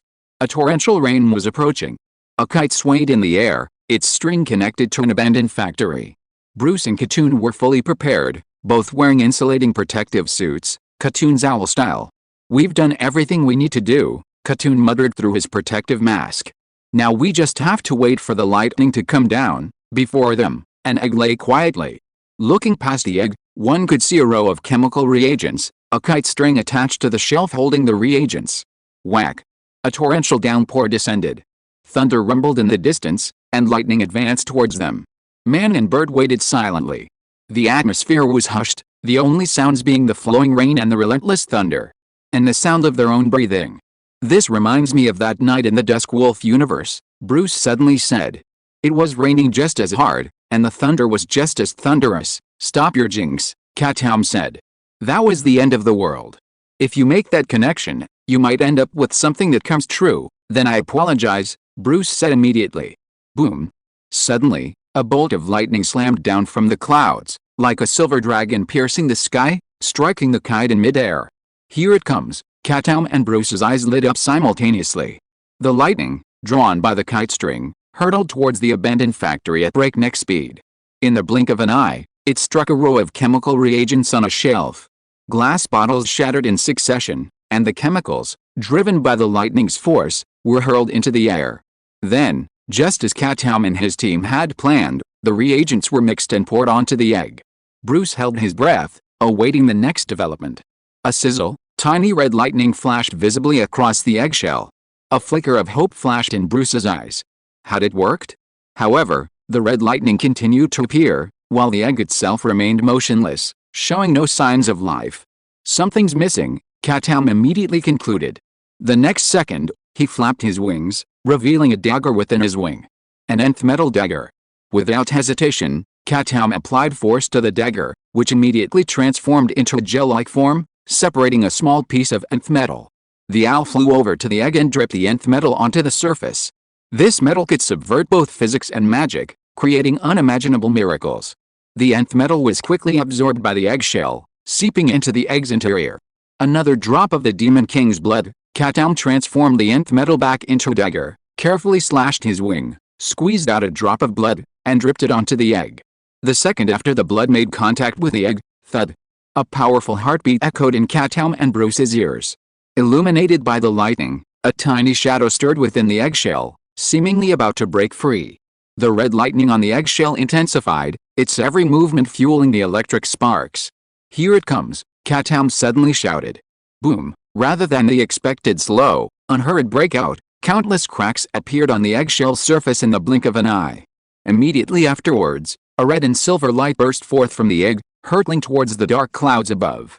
Boom, boom, boom. The thunder intensified. The dark clouds began to churn and churn, and the lightning converged on a single point within. Katoom and Bruce looked in the direction of the particle. The lightning slowly faded to a red hue. Finally, the lightning in the dark clouds was completely devoured, and the rainstorm ceased silently. A small silver figure swiftly flew from the sky, leaving two long red trails in its wake. "Fuck," Katoom, wings akimbo, looked up at the silver figure flying towards them with a look of relief. But then he realized something was wrong. This thing showed no signs of slowing down. And its target was clearly him, a harmless owl. "Something's wrong. Run," Katoom screamed, just as he was about to jump away. The small silver figure was already in front of him. Ouch! With a cry like a milk animal, the silver figure bit the owl's head. Die, die, die! The owl immediately jumped around the factory, screaming and baring its teeth. Even through the insulated protective suit, he could still sense the creature's exceptional teeth. Bruce watched in amazement as he watched the unfolding events unfold before his eyes. He had clearly seen what had hatched from the egg. It was a four-legged, ancient dragon, covered in shimmering silver scales. Its body was perfectly streamlined for power, and wings covered its body. Unlike the membranous wings of typical dragons in legends, these wings were formed into a unique shape, like overlapping claws. Upon observation, Bruce discovered that this silver dragon's wings were clearly capable of changing shape. Sometimes the scales would contract, and jets would form on the wings, spewing red dragon energy. Other times, the jets would turn forward, transforming into turrets. However, because this silver dragon had only just hatched, still a baby dragon, these terrifying features now seemed somewhat endearing. Like all young animals, the silver dragon's head was now somewhat oversized. Its jaws opened wide, tightly gripping the owl's head. "You're just gonna watch right here," the owl urged. "Get it off my head." Bruce finally woke up, perhaps because he'd had enough of the show. He quickly rushed to Katoom's side and plucked the little silver dragon from the owl's head. Ouch! The little silver dragon seemed extremely dissatisfied. It struggled in Bruce's grasp, trying to break free. But it was too small, not even as big as Bruce's palm, and it couldn't break free. Katoom crouched on the ground, clutching his head, motionless for a long time. Finally, the pain in his head subsided, and the owl finally recovered. "I'll have to strengthen my head from now on," Katoom said. "Otherwise, this thing will bite me at every turn." Who can bear it? At this moment, he finally got a clear look at the little creature. Then, the owl suddenly cried out, "Comet Dragon!" Katoom flew to Bruce's side in surprise, incredulous. "Why not an owl? That's not an owl egg," Bruce said countless times. The owl observed the little silver dragon carefully, and the more it looked, the more it resembled the sky comet dragon from Monster Hunter. Could it be because of the stories I told it? Katoom couldn't help but think of the many magical creatures he'd taught the egg during prenatal education. For example, the sky comet dragon, which had left a deep impression on him in his previous life's games, was a mysterious ancient dragon that lived in a distant land. It flew across the continent at high speed, using a unique flight pattern that emitted red dragon energy from its wings. Its unique flight resembled a red comet. Those who observed its flight once believed it was a dire omen that could plunge the earth into despair. It was the embodiment of disaster. This belief led to the sky comet dragon being nicknamed the silver-winged malevolent star. But, the silver-winged malevolent star? Katoom couldn't help but glance at the little silver dragon in Bruce's hand. It was no bigger than a palm and was struggling constantly, occasionally burping and spewing out a cloud of red dragon energy tinged with lightning. Ouch! The little sky comet dragon looked at the owl pitifully. "What's that strange cry?" Katoom couldn't help but shake his head. "It sounds a bit like a dog barking." A dragon hatched by the Demon King himself couldn't speak. It was truly embarrassing. "It seems to like you," Bruce couldn't help but say. "It keeps trying to pounce on you, don't let go," Katoom said hurriedly. "Wait a minute, at least until I find a helmet to put on." The owl searched its feathers for a moment, but found no helmet, only helmet armor. "Well, helmet is helmet." Katoom transformed the armor into an owl-like shape and donned it. Then, a second later, Bruce released his grip. The little sky comet dragon let out a joyful cry, its wings suddenly spread, and a lightning-encrusted red dragon energy emanated from its wings. It flew out of Bruce's palm at a speed barely perceptible to the naked eye, hurtling towards Katoom. Its wings, emitting red dragon energy, its flight truly resembled a silver meteor engulfed in crimson flames. Ouch! As expected, the little sky comet dragon bit Katoom's head. Only because of the helmet did the owl avoid the splitting headache it had felt earlier. The little sky comet dragon rested on Katoom's head, a look of immense satisfaction. Owl sighed. Life wasn't easy, he thought. He'd always paid for his actions. He'd always towered over Bruce, arrogant and domineering, but now he'd finally gotten his comeuppance. A little creature now occupied his head as well. The little sky comet dragon let out a satisfied cry, closed its eyes, and soon began to purr softly. It fell asleep. Owl continued sighing.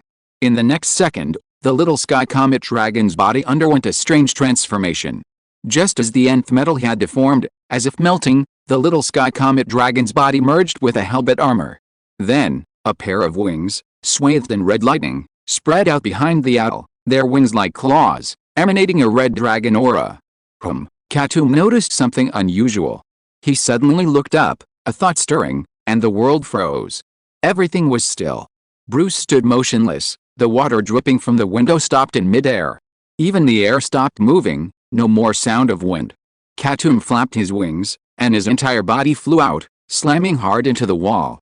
Ouch! Everything around him returned to normal. From Bruce's perspective, he saw Katoom vanish from his spot and then reappear against the wall. "What happened?" Bruce feigned concern. "Katoom, why did you fall to the ground again?" "I wasn't prepared," the owl said, shaking its head. "My senses and speed didn't align for a moment, and this happened." "Is this the speed force?" "Yes, the speed force." Katoom had discovered that the sky comet dragon, blessed with nth metal, could merge into metal objects, imbuing them with the speed force. Their hard work had paid off. Katoom removed his helmet armor, and the little sky comet dragon emerged from it. It opened its eyes blankly, unsure of what had just happened. Good boy, Katoom beamed, embracing the sky comet in his arms. "I'll give you a name. Let's call you Holly. Holly's Comet. It suits you perfectly." The little sky comet, unconcerned with names, simply accepted it. At this moment, The speed force was finally no longer a shackle that plagued Bruce. He no longer had to worry about being defeated silently, or being used as a sitting duck. Now, put on your helmet armor and get used to speed force combat, Katoom said to Bruce. You must continually increase your speed until you can open the speed force space, only then would they truly have what it takes to battle Salvador. Bruce nodded, understanding the point. As Bruce and Katoom conversed, Hallie's little head swiveled, watching the man and the bird. Just because it couldn't speak didn't mean it was stupid. It was clear Katoom was going to put it to work. Ouch, Harley suddenly yelled, attracting the attention of Katoom and Bruce. Then, it opened its mouth and pointed at its mouth with a claw. It was hungry, Malfoy manner. Hogwarts hadn't started yet, and Malfoy should have been enjoying his holiday. However, a sudden flash of memory caused him to experience a profound cognitive crisis. Who am I? Malfoy had been pondering this question. Was he Draco Malfoy or Julian Albert? But with the arrival of the new person, he finally no longer had to ponder the question. Because he was no one. In Malfoy's room, a figure in silver armor, shimmering with blue light, sat on an ottoman, breathing heavily. Salvador. He had been completely outmatched in the battle with the Paradox Bat, relying only on his experience with the Speed Force to barely escape. Then he had taken refuge here, in the home of his family. Malfoy's eyes were glazed over, and he ignored it. Cedric. Salvador clutched his abdomen, thinking bitterly of the name. That speedster was from the future, transported to this time and space solely to hunt him. What on earth was my future self thinking? Salvador couldn't understand. How could I allow such a freak to possess the Speed Force? It was truly bizarre. Salvador knew his mission, simply deliver Electrum to this world, nothing else to worry about. But he had barely arrived when he was immediately hunted. It was as if someone had been waiting for him. During the battle, Salvador realized that the person pursuing him was entirely his future self's creation. Wait, Salvador suddenly realized something crucial. Why am I able to use the Speed Force immediately after arriving in this world? Shouldn't the Speed Force exist only in the DC universe? He was still perplexed when a deep, trembling voice answered his question. Because in a timeline that no longer exists, you gave this world the Speed Force. Salvador turned sharply. He saw a dark figure standing quietly in the shadows of the room, kindly answering his question. You are. Salvador hadn't even finished his question when the figure stepped out from the shadows. I am vengeance. I am the night. Bruce's black battle suit completely covered him. He looked at Salvador with eyes filled with deep hatred. I am Batman. Chapter 165, The Battle to Break Through the Timeline. Everything started because of Salvador. He created the Speed Force in this world, disrupting timelines and giving rise to the Paradox Bat. The entire world was in crisis. Bruce couldn't think of any reason to forgive Salvador. Although Katoom had previously suggested the idea of driving the tiger to devour the wolf, Bruce had no interest. The worst-case scenario still resonated in his mind. Even if Salvador wasn't the culprit, he was certainly responsible for the bloodshed that had taken place at the school. Especially now, he remained unrepentant. Bruce looked at Malfoy, the usually annoying guy, now completely lost in thought, completely oblivious to who he was. The memory of the syncopated memory was created by the Speed Force Wall. And the Speed Force Wall was created because of Salvador. People like you can no longer be called human. Bruce's eyes were cold, his chest boiling with rage. Malfoy was Malfoy, no matter how annoying he was still Malfoy, not some Julian. He had his own life. The moment Bruce appeared, Salvador realized the situation was dire. In an instant, his entire body flashed with blue lightning, and the world froze as he entered Speed Force time. In reality, the world hadn't slowed down, but Salvador was moving too fast. Everything around him seemed to have stopped. Salvador leaped from the stool, not fighting, but fleeing without hesitation. His situation was dire, and with no telling when the Paradox Bat would return, avoiding a fight was the best option. Escape to a safe place first. However, just as Salvador began to run, something unexpected happened. Bruce stood there, seemingly motionless, but Salvador could clearly feel his cold gaze following him. Following him? A thought suddenly crossed Salvador's mind.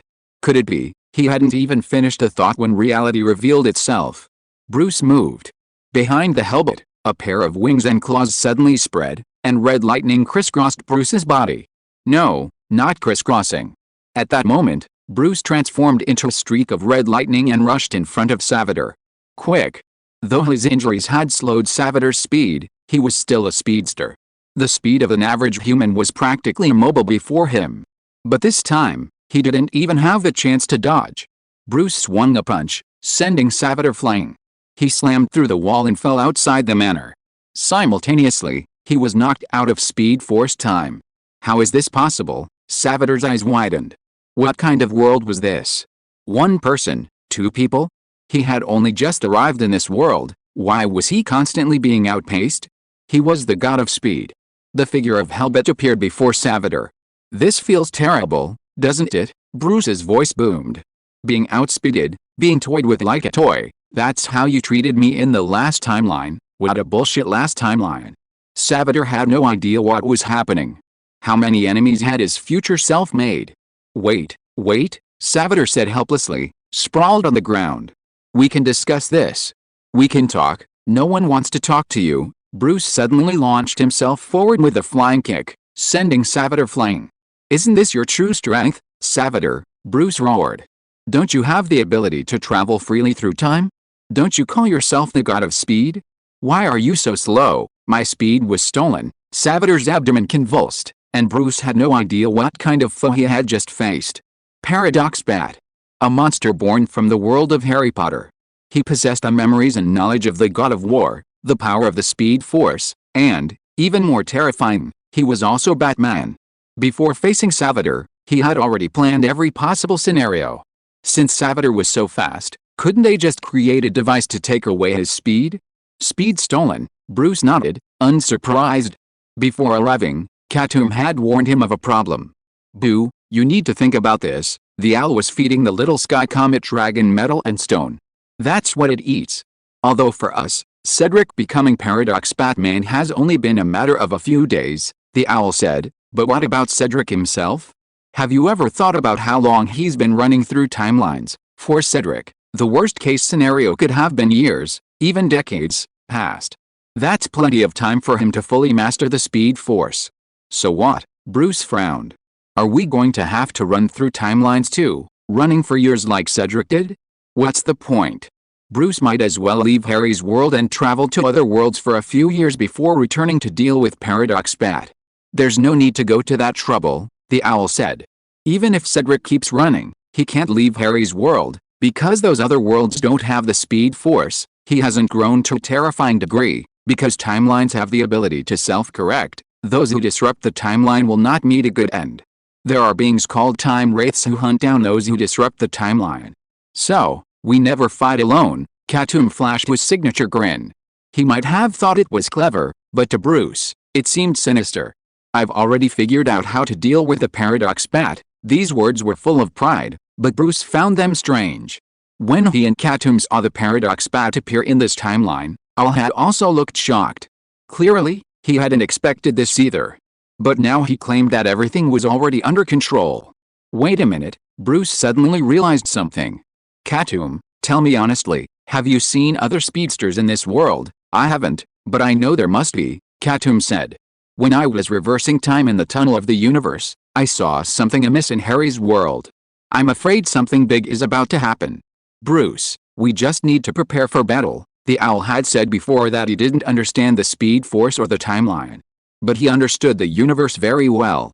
Cedric's running through time had caused countless paradoxes and disturbances, and all this was not without cost.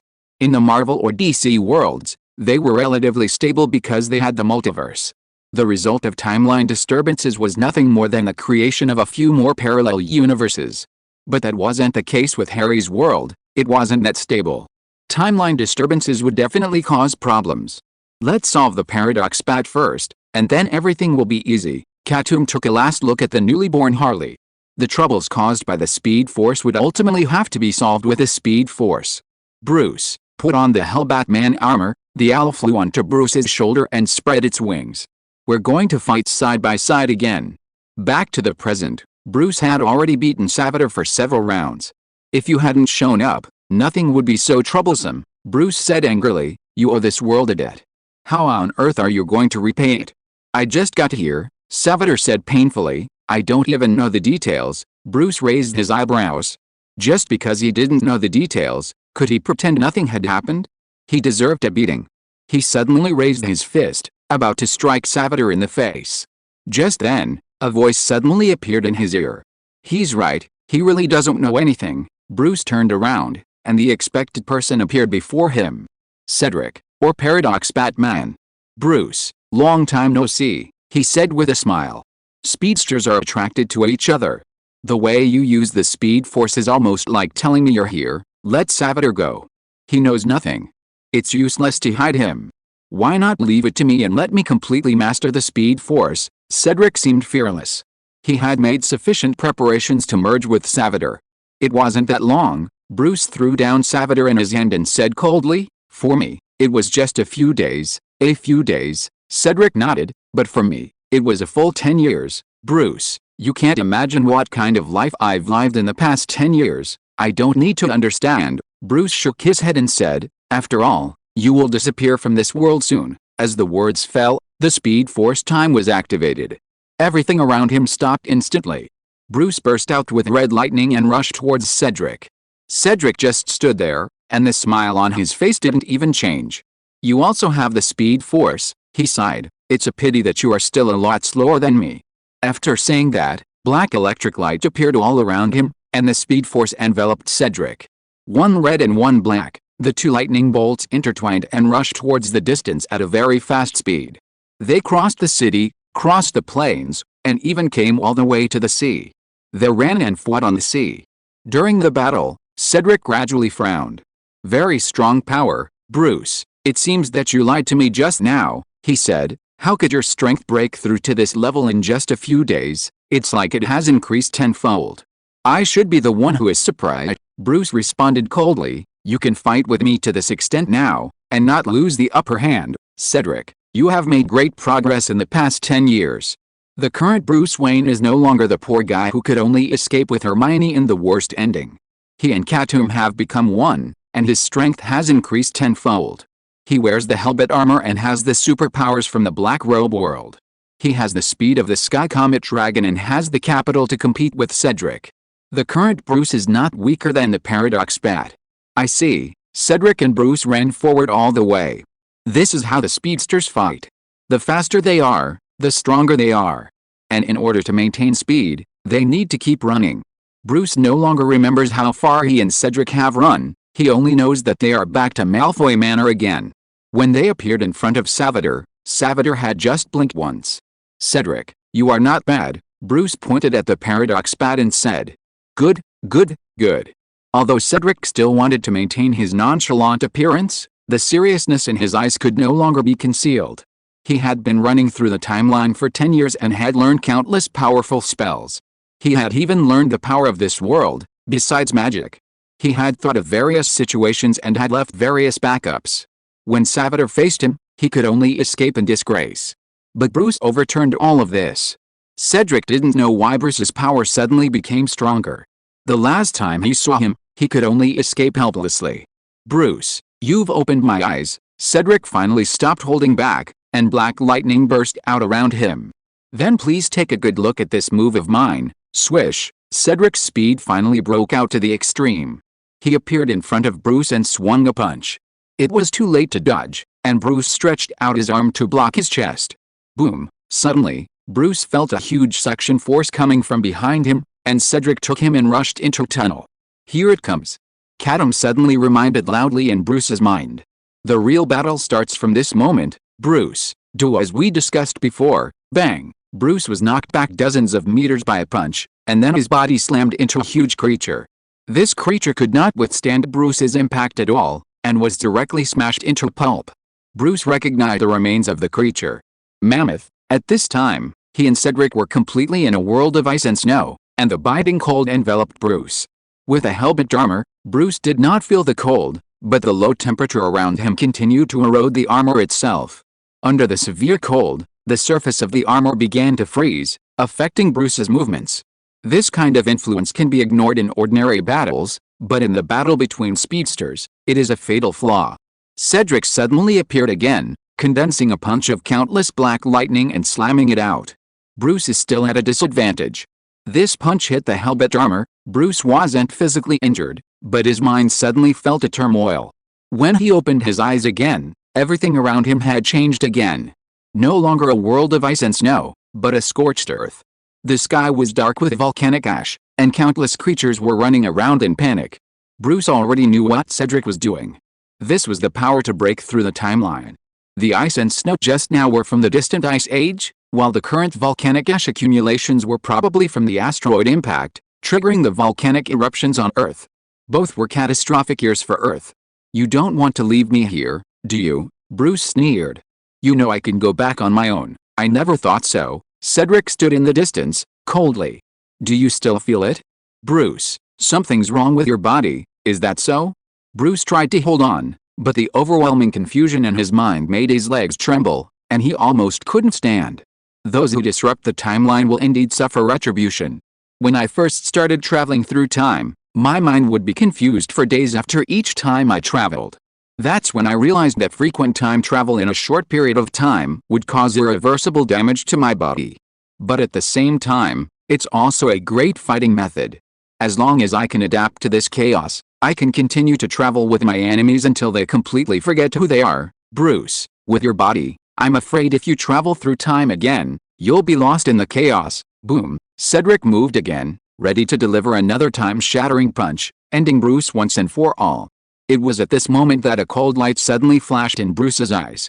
Now, just as Cedric's fist was about to strike him, Bruce suddenly said, "Cedric, do you remember when you died?" "What?"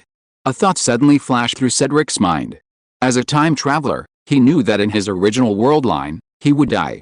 At the end of the Triwizard Tournament, he would die at the hands of Voldemort, who had not yet fully resurrected. Not good, Cedric suddenly realized. Bruce's words were not without meaning.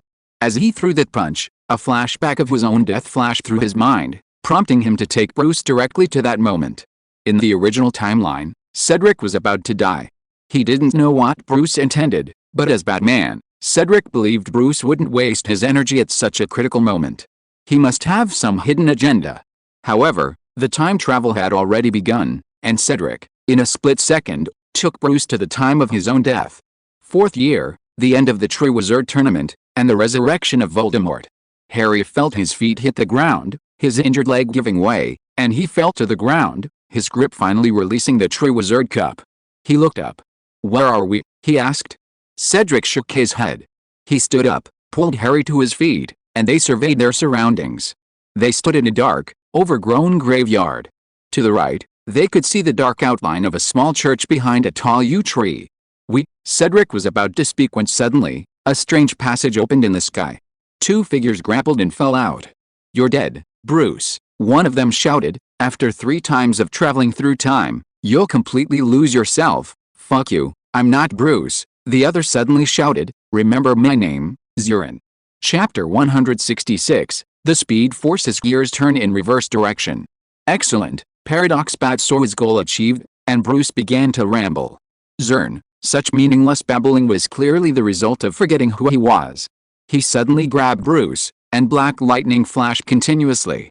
Lightning flashed constantly, and everything around him slowed down. He couldn't stay in this timeline for long, for fear of something unexpected. Just as Paradox Bat was about to leave, he suddenly saw a small figure in the distance, among the graves, appearing to be walking towards him. It was Peter Pettigrew. In his arms was a swaddling child, the not yet resurrected Voldemort. Paradox Bat frowned. This was the moment of his fate, his imminent death. In just seconds, his future self would be slain by the killing curse. But now, he could easily change all of this. With a single bolt of lightning, he could kill Peter Pettigrew, and everything that followed would never happen again. Truly, with just a little movement, he could survive in the future. "But, is this your last resort?" Paradox Bat sneered. "You want me to disrupt the timeline and summon the time dead?" "Bruce, I've been traveling through timelines for 10 years. You think I can't see through such a trick?" He left without hesitation, leading Bruce away. What was that? In the cemetery, Harry and Cedric watched the two of them. They took in the intertwining red and black lightning. Cedric remained silent, simply watching the lightning until it vanished from sight. "I don't know," he said. "But I felt a very familiar feeling when I saw that lightning just now, Harry. I don't know how to describe it." Cedric wanted to explore this feeling further, but the current situation did not allow it. A figure approached them from the graveyard. Cedric and Harry drew their wands. The figure stopped in front of a towering marble tombstone, only 6 feet away from them. For a moment, Harry and Cedric stared at the small figure. Suddenly, Harry's scar ached intensely. He covered his face with his hands, his knees buckling as he fell to the ground. From far above, he heard a voice, loud and cold, say, "Kill those who get in the way." A whooshing sound, followed by a shrill cry, pierced the night air. Avada Kedavra, a flash of intense green light pierced Harry's eyelids. When the pain in his scar subsided, he slowly opened his stinging eyes in fear. Then he saw Cedric's body appear behind a nearby tombstone. The Avada Kedavra had been blocked by the tombstone, not striking Cedric. Harry finally breathed a sigh of relief. Cedric had reacted so quickly, making such a quick judgment and avoiding a fatal blow. The fear on Cedric's face was no less intense than Harry's, and beyond that, a deep sense of bewilderment. He didn't know how he reacted. The moment the green light flashed, he dodged to the side almost instinctively. The figure in the distance clearly hadn't anticipated this outcome either. "Wormtail, your incompetence is beyond my imagination," the swaddled child in the man's arms yelled. "Even the Avidar can miss. What good are you, Master?" Peter's voice was filled with frustration and fear. "Give me one more chance," but there was no chance. Cedric was now in top form. He leaped and grabbed Harry. "Come on," Cedric shouted, pointing his wand at the Triwizard Cup. The cup soared towards him.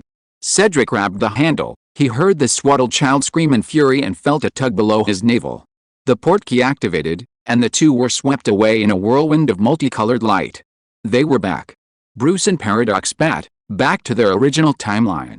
They were still running and fighting. Impossible, Paradox Bat, observing Bruce's vibrant appearance, fell into deep self-doubt. Including this time they had returned, they had time-traveled 4 times. Bruce had clearly lost himself, forgotten who he was. But upon returning to the original timeline, he was surprisingly lucid. He claimed to be Bruce again. Red and black, 2 flashes of lightning, raced on, their speed increasing, the battle intensifying. Now, the battle between these two, both possessing the speed force, had reached a bloody fray. All means had been exhausted, leaving only physical combat. Unyielding lightning burned in their eyes, and the battle that followed would be a battle of fists and flesh. Cedric's muscles tensed, every vein screaming for strength. He swung a punch, but Bruce dodged sideways and countered with a straight punch, catching him squarely in the abdomen. Cedric grunted, blood oozing from the corner of his mouth, but he didn't flinch. With a growl, he punched the Hellbat's face. Bruce wore highly defensive armor, but Cedric's strength defied all odds.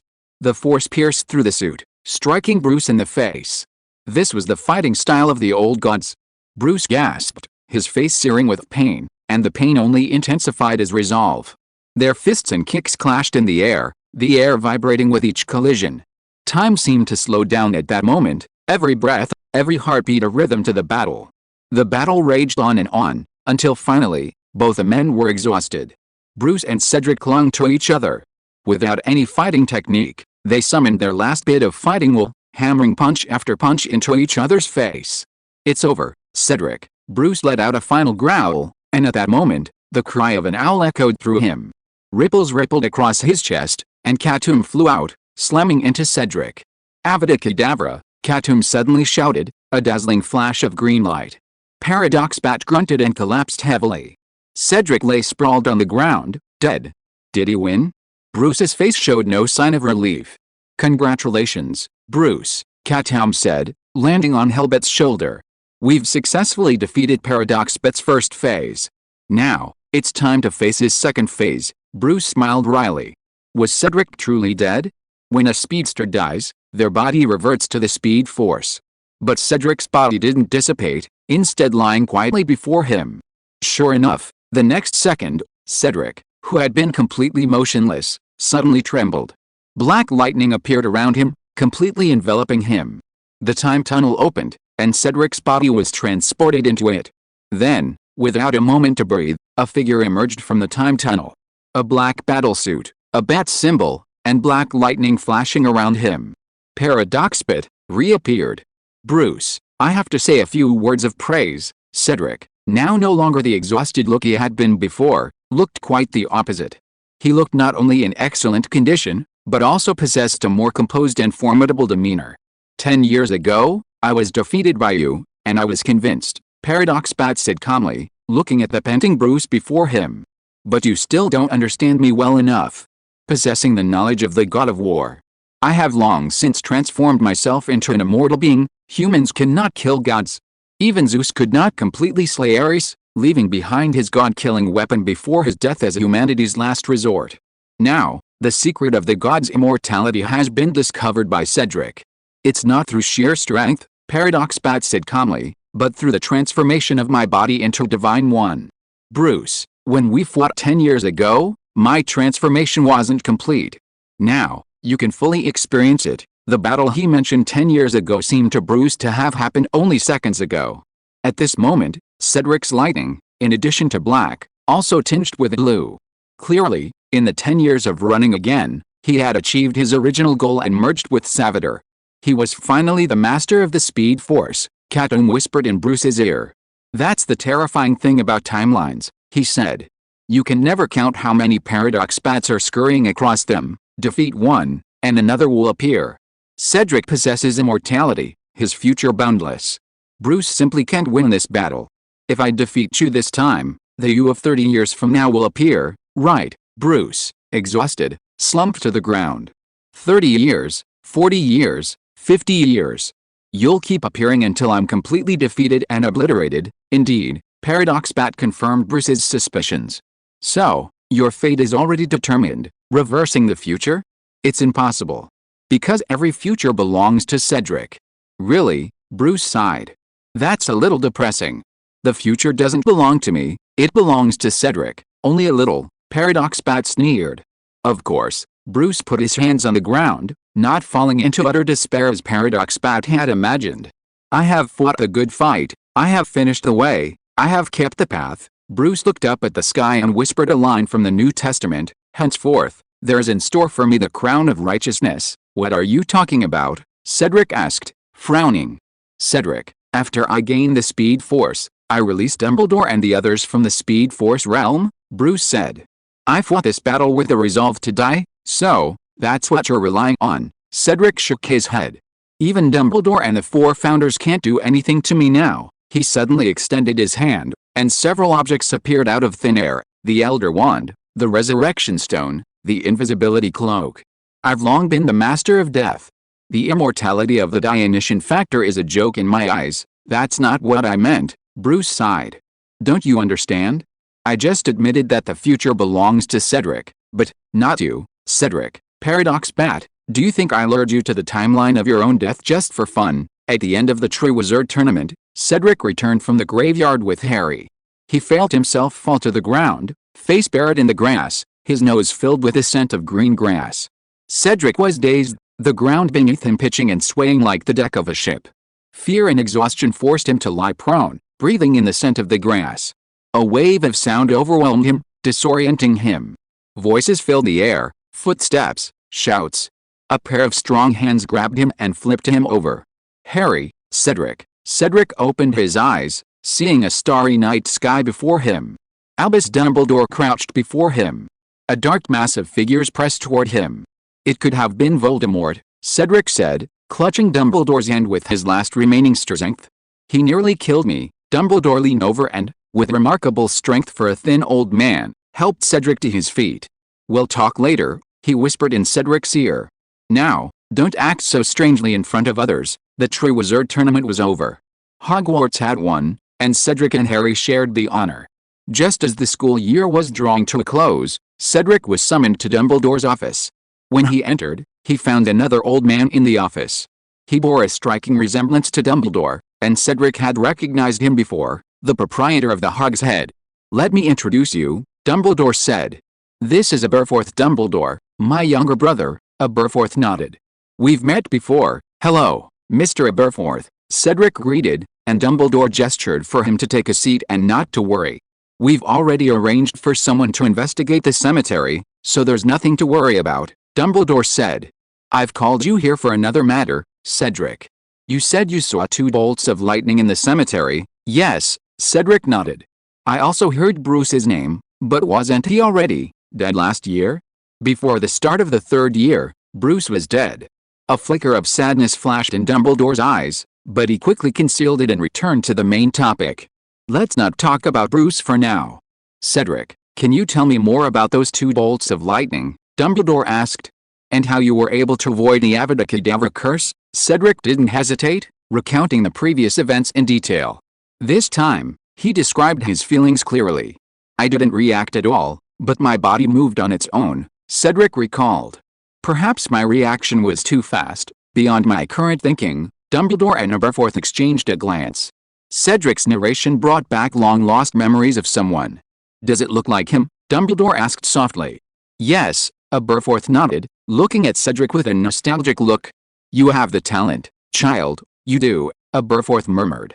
Cedric, I have a gift for you. He turned and pulled out a neatly folded red battle robe from behind his back.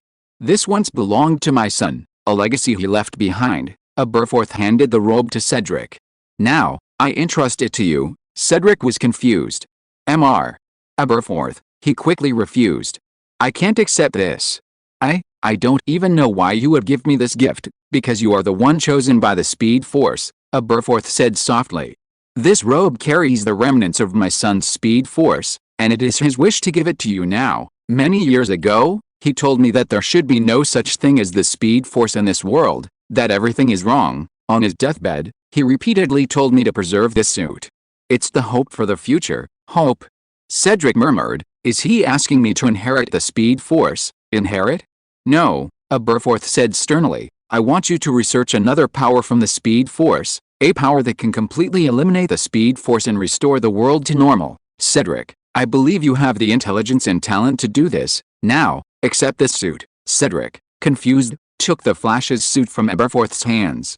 It was like some kind of inheritance, but also like a mission. At this moment, the gears of fate turned in reverse, back to Bruce's timeline. Paradox Bat has completely mastered the situation. Bruce has no chance of victory against him. I know you lured me to that timeline with ill intentions, Paradox Bat sneered, but I didn't do anything to disrupt the timeline. The variables you expected did not appear. Really? Bruce didn't argue, simply staring at Paradox Bat silently. He recalled a conversation he'd had with Katoom. I'm a little confused, Bruce had said. Why does Cedric keep saying his future is dark? I don't know. Katoom shook his head, then whispered, maybe he's worried about a Warner reboot. Given Warner's approach, the new Batman's fate wasn't bright. At least as far as Katoom knew, Batman 2 had already been delayed for a year. I wouldn't be surprised if another reboot happened someday. A world reboot. Bruce had never heard of the concept before. Don't be so surprised. This has happened to you before, you just don't remember it, Katoom said. But don't worry. From the moment you and I left the DC universe, you've escaped this fate. I'm afraid Cedric wants to take complete control of his own destiny, back to the present. Control your destiny? Bruce sighed as he sat on the ground, unaware of the battle. He looked up at the sky, as if he were simply chatting with Paradox Bat. Cedric, what I'm going to show you now is how to change your own destiny. Paradox Bat frowned, not knowing what Bruce was talking about.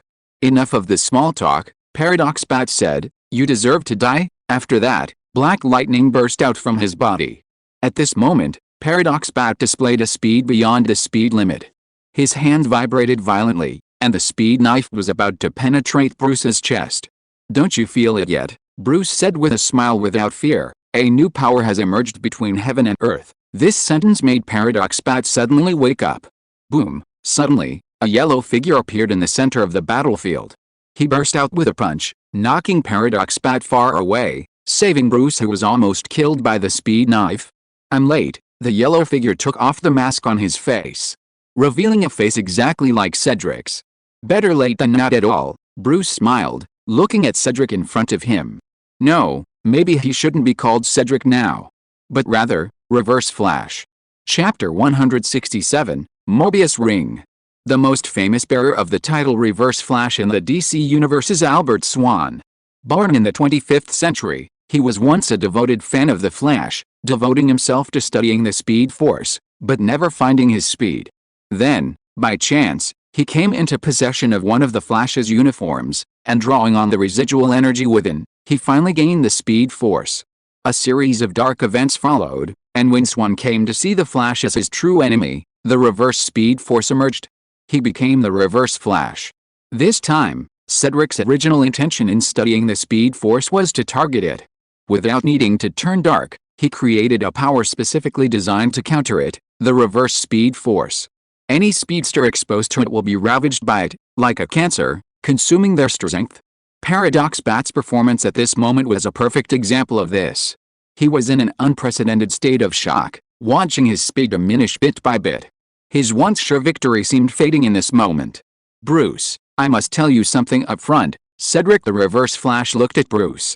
"I already know this all stems from your arrangement, and it's a very good one indeed, but to your disappointment, the impact of the Speed Force on this world is irreversible. I've tried countless times, but in the end, I can only accept this outcome. The Speed Force has been completely integrated into this world. Now, all we can do is restrain this power." Cedric the Reverse Flash had also been running through the timelines for a long time. If he hadn't considered all the possibilities, he wouldn't appear before Bruce to reverse this predetermined fate. "I know," Bruce nodded and stood up. His physical strength had actually recovered a lot, and the reason he had been sitting just now was simply to rest. Katoom had already told him that the moment the Speed Force appeared, it became part of the fabric of the world. It was impossible to completely erase it. But, erasing the Paradox Bat is enough. Ridiculous. Paradox Bat clenched his fists and ramped the black lightning around him again. His speed was indeed reduced, but it was still within the tolerable range. Reverse Flash looked at himself in the Paradox timeline, his destined nemesis, without any contempt, and was ready for battle. "I've always wanted to see you, but the time hasn't come before," he sighed. "Now, I can finally run with you for a while." As soon as the voice fell, Reverse Flash turned into yellow lightning and rushed towards Paradox Bat at lightning speed. Paradox Bat certainly would not sit still and wait for death. The Speed Force time was activated in an instant, and he ran in the lightning again. 2 lightning bolts, one black and one yellow, disappeared from Bruce's sight. They may have gone to the other side of the Earth, or they may no longer be in this timeline. "Hurry up," Katoom reminded. "The battle is not over yet. Take this opportunity to replenish your physical strength." "No problem." Bruce took out a small bag and pulled out a mountain of food. He and Katoom devoured the food voraciously, replenishing the energy consumed by the Speed Force. Swish, the yellow and black lightning circled the world and passed by them again. As the Reverse Flash passed by, he tore off a piece of pizza and ate it slowly while running. Paradox Bat has reached his current speed. But no matter how he speeds up, he can't get rid of the distance with Reverse Flash. On the contrary, Paradox Bat has a feeling that he is obviously running forward, but sometimes his body shows a trend of retreating. The distance between him and Reverse Flash is getting closer and closer. When the distance between the two is close, the horror of the reverse Speed Force will be fully demonstrated.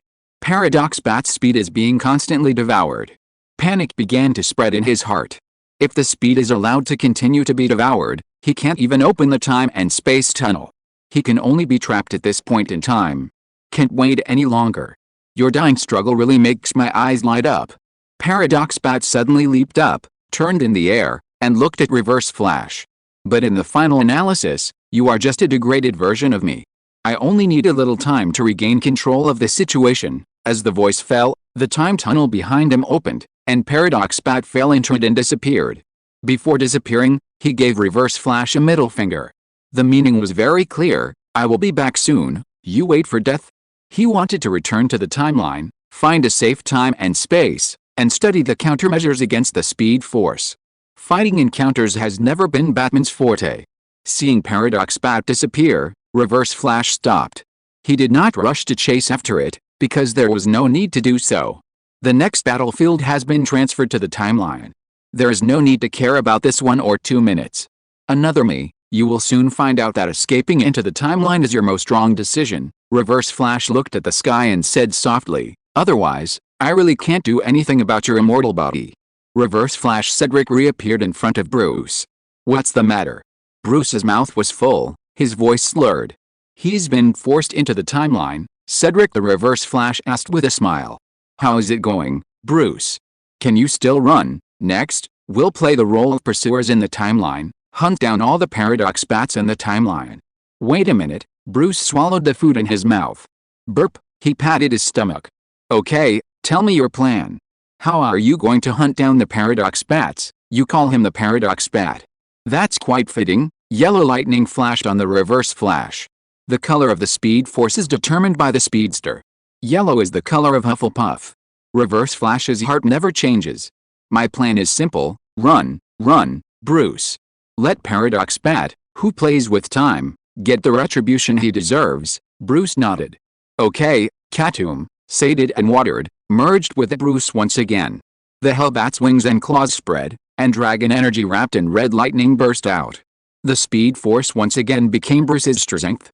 Using the speed force to envelop your mind will prevent the chaos of time travel, Reverse Flash said. It's difficult and requires extreme precision, but I believe you can master it. This step could only be experienced by Bruce himself. Reverse Flash's power was the reverse speed force, and he couldn't guide Bruce. No need for such precision, just a little effort will do, Bruce said. Don't worry about traveling through time, my mind is safe. Zernobin's extreme will and chaotic mind couldn't defeat the extreme Batman. At most, he would suffer in the Mind Palace for a while. Then I trust you, Reverse Flash finally smiled. Are you ready, Bruce? Bruce nodded, and locked eyes with Reverse Flash. Then they said simultaneously, run, Bruce, run, run, Cedric, run. Whoosh, 2 bolts of lightning, one red and one yellow, streaked across the Earth's landscape. Bruce and Reverse Flash, both demonstrating their absolute speed, ran side by side, hurtling towards an unknown time. 7th year. Voldemort stood before Hogwarts Castle, his vast army of Death Eaters behind him. Ahohoho, he spread his arms, Slytherin's snakewood staff in hand, and laughed maniacally. Harry Potter is dead, he declared fiercely. You deceived people, do you understand now? He was nothing but a little boy who depended on others to sacrifice for him. Hagrid held Harry's body, bound and tied to the hands of several Death Eaters. He sobbed, tears dripping onto Harry's lifeless face. Now, it's time for you to take your stand. Voldemort looked at the terrified rebels in the ruined castle. Either come and join us, or you will die. He was about to say this. But before he could finish, a strange passage suddenly opened in the sky. 3 bolts of lightning of different colors pierced through it. Just as the lightning passed in front of Voldemort, the yellow one suddenly collided with a black one next to it, and a figure was suddenly knocked out of the lightning. It crashed into Voldemort. Voldemort grunted, then fell silent. Damn it, the Paradox Bat gritted his teeth, not even glancing at Voldemort beneath him. With a flash of black lightning, he began to run again. The black lightning bolt departed, the other 2 in pursuit. The 3 bolts vanished into space-time, leaving behind only a sudden, reversed cry, Master. What's wrong with you? Don't scare me, Master. A bright smile froze on Voldemort's face. He had been killed by the Speed Force, at least once. The Paradox Bat raced through timelines, his speed significantly reduced. A strange whistling sound began to echo in his ears. Countless strange figures in ragged black robes suddenly appeared around him, constantly entangled with him. Their forms were blurry and eerie, like the rift between reality and nothingness. Their skin was as pale as paper, clinging to their bones, revealing the skull structure beneath.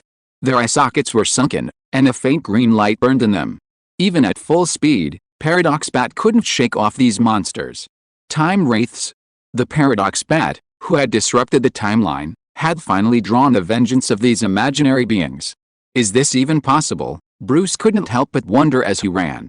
It was Reverse Flash who had clearly sent Paradox Bat crashing into Voldemort, but in the end, the consequences were placed on Paradox Bat. At the end of the day, he and I are both Cedric, Reverse Flash said. We're the same person. Why make such distinctions? He's being entangled now only because his presence makes him more attractive to Time Wraiths. Paradox Bat was born from a timeline that no longer existed. His very existence was a sin. Paradox Bat was now being gradually overtaken by the Time Wraiths. Withered bony claws clawed at his arms, threatening to drag him into the rift between time and space, where he would never be reborn. If he's content to stay at a certain point in time, it'll be difficult for me to deal with his divine body. Reverse Flash finally breathed a sigh of relief. But by entering the timeline, he's giving up his greatest advantage. But Paradox Bat won't just sit there and wait for death. Bruce was not optimistic at all. He's also Batman. Turning desperate situations around is his specialty. Yes, Reverse Flash agreed with Bruce's point. He should be able to come up with a solution soon. At this moment, Katoom within Bruce's body suddenly spoke.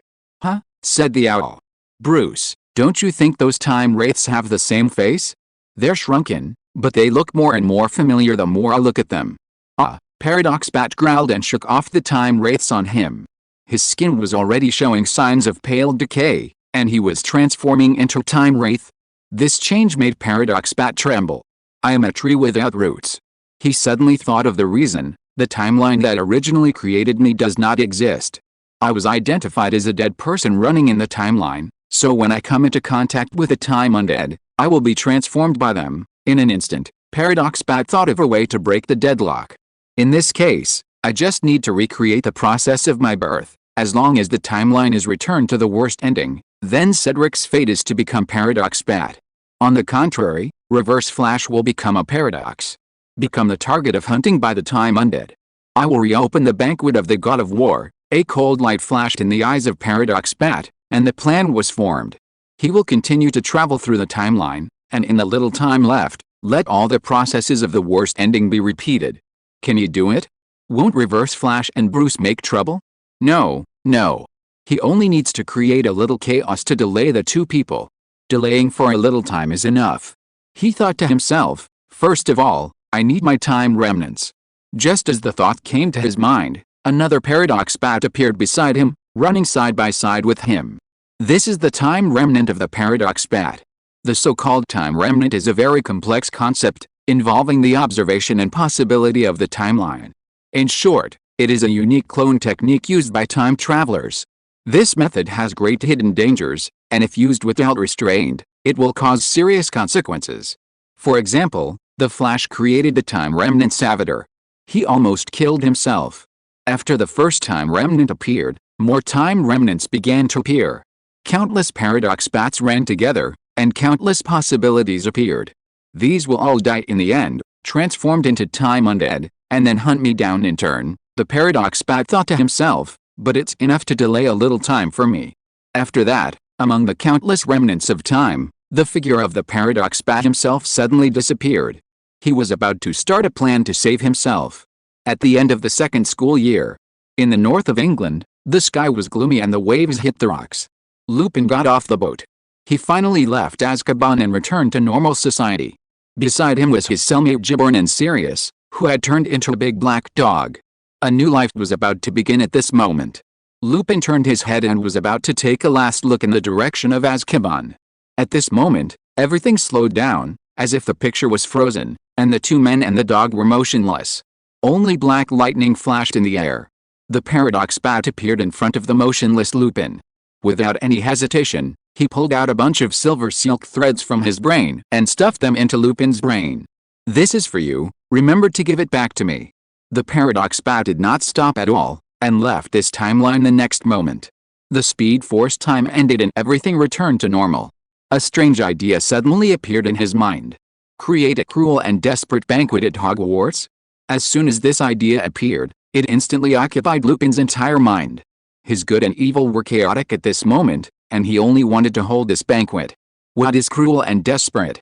In Lupin's memory, the most cruel and desperate moment was when he was transformed into a werewolf every full moon night. He was heartless and bloodthirsty, and even his closest friends might be hurt. Then whole day, Lupin murmured, a werewolf banquet. The end of the second school year, summer vacation. The time point when Bruce just returned from the Black Robe world. Early in the morning, countless owls delivering letters started their work for the day. One of the owls carried a heavy package to a wizard's mailbox and left the package there. Soon the door opened and Cedric walked out. He is not the Paradox Bat, nor the Reverse Flash, but Cedric at this point in time. Who sent this package? Cedric looked at the sender's name and address. It didn't say who it was, but the address was Hogwarts. He took the package home and opened it. 4 strange things appeared in front of him, a test tube, and 3 pieces of metal. This is, before Cedric had time to think, everything around him suddenly slowed down. Black lightning appeared, and the Paradox Bat appeared in the house. Poor me, the Paradox Bat whispered, you must work hard to become me. Similarly, the Paradox Bat implanted a silver thread in Cedric's brain. Then he left. The Paradox Bat's figure shuttled through different timelines, and every participant in the War God's banquet had entered his plan. The worst ending will definitely be repeated. There is still one Hermione left, the Paradox Bat thought for a moment. Forget it, She and Bruce are very close. Her changes will arouse Bruce's suspicion, and may cause some variables. As long as we can capture Hermione and bring her to the banquet, it will be fine. There's no need to worry about anything else, everything has been arranged. Everyone has their own tasks and their own positions. Paradox Bat finally felt relieved. The timeline has begun to move towards the worst ending. He will become the correct future and will no longer be a paradox. The fastest, strongest, and darkest Batman will appear again. The time ghosts will no longer hunt him, but will hunt the Reverse Flash. Because that Cedric is the Cedric who disrupts the future. I am immortal. Paradox Bat was completely relieved. The shadow that might have been wiped out finally dissipated at this moment, in the time tunnel. The countless time remnants created by Paradox Bat have all been transformed into time ghosts. They are roaring and are about to hunt down the last target. Something is wrong. Bruce, who was running behind them, suddenly frowned. Indeed, the accident happened in the next second. Countless time ghosts in the tunnel suddenly stopped at this moment. Then they turned around together and rushed towards Bruce and the others. To be precise, it was the Reverse Flash beside Bruce. What's going on? Bruce frowned immediately. He grabbed the Reverse Flash's hand and wanted to pull him out of the time tunnel first. But as soon as the two came into contact, Bruce felt an indescribable pain. The reverse speed force in me is fatal to you. The Reverse Flash shook his head and motioned Bruce to turn around with him and run at full speed. They held back nothing, leaving the time wraith far behind. But this wasn't a solution, as the time wraiths would pursue them relentlessly, and they would eventually stop. With their strength completely exhausted, they had to find a way to save themselves. Bruce, I think I know what's going on, Reverse Flash said. Paradox Bat must have modified the timeline, turning me into a paradoxical being. Can the timeline be changed so easily? Bruce almost cursed. He knew it was all the Speed Force's fault. With the Speed Force, the time tunnel could be entered and exited at will, like a public restroom. Isn't this normal? Reverse Flash suddenly whispered. Those who play with time will be played with by time. This applies not only to Paradox Bat, but also to Reverse Flash, and even more so to Bruce. No one can escape. Ultimately, it's because you and I alone aren't enough to defeat Paradox Bat in an instant that gives him room to maneuver. Reverse Flash suddenly laughed. After all, isn't Batman's greatest strength turning the tide? Paradox Bat is also Batman, so of course he can do the same. Then we can't stop now, Bruce insisted. If he can change the timeline to the worst possible outcome, we can also change it back. Cedric, let's run again. That's the only way. Reverse Flash nodded helplessly. Bruce's eyes darkened. It was just another reversal of the future. What was the big deal? But just then, Katoom's voice echoed in his ears. Don't waste your energy, Bruce. What? Bruce didn't understand why Katoom suddenly intervened at such a critical moment. Look behind you. Look closely. Hearing this, Bruce turned to look. He saw countless black-robed undead chasing him. The scene was like a horror movie. Then no way, Bruce's heart began to pound wildly, and a terrible thought came to his mind. That's right, Bruce, Katoom said, the faces of these time undead all look the same. I confirmed this after seeing the transformation of Paradox Bat. It's already obvious all the time undead are Cedric. Boom, Katoom's affirmative words exploded in Bruce's mind like thunder. The owl's next words seemed to come from far away. How many times have we reincarnated? Paradox Bat was born, we went back in time, created Reverse Flash to deal with him, and then Paradox Bat remodified the timeline and was born again, and now we have to modify the timeline again. Bruce, how many times have we had such an experience? Paradox Bat and Reverse Flash are both Cedric. They are the development of Cedric in two different timelines. Katoom and Bruce originally thought that time was like a fork in the road. If you choose one, the other will naturally disappear. But now it seems that this is not the case. Because the speedsters are constantly traveling through time, they have made the timeline a mess. Mobius strip, Katoom sighed. This is what the timeline looks like now. The positive side is the negative side, and the negative side is the positive side, constantly reincarnating, never ending. No, Bruce suddenly thought of the loophole. We are going back in time outside the world, and it has nothing to do with the timeline of this world. Yes, this is where we are lucky. We don't have to die again and again, Katoom said. We are not operating in this world. So when we are caught by the time undead, we will not die, but our memories will be erased and sent back to the present timeline. Go back to the timeline with the worst ending. then experience the banquet of the god of war again, witness Cedric's coronation again, reverse the future again, and come back here again. Over and over again, in an endless cycle. Impossible. At this moment, Batboy covered his head, wanting to deny Owl's statement from the bottom of his heart. But the face of the time undead was right in front of them. Remember what I told you, Katoom sighed. When we think everything can be saved, something irreversible will happen. What is irreversible? It's now. So, everything is hopeless, Bruce said as if he had lost all his strength. If there's a way, I can provide one. Katoom's voice was also a little low, but this is a method of fighting fire with fire. Although it can break the time loop, it will cause another terrible consequence. What is it? Bruce asked quickly as if he had grabbed a life-saving straw. That is to make you become one with the 5 metals, Katoom said word by word, but not the you of now, but the you of the past. Bruce couldn't understand what Katoom was saying. This method is indeed a bit tricky, the owl explained. If you merge with the 5 metals, you will immediately open a passage to the dark universe. This presents a crucial problem. We are currently in the Harry Potter world. The Harry Potter world isn't as powerful as the DC universe, so when Harry's world changes in the past, it can't alter the DC universe's past. So, our operating space lies here. If you inject the 5 metals into your past self, Harry's world will open the portal to the dark universe, but your past DC self won't. This creates another paradox, a paradox of all worlds. Bruce, do you know what this will entail? Bruce, already fascinated, asked casually, what will it entail? The operation of Harry's world is like a bug. This paradox is unavoidable, Katoom said. So, the final result is obvious, the entire world will freeze. It will continually try to fix this bug, then remain stuck here forever. Bruce noticed something suspicious, but what's the point? Aren't endless loops and eternal freezes the same thing? They're different, Katoom shook his head.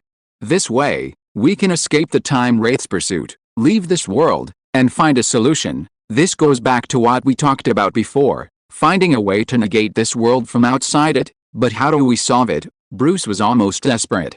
The problem in Harry's world was about timelines. If they wanted to solve it, they would inevitably have to deal with time again.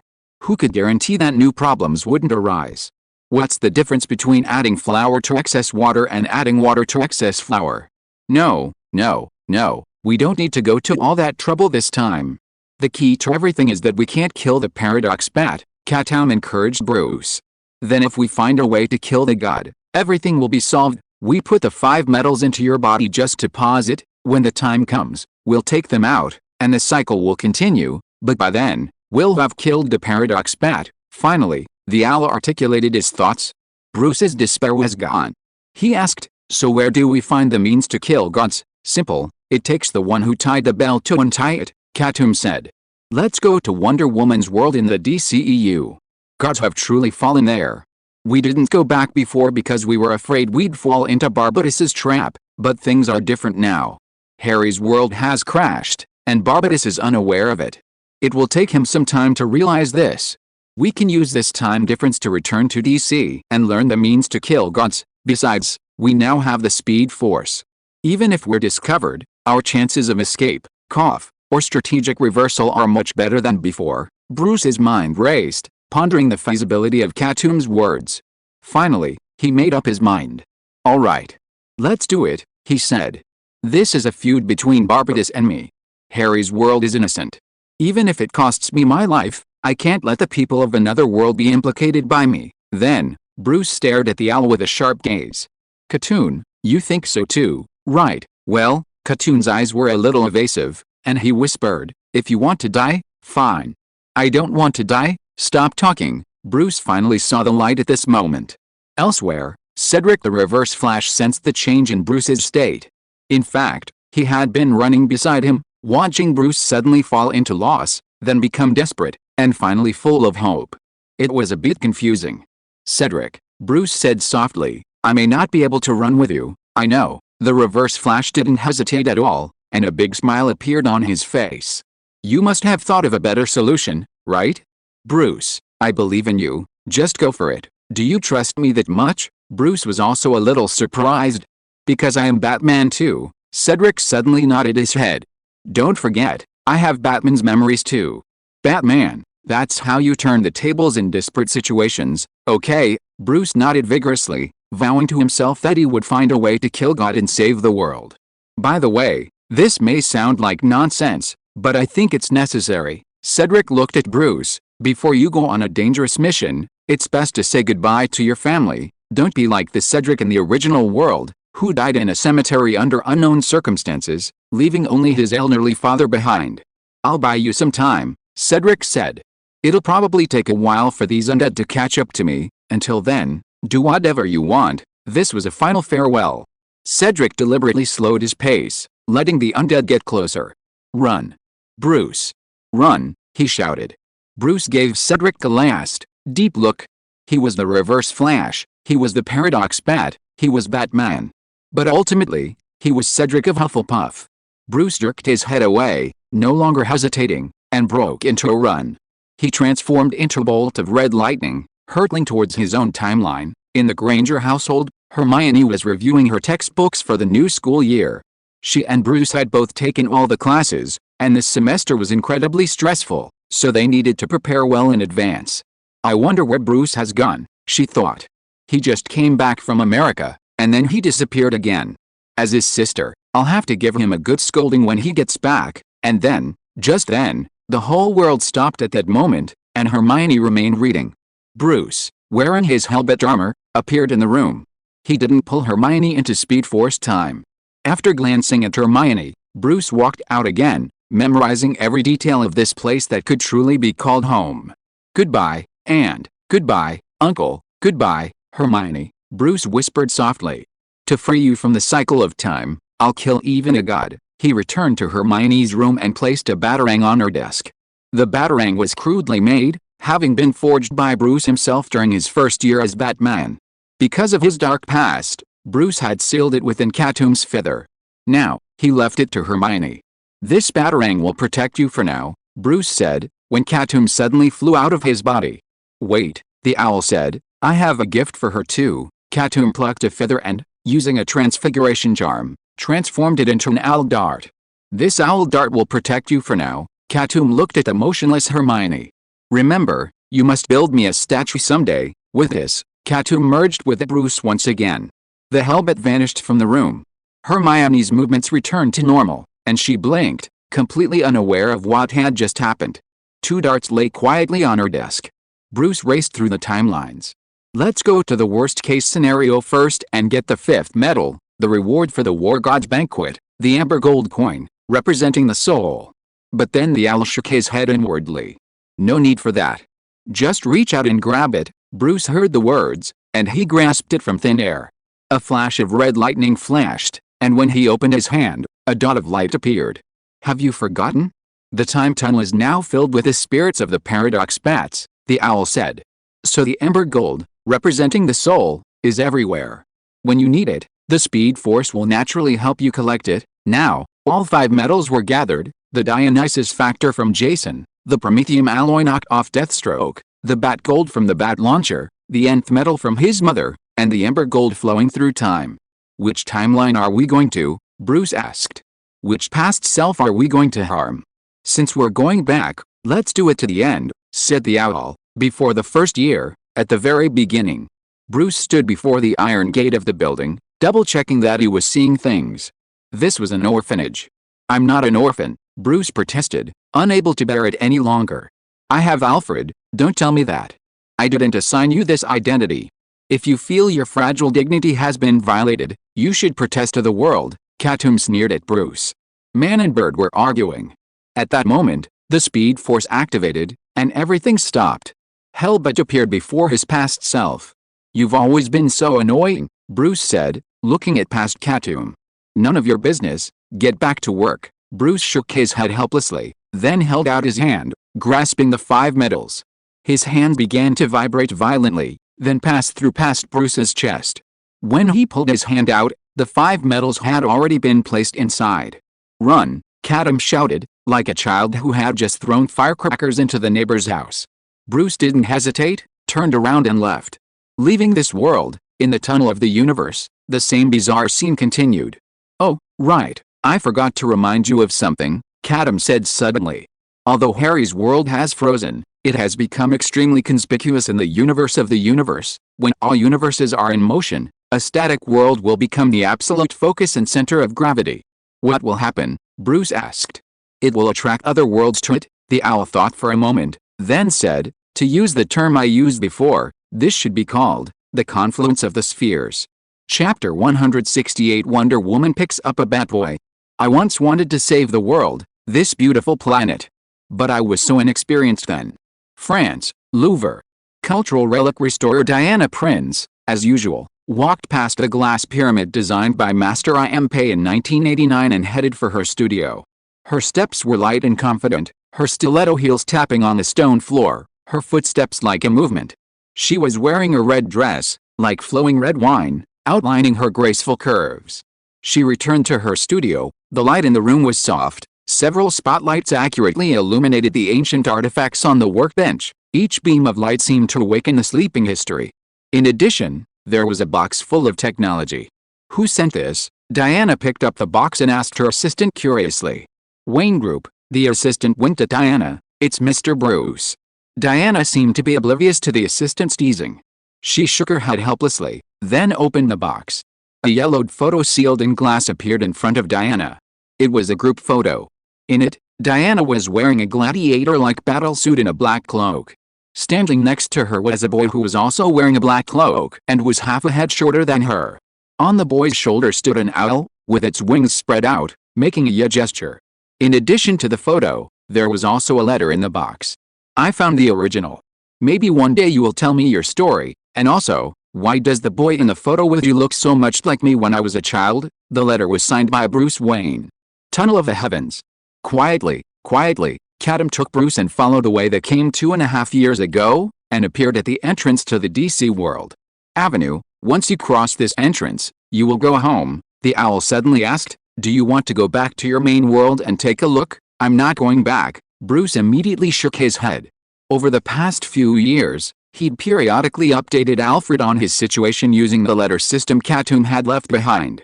Though he received no reply and couldn't see Alfred's reaction, Bruce was certain that, given the experiences he'd described in his letters, he'd be detained if he ever returned to see Alfred. The way we've returned is so disastrous, Bruce said. If Alfred saw me, he might think I'd gotten into some trouble. Katoom shook his head. We're almost in trouble. He had proactively inserted 5 medals into his past self, causing Harry's world to freeze. This was something no one could pull off. Let me see what stage the DCEU universe is in right now. Katoom thrust his head into the DC universe, his body remaining in the tunnel. A moment later, he pulled his head out. We seem a little early, Katoom said. It's only 1914 in the DCEU, not long after the Sarajevo incident. Isn't that too early? Bruce exclaimed in surprise. World War I hasn't even started yet. How about, he was about to say, why don't we just travel 100 years into the future, but then he rejected the idea. Forget it. Hadn't we learned a lesson from the previous battle with the Paradox Bat timeline?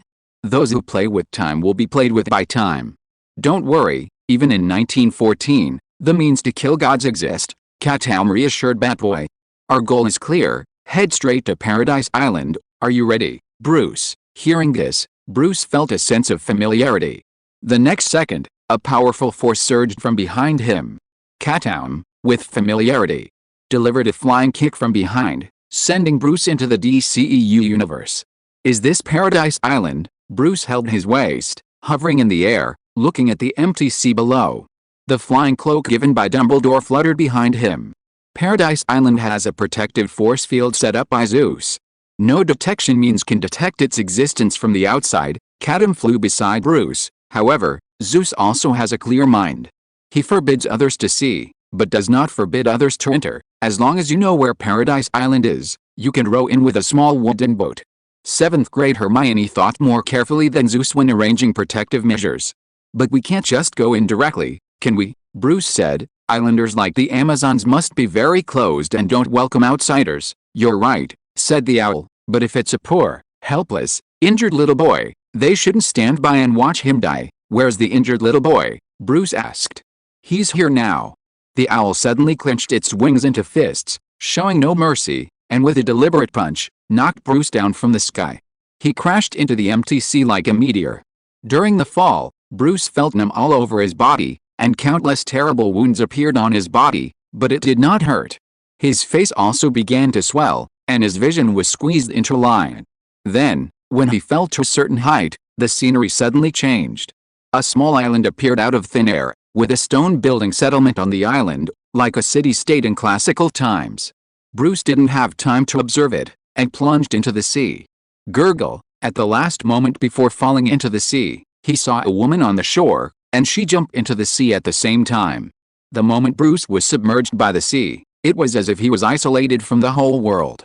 His whole body was immersed in the water, as if floating in the air, light and fluttering. The sea water poured into his ears, leaving only the sound of waves and the sound of himself slowly sinking. Damn Owl! Bruce knew why Katoom was so confident in throwing himself into the sea, because he had the hell armor on him, and he could put it on with just a thought. With the power of the deep sea, he would not die. But that was the last resort, and now was not the time. The feeling of drowning was really uncomfortable. Bruce slowly sank, the shimmering waves of the sea imprinted on his pupils, and then, a bright and beautiful face appeared in front of him. A girl was smiling at Bruce, telling him not to be afraid. Bruce wanted to speak, but the despair of drowning began to rise in his heart. He was at a loss in the water and unconsciously grabbed the girl's arm. Driven by the instinct of survival, he hugged her tightly. Then, Bruce felt a huge force prying his hands apart. The girl twisted in the water like a mermaid, grabbed Bruce's collar from the back, and swam with him all the way to the shore. At this moment, Bruce's consciousness was briefly unconscious. "Get me out quickly," he heard Zerna shouting in the Hall of Thought. "Get out!" Bruce cursed. Cough, cough, cough. Bruce spit out all the seawater in his lungs and coughed violently. On the beach, the seawater lapped against the sand in waves. The bright girl knelt beside him, looking at him with extremely curious eyes. The girl did not avoid his gaze, which made Bruce feel a little embarrassed. "Are you a man?" Bruce heard the girl say this. "Man? No, I'm not." Bruce's voice was a little hoarse. "I'm still just a boy. You fainted just now. I almost thought you would never wake up." The girl leaned forward and got closer to Bruce, wanting to observe this creature more closely. Bruce hid his body backward.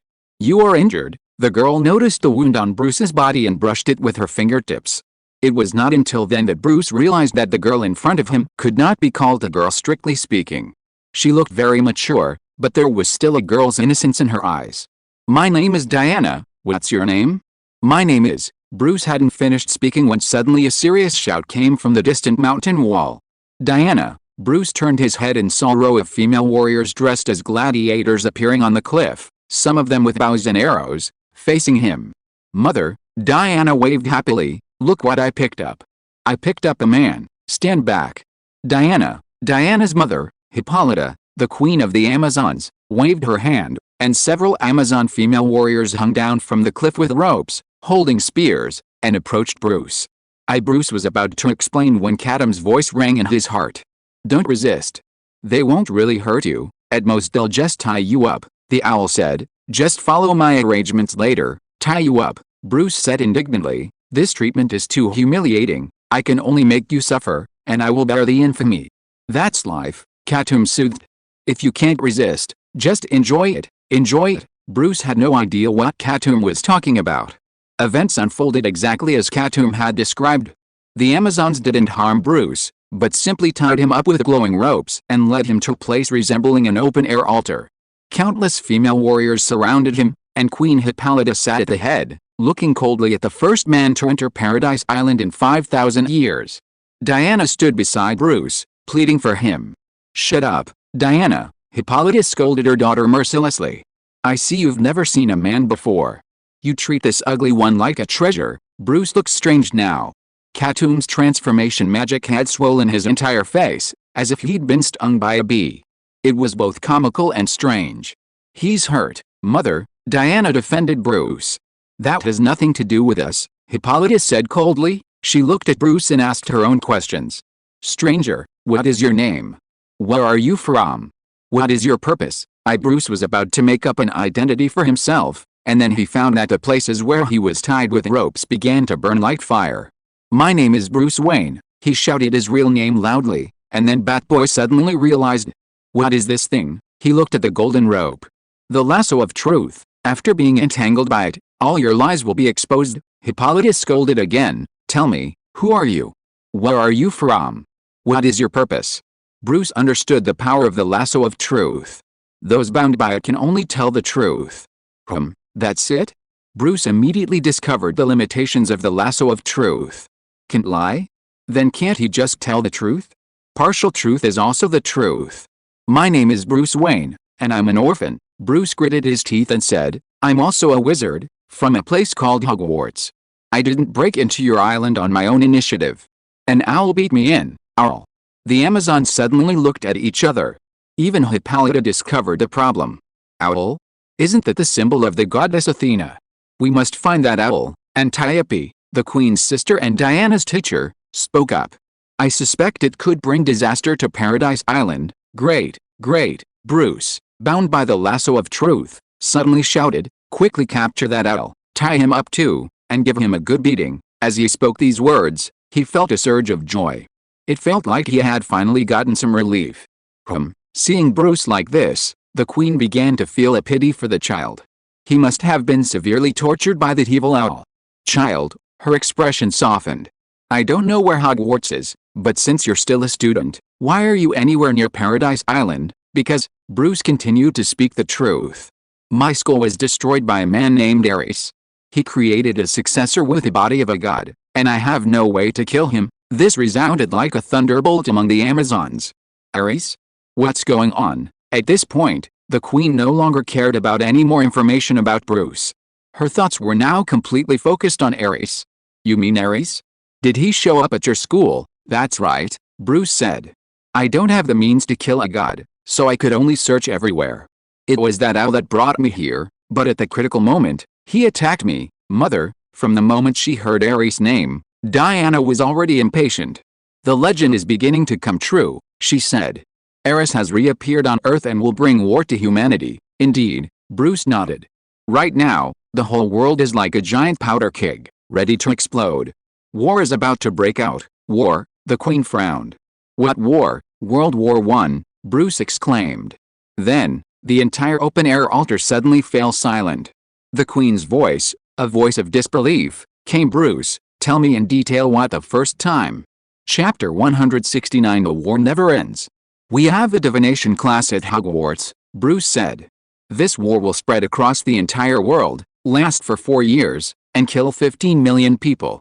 Not only that, but in 20 years, humanity will provoke another world war. By then, the number of deaths, Bruce trailed off. He was speaking the truth. This was something that would definitely happen in the future. Mother, Diana was completely impatient. It's all because of Ares. It's Ares who has bewitched humanity. He started the war, she cried urgently. We can't just sit back and do nothing. We must. Enough. Diana, the queen suddenly stopped Diana and waved her hand. That's enough for today. Take Bruce away and heal his wounds. Bruce was led away. Diana followed closely behind her mother, constantly saying, Mother, why are you still hesitating? We should send troops to help humanity. You just heard it. Tens of millions of people will die. Stop talking, Diana. The queen shook her head. I won't send troops to fight their war and leave Paradise Island unguarded, but humans are innocent. Diana couldn't understand her mother's thoughts at all. The humans created by Zeus are fair, intelligent, strong, and passionate. It is because of the existence of Ares that they are trapped in the pain of war. This was her heartfelt thoughts, but her mother didn't agree. On the contrary, Hippolyta looked at her overly naive daughter with a complicated and incomprehensible look. Diana, why are you so determined that everything is caused by Ares? Hippolyta said softly. Do you think that as long as Ares is killed, there will be no more wars in the future? That's right. Diana nodded vigorously. Alice, Hippolyta sighed and didn't want to say another word. Silly girl. In short, Diana, give up all your thoughts. Hippolyta said finally, as the queen, I order you to stay on the island and not to sneak out, and not to go to the innermost level of the weapons tower to steal the god-killing weapon, and then steal a boat from the dock to leave. After that, she waved her banner and left with the guards. Only Diana was left standing there, clenching her fists. She had made up her mind. As the night deepened, Bruce took off his clothes and was bathing in the Amazon spring water. The scars on his body gradually disappeared. Very good, everything is just as I planned. Katoom appeared beside Bruce and suddenly spoke. The current development is very different from the plot in the movie. Diana may take Bruce off the island next. Diana probably still thinks that the god-killing weapon is the broken sword called God Killer, Katoom said, but the real god-killing weapon is actually Diana herself. Yet, Bruce sank his whole body into the spring water, his nose touching the water surface and blowing bubbles. But are we going to take Diana to the Harry Potter world? He said to Katoom in his heart. It's still a little difficult to bring people with us now. Katoom patted his chest, where a small bag was hanging. If Harley grows up a little, he should be able to bring people with him. Harley is a sky comet dragon hatched by the Speed Force, nth metal and Katoom's blood. It can be used as a means of transportation in the tunnel of the heavens. In order to let little Harley thrive, Katoom specially made this ecological bag for it. Using the technology of Newt's suitcase, there is a complete ecosystem inside. The owl hung the small bag on his chest and took little Harley to travel everywhere. So we can only learn, Bruce said, there must be more than one way to kill a god. Maybe there are more powerful weapons on this island. That's true. Katoom nodded.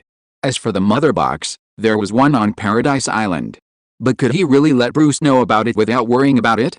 Given his personality, would he create a true Big Daddy after obtaining the mother box? Katoom expressed doubts.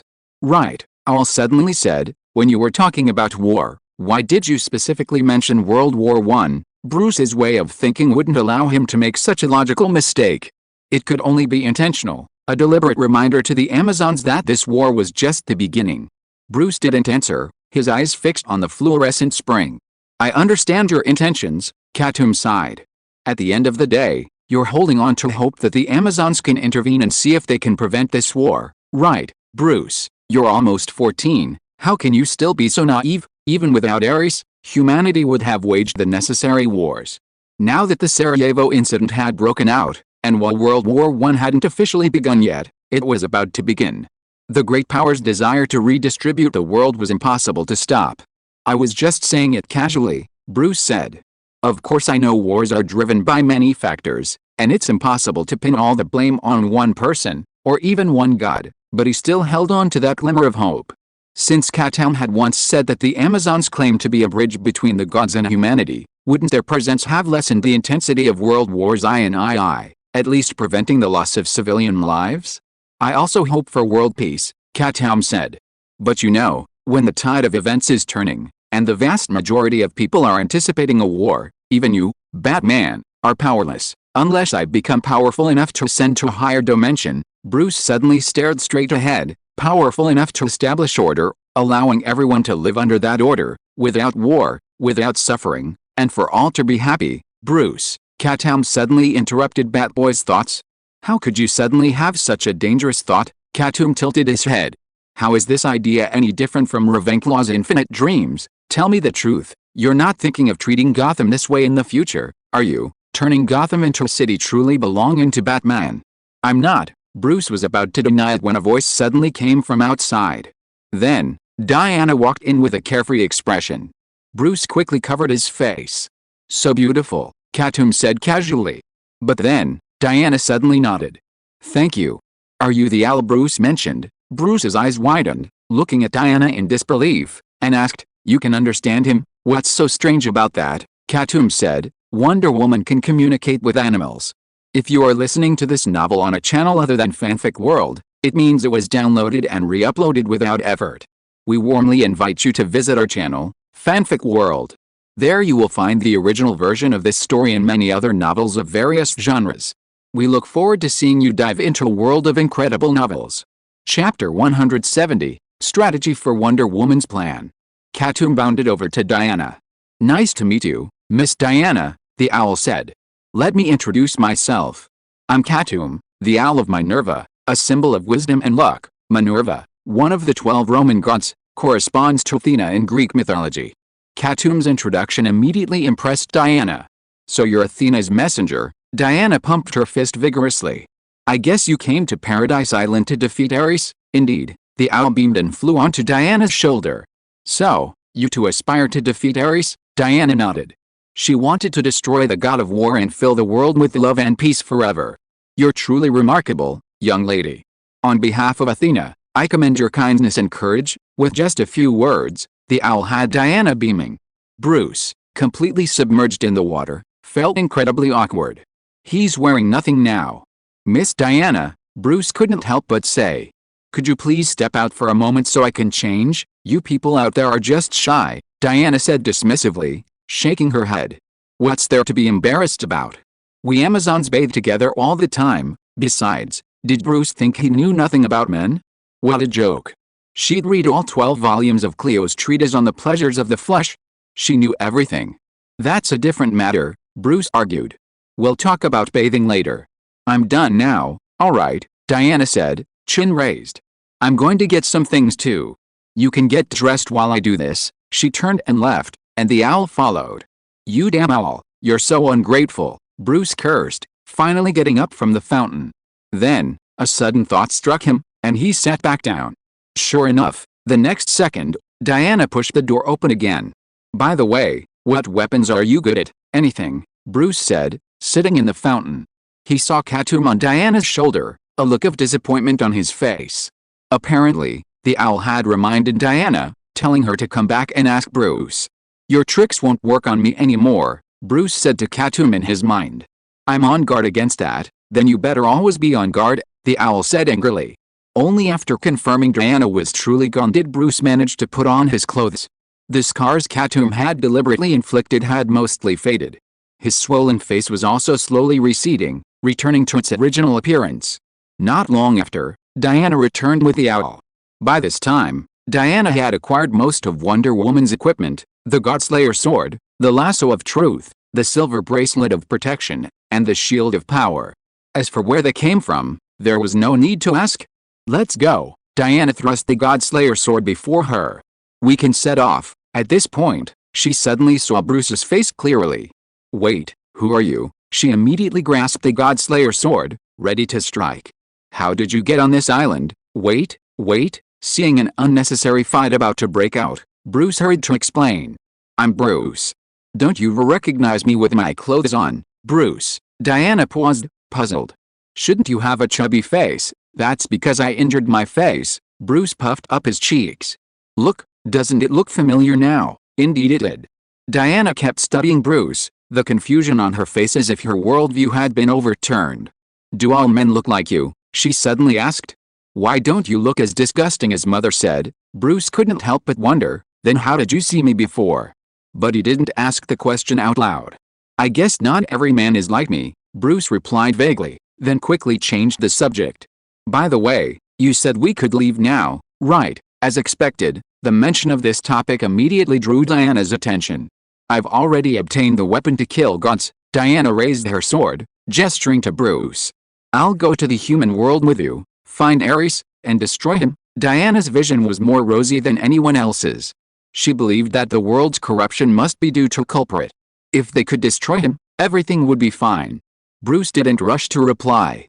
In his mind, he asked his owl, are you sure we can leave now? He had finally made it to Paradise Island, but before he'd even spent a day, he was eager to leave.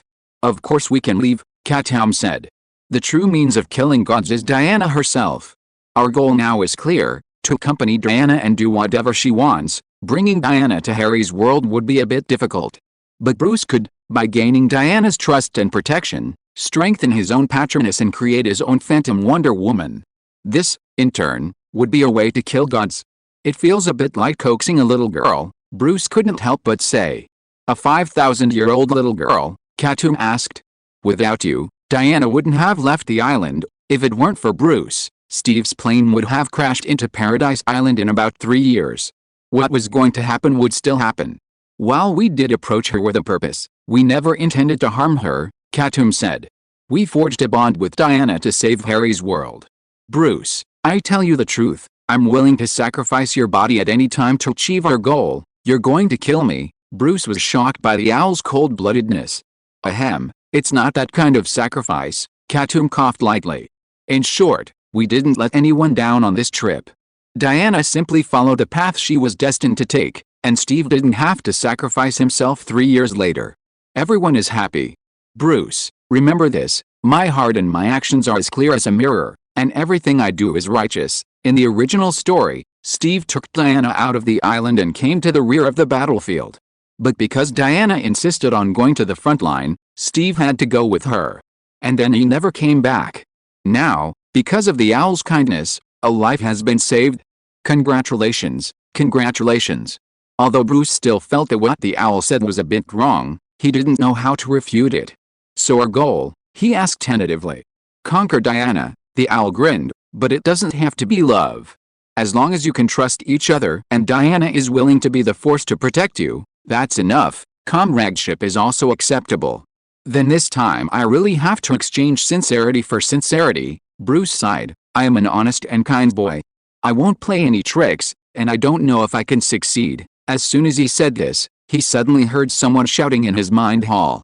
Then it's my turn, Zerna shouted loudly. Can you conquer her? Let me do it. Bruce said nothing and quietly contacted Katoom in the mind hall. It was time to work. Katoom was very efficient, and soon, Zarina's voice disappeared completely. Oh, Bruce was still sighing. I really don't want to. I don't have any confidence at all. It's okay. I have you as my military advisor. Katoom patted his chest loudly. I am knowledgeable and experienced. What kind of female owl haven't I conquered? You can rest assured with my guidance. Then it depends on you. Bruce nodded. The sincerity in exchange for sincerity just now was no joke. What Bruce needed was Diana's inner strength to protect him. This kind of thing cannot be exchanged for a false performance. Then let's accompany Diana to look for Ares all over the world, Bruce said. In fact, there is no need to look for him. We all know where he is. Due to the emergence of the Speed Force Wall, the DC world and Harry's world resonated, and the memories of the homologs overlapped. Lupin obtained Ares' memory, and in return, Ares will also obtain Lupin's memory. I remember it was Sir Patrick Morgan from England. This is the identity Ares is disguised as now, Katoom said. That's perfect. We are all familiar with England, so let's take Diana there, go directly to face the big boss. Either the two sides will fight as soon as they meet, or sit down and talk. Can Diana beat Ares? Bruce was a little skeptical. I don't look down on Diana, but the strength she shows now may not even be able to beat Paradox Bats. If you can't beat her, just explode, Katoom said. As long as you and Diana can establish a bond, when the most dangerous moment comes, I will cut you into 5 pieces and throw your body in front of Diana. I just don't believe she can't defeat Ares like this. Owl's plan might sound cold-blooded, but with the illusion spell, it wasn't impossible. After a moment's reflection, Bruce offered a realistic response. Why don't you just die? Bruce said to Katoom. Let me crush you in front of me. Maybe I can explode and become some kind of super Batman. Don't worry, don't worry. It's not something we can consider, Owl said with a grin. If you really want it, you can have it, alright. Bruce stopped rambling with Owl. He decided to earn Diana's trust with his sincerity and gain her protective power. Alright, let's go. Leave this island, Bruce said to Diana. You should have a foolproof plan. Right, I do. Diana clenched her fists. It's a plan I came up with myself. Let's go to the docks and steal a ship. Chapter 171 I have no father and no mother. Diana's plan was incredibly thorough. At least when Bruce saw the small raft, he felt the urge to turn back to Paradise Island and never leave. Are you sure we can swim across the ocean with this? Bruce asked, surprised. Will it capsize in the slightest storm? Amazon boats don't capsize, Diana said confidently. Besides, even if they do, it doesn't matter. I have many friends in the sea who can take us to shore. Wonder Woman's superpower is the ability to communicate with animals, including fish. After so many years on Paradise Island, she's known every fish around. Catching one, she can chat with it about its ancestors. Katoom, Bruce thought, perplexed. Didn't you tell me before that one of the Justice League superheroes' main power is the ability to communicate with fish? You're insulting Aquaman again, Katoom suddenly warned. I'm an Aquaman fan, watch your words. Bruce was stunned. What had he said? Wasn't it Katoom the Owl who constantly mocked Aquaman's abilities? How dare he call himself an Aquaman fan? Katoom was still furious, even if this time was an innocent mistake. The next time I hear you insult Aquaman, I'll teach you a lesson on behalf of Aquaman. No one could insult an owl's favorite superhero. By then, Diana had already dragged the boat out, lifting it above her head with one hand, needing no help. Alright, she clapped her hands, excitedly saying, we can go, but Bruce suddenly said, are you sure you want to leave now? He pointed outside the dock. Without saying goodbye to your family, Diana looked in the direction Bruce pointed. and her expression froze. Her mentor and Antiope, stood quietly on a high ground not far away. The moonlight cast a warm glow on Diana. Antiope, Diana was suddenly at a loss, like a child caught doing something unbeknownst to her parents. After much hesitation, she cautiously approached. "Are you here to take me back?" Diana asked, her head bowed. "Did your mother send you?" "Yes and no." Antiope suddenly smiled, reaching out and caressing Diana's face. "Your mother did send me, yes, but not to take you back," she said. "You're determined to leave, and I can't stop you. And once you leave, it'll be difficult for you to return to this island." Diana was incredulous. Hadn't her mother just forbidden her to leave? How could she stop you from doing what you truly wanted? She simply felt that humans weren't worthy of you. She should be somewhere, silently watching over you. Antiope lowered her head, removed the crown from her head, and placed it on Diana's head. "It fits quite well," she said with a smile. Diana reached out, her fingertips touching the crown on her forehead, a warm power spreading through her. "Remember, fight for those who cannot fight," Antiope concluded. "Don't let all your years of perseverance go to waste." "I will." At that moment, Diana's previous resentment towards her mother, her mentor, and her people completely vanished. She suddenly threw herself into Antiope's arms and hugged her tightly. Good child," Antiope gently patted Diana's back, just like when he coaxed her to sleep as a child. Inside the dock, Bruce and Katoom watched the scene from afar. "You're envious, right?" Owl suddenly said. "When you left Gotham, no one saw you off." "I don't know who it was for." Bruce curled his lips, his heart calm. His heart had long been tempered and would not be broken by a few words. Diana had finished saying goodbye to her family. She raised her head and waved in a deserted direction. She had a feeling her mother was watching her from there. The 5,000-year-old girl, about to leave her hometown for the first time, wiped the tears from her eyes and, with a determined expression, returned to the dock. "Let's go," she said. "Let's go kill Ares." "Okay, Captain." Bruce nodded. "We will definitely succeed, Captain," Diana said in surprise. "What are you thinking?" "Of course you will drive the boat." The boat shook and slowly left Paradise Island. After passing through Zeus's protective force field, the silhouette of Paradise Island disappeared. Diana looked back and could no longer see her hometown. "I'm actually not very good at driving this kind of boat." On the other side of the boat, Bruce was paddling. "If it's a yacht, I can drive it." Katoom stood behind Bruce and suddenly flapped his wings. "Hurry up and work," said the owl. "If you dare to be lazy again, I will whip you." "Shut up," Bruce cursed. In reality, they couldn't really cross the sea by paddling. As long as they moved a little further away from Paradise Island, the boat would enter the ocean current, and with the power of nature, they could easily drift to the coast. Bruce could finally rest. Although he wasn't very tired. Just then, Diana untied the package behind her, and with a clang, a sword and shield fell out. "This is what I prepared for you," she said to Bruce. "It's not as good as what I have, but it's considered the top-tier Amazonian weapons." Bruce picked up the sword, officially becoming a melee wizard. But he didn't need a shield. "I have a shield." Bruce reached out and pulled a shield from Katoom's feathers.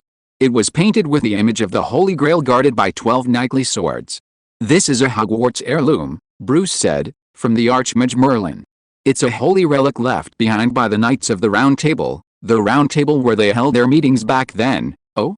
Diana naturally believed Bruce's nonsense. "This shield does look extraordinary.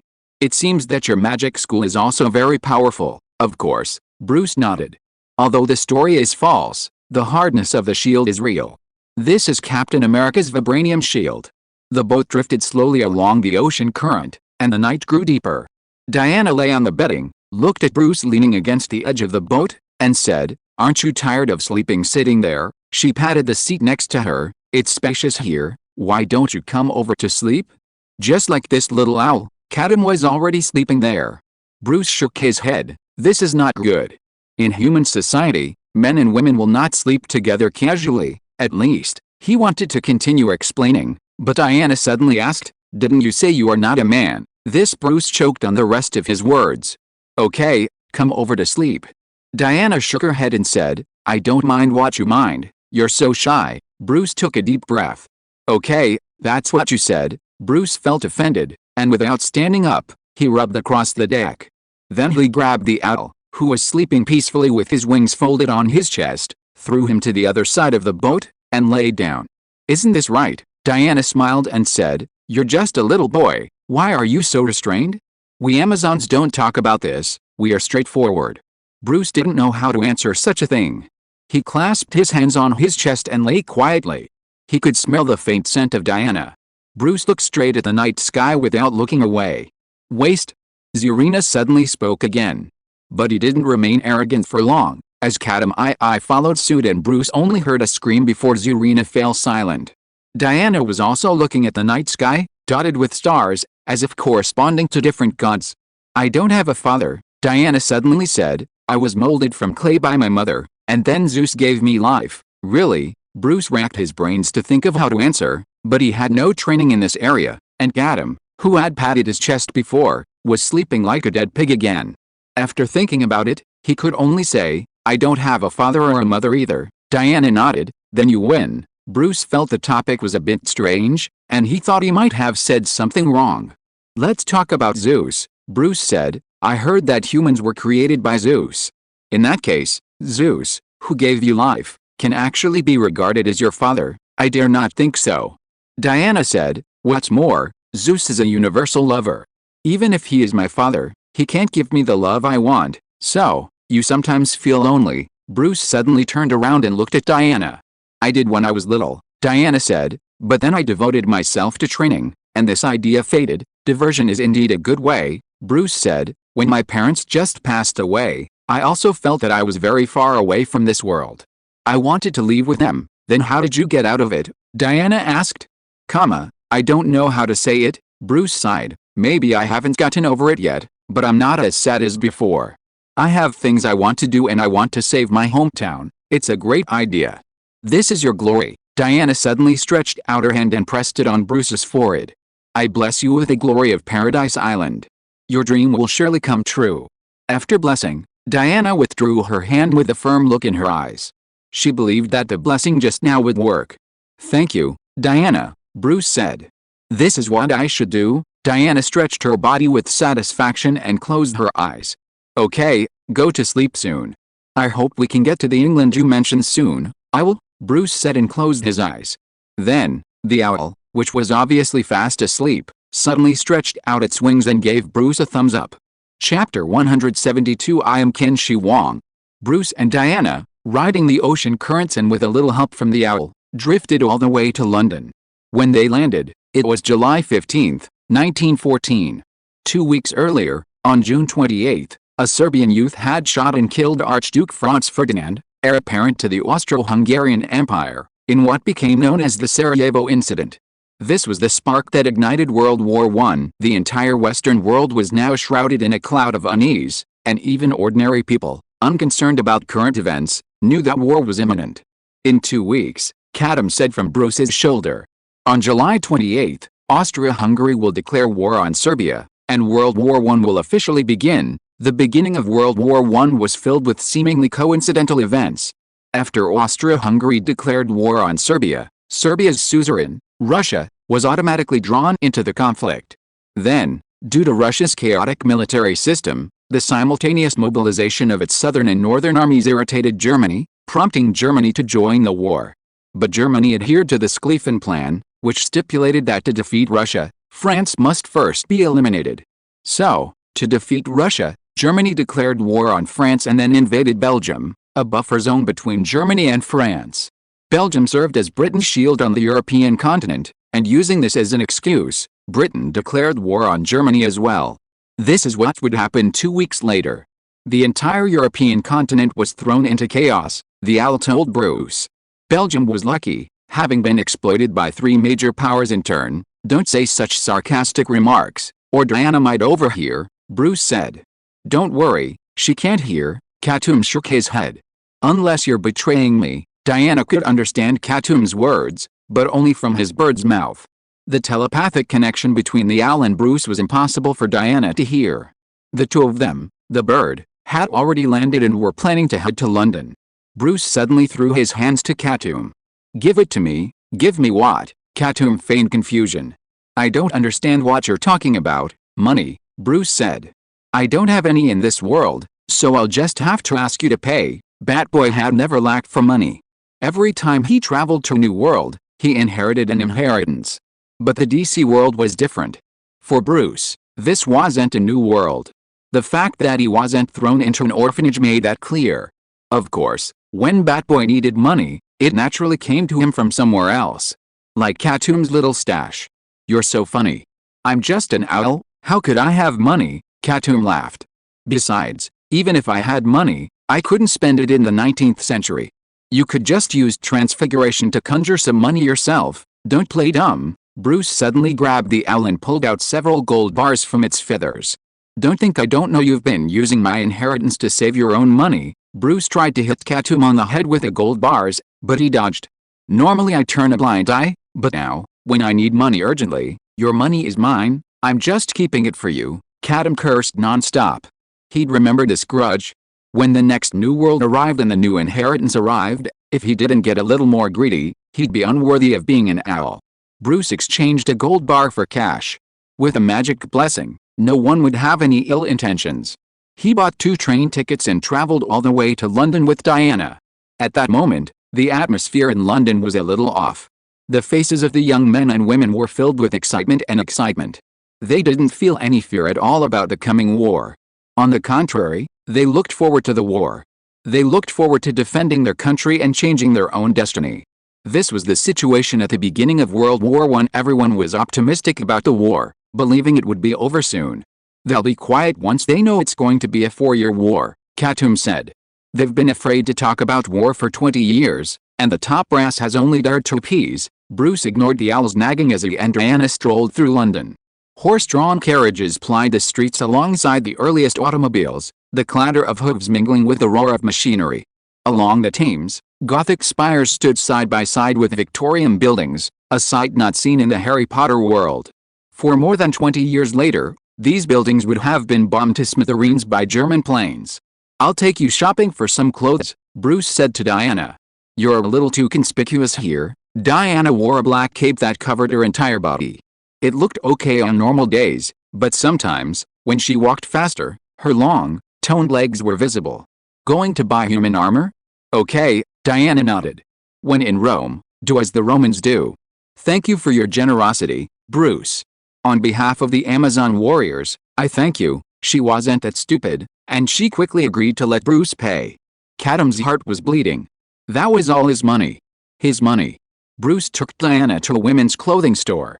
With his youthful appearance, he wasn't chased away by the clerk. But even so, shopping for clothes with Diana wasn't easy. She didn't know what a bra, a corset, or stockings were. She'd often walk out of the dressing room mid-getting, asking Bruce why her clothes looked so strange. The clerk couldn't stop her. Fortunately, there were no other men in the store, so Bruce bore the pain alone. "Is your sister from another country?" One of the clerks couldn't help but ask Bruce as Diana changed. It was a natural suspicion. Diana acted like a country girl from a colonial colony. "That's about right," Bruce said. "From a small island," the clerk nodded, not with disdain, but rather with envy. "How wonderful. Just arrived in London and already able to buy such expensive clothes." She must have climbed the social ladder, rising to the top. A clerk like her, working in a shop like that for a month, wouldn't be able to afford even a single piece of clothing. Diana tried on many pieces, and Bruce finally bought them all. Katoom had plenty of pocket money anyway, so he didn't feel bad about spending it. "Next, let's find a hotel." Bruce looked at the crowded streets of London. These were special times, and London was considered a major city, gathering almost all the forces of power. He wondered if he could find a suitable hotel. Of course, he couldn't, so Bruce used his money again to secure 2 vacant rooms at a hotel. The hotel lobby had been transformed into a tavern, bustling with people of all stripes. Bruce heard someone boasting loudly, "I just got back from the Far East." The man, with his prominent hairline and his flamboyant speech, was quite striking. Several drinkers were listening intently to his story. He burped and began, "Thousands of years ago, there was an emperor in the East who conquered the known world and gathered all its treasures." One drinker countered, "Like the Alexander of the East." "Yes, the Alexander of the East," the man said. "He once sent out a fleet in search of the elixir of immortality." Someone else quickly pressed, "And then what?" "And then? Some say he never found it and died, but that's bullshit." The Emperor is still alive. I met him and we became good brothers. Is this true? The drinker's eyes lit up.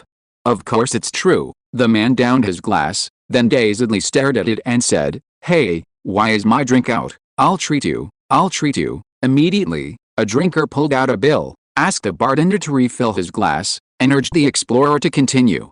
"Tell me, what happened after you became brothers with the Emperor?" "Well, he survived, but he lost all his troops," the explorer said, sipping his wine.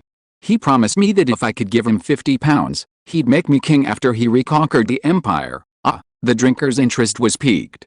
"Did you give it to me?" "No," the explorer sighed. "I didn't have 50 pounds at the time. I missed this opportunity." Sighs echoed around them. Some of the drinkers even started to have second thoughts. 50 pounds was a lot, but he could still come up with it if he gritted his teeth. Bruce saw it all. "They're all a bunch of fools," Bruce said, shaking his head. "They fell for such an obvious lie." "Who said he was lying?" Katoom suddenly said. "There really was an emperor in the East named Qin Shi Huang, and he actually live to this day." "Huh?" Bruce was truly shocked. He quickly demanded, "Is it true?" "Of course it is," Katoom said. "How about this? Return my gold bars to me, and I'll tell you where Qin Shi Huang is." "Screw you." Bruce finally realized the owl was lying again. He turned and walked up the stairs to his room. The owl followed behind, flapping its wings and shouting, "Don't go. I'm not kidding you. I am Qin Shi Huang." After resting for about half an hour, Bruce and Diana went downstairs. After all, they weren't here for vacation, they had business to attend to. "Let's go straight to Ares," Diana said. "Didn't you say he destroyed your school? Then let's go to your school first, maybe we can find some clues about Ares." How could Bruce take Diana to Hogwarts?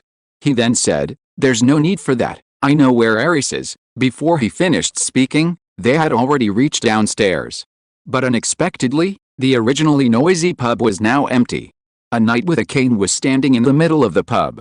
Seeing Bruce and Diana, he raised his glass to them. He smiled and said, "You just came down. I've been waiting for you for a long time." Bruce's pupils suddenly contracted. He recognized this person. Lupin, or rather, Ares. Chapter 173. I knew you hundreds of thousands of years ago. Bruce. Diana noticed something was amiss with Bruce. Batboy tensed, as if he'd faced the most formidable foe he'd ever faced. This must be Diana, right? Ares's behavior perfectly suited his position. Like an old-fashioned English gentleman, he bowed to Diana, a lady. "Let me introduce myself. I'm Ares," he said. "I'm your brother. We're family." But before he could finish, Diana didn't even let Ares finish before lunging at him. She had been carrying the Godslayer sword on her back, but now, with both hands clenched, she lunged at Ares. Ares smiled and held out 2 fingers. Then, he firmly grasped the Godslayer sword between his fingers. Diana froze for a moment, her whole body straining to wrench the Godslayer sword from Ares's grasp.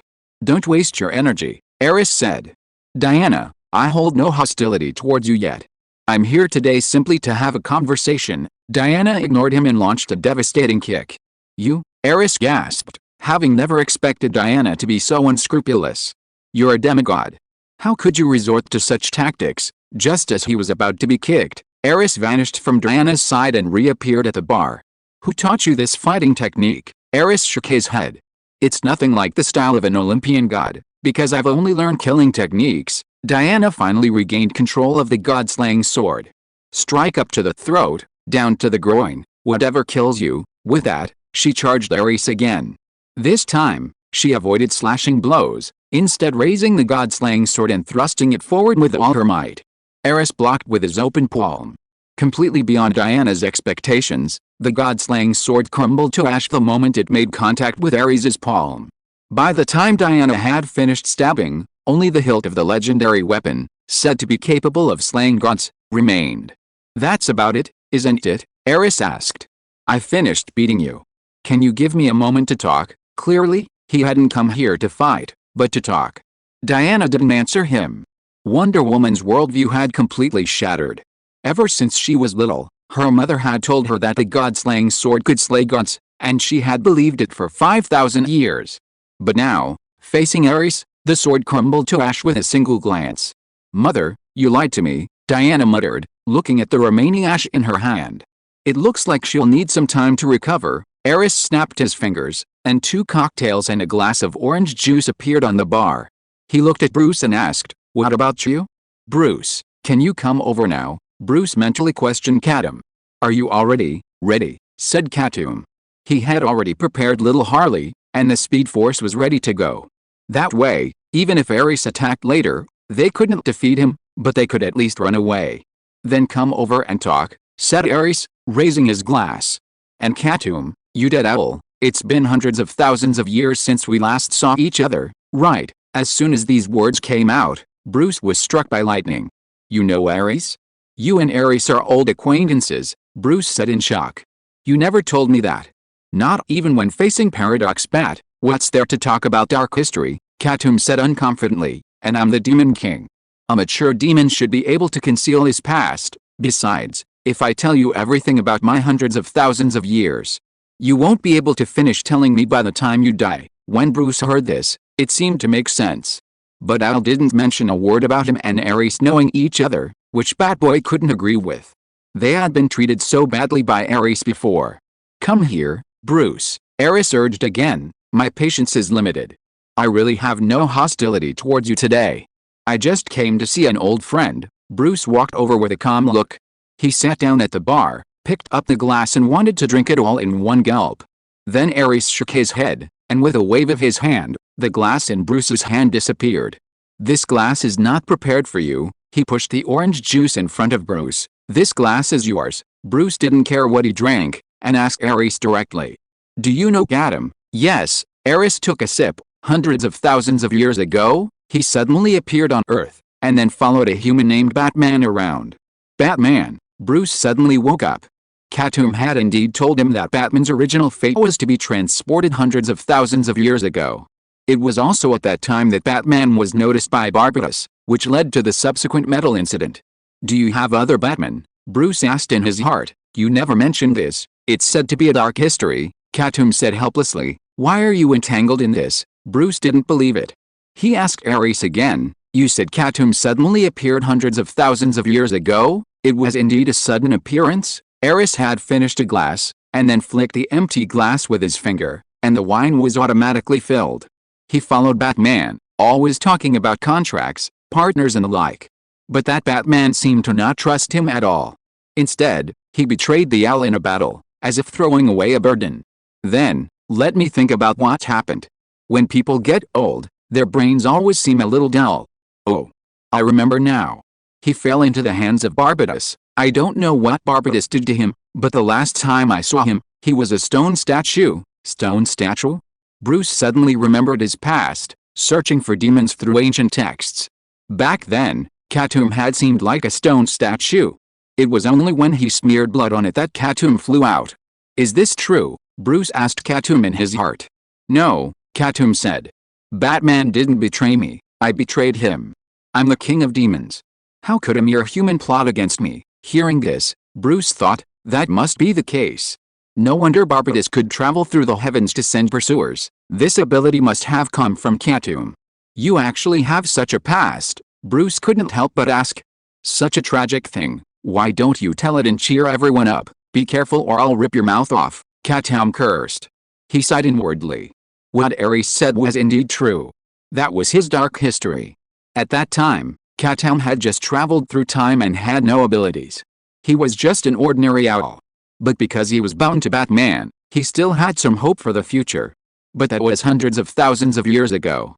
The Batman he met was the Batman who had defeated Darkseid, the complete Batman. Moreover, having suddenly traveled hundreds of thousands of years ago, he was more suspicious than anyone else. He was extremely wary of the owl that had inexplicably been following him. In short, it was a very unpleasant experience. As for Eris's talk about falling into the hands of Barbatos and being turned into a stone statue, that was not the case. Katoom used some ancient methods to turn himself into a stone statue. He knew that he was bound to Batman, and even if he sealed himself away, they would eventually meet again. Things turned out just as he expected.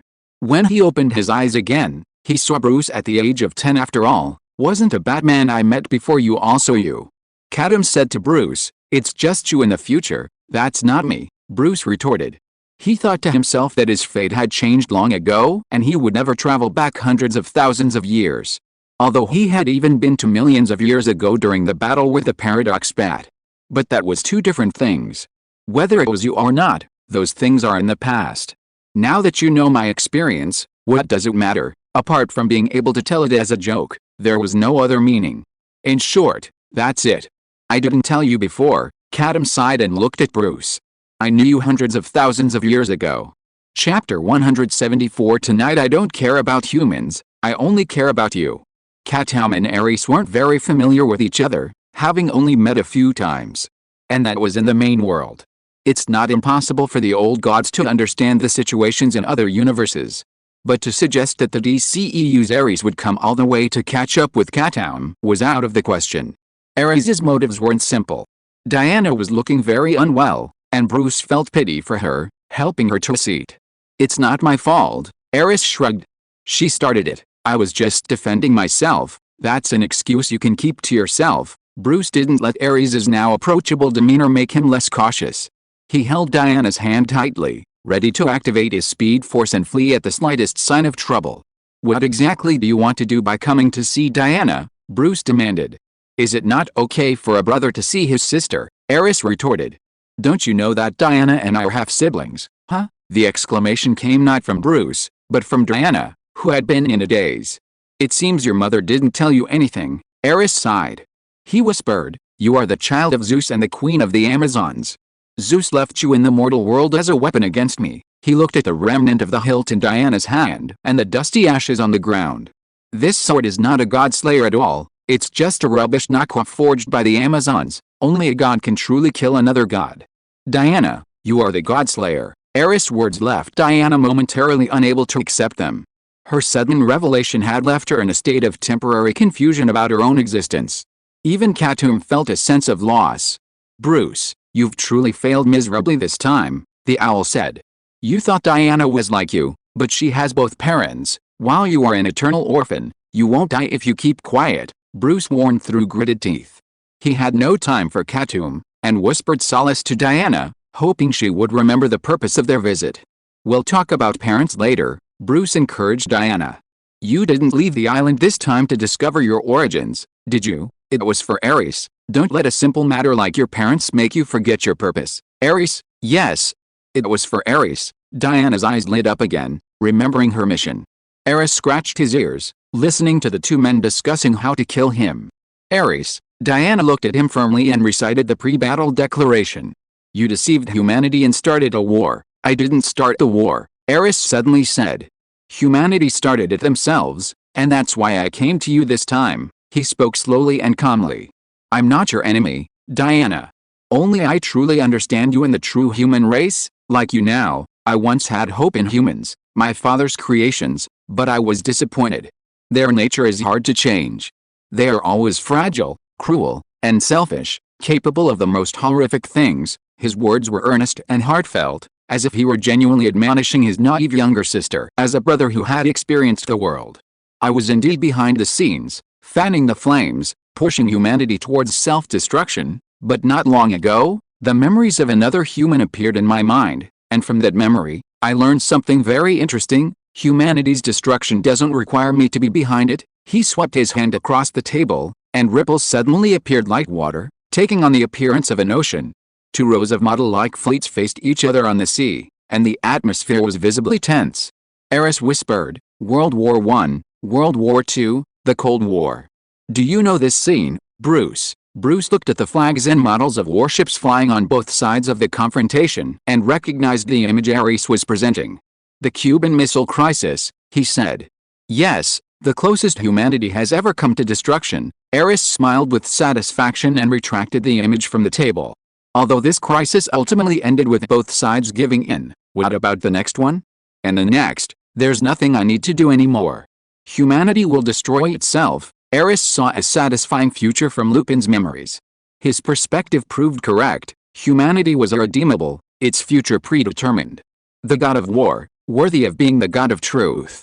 So, I've halted all my planned actions. I simply want to quietly observe society's decline into an endless abyss. Ares finally revealed the purpose of his journey. But, you two are so intent on killing me that it's giving me a headache.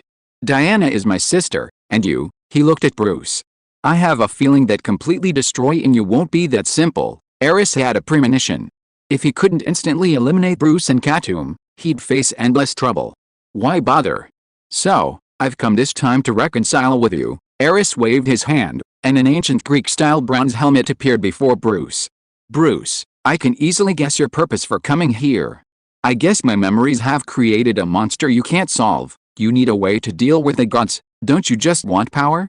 "Never mind, I'll give it to you," Eris said sincerely. "This helmet, once worn, will grant you 10 times the power of a god of war. It's more than enough to defeat that monster." Bruce stared at the helmet, speechless for a moment. Diana whispered anxiously in his ear, "You can't wear it, Bruce. This is all Ares' trick. He lured humanity into corruption, and now he's trying to do it again." But there was no need for her persuasion. Bruce simply didn't want to wear it. He gestured to Diana to calm down, whispering, "Don't worry, I'll never wear it while I'm with you." There was no ambiguity in his words. Eris sighed. "Diana, I've made it so clear, and you still think humans are inherently kind." "Humans are inherently kind," Diana said without hesitation. "Although there are some ambitious people among humans, the vast majority of humans pursue a peaceful and beautiful life. Helping them realize this wish is my mission." Eris finally gave up trying to persuade Diana. "You're stubborn," he said. "Since you want to grant humanity's wishes, I'll grant you that." As he finished speaking, a citron suddenly appeared in Ares' hand. "This is," Katoom instantly recognized it. The mysterious citron from Wonder Woman 1984, capable of granting any human wish. Where had Ares found it?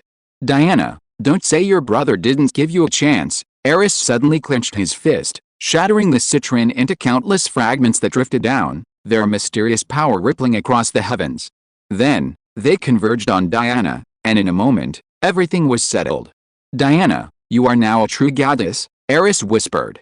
"You can grant any human wish and become the most beautiful symbol in the world. Now, experience for yourself just how truly kind humanity can be. By the way, I'll help you spread the word about your wish-granting ability. A goddess like you is enough to make the whole world go to war for you." After saying these words, Ares chuckled softly and vanished from the tavern. As he'd said, he had come with no ill intentions. Instead, he brought gifts for Bruce and Diana, a helmet with 10 times the power of a god of war, and the ability to grant wishes. Is Ares crazy? Katoom was stunned. He's also going to bet on the darkness of human nature? He wants to win too. Stop talking like that, Bruce quickly silenced Katoom. Diana looked very wrong. She clutched her head, a look of terror on her face, her whole body trembling. What's wrong with you, Diana? Bruce was at a loss for words, only to see Diana huddled helplessly. Voices, I hear voices, Diana murmured. So many voices, they're praying. They're making wishes. She could hear countless voices, a cacophony of voices, constantly drilling into her ears, growing louder by the second. Diana covered her ears with her hands, but it was no use. She could hear everything. Diana, look at me, look at me. Bruce grabbed Diana's arm, trying to stop her trembling, but Diana was much stronger than Bruce, and after several struggles, she almost threw him away. He could only increase his voice to try to drown out the sounds Diana was making. Listen to me, Diana. The words, almost a roar, finally reached Diana's ears.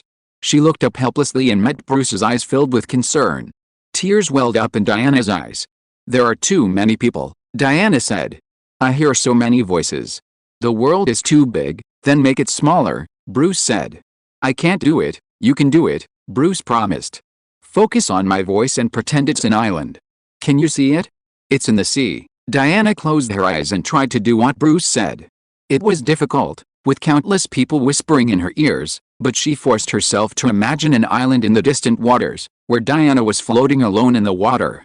I see it, Bruce's voice encouraged her. Swim towards it. She imagined herself swimming towards that wonderful place, leaving behind all the discordant sounds and sights in the world. Diana's heart slowly settled, and the uncontrollable noise began to fade away. Her breathing began to steady, and she withdrew from her previous state of panic. Finally, she returned to her most normal state.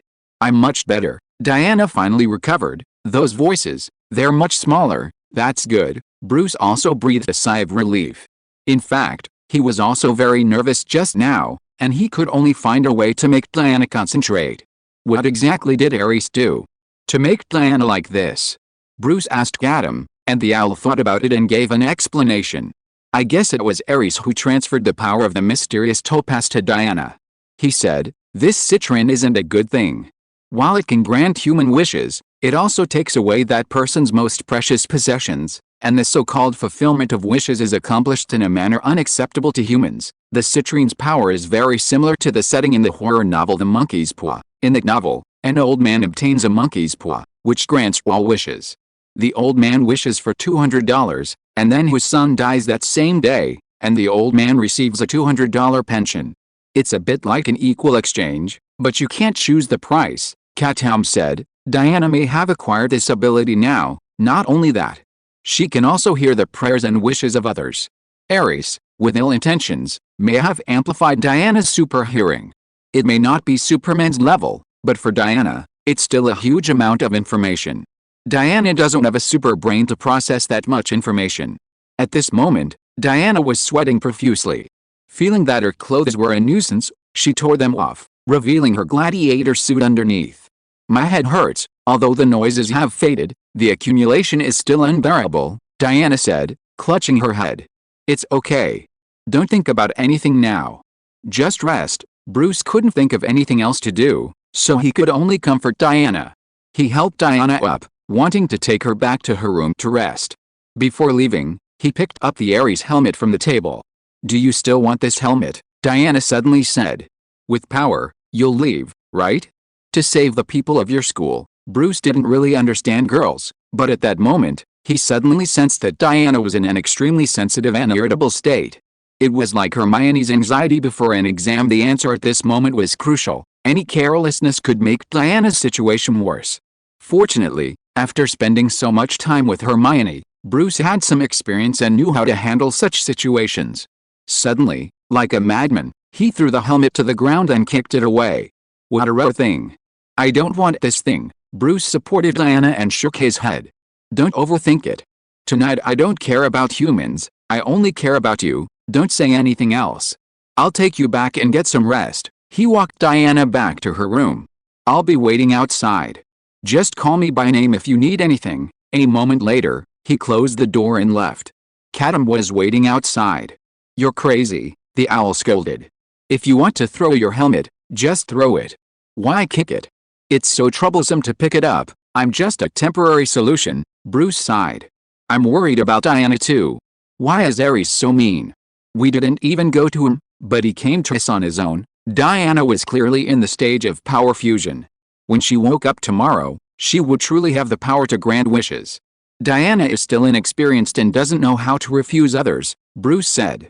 If she found out she could grant someone's wish, she wouldn't think too much about it and would just agree. She would agree to even unreasonable wishes.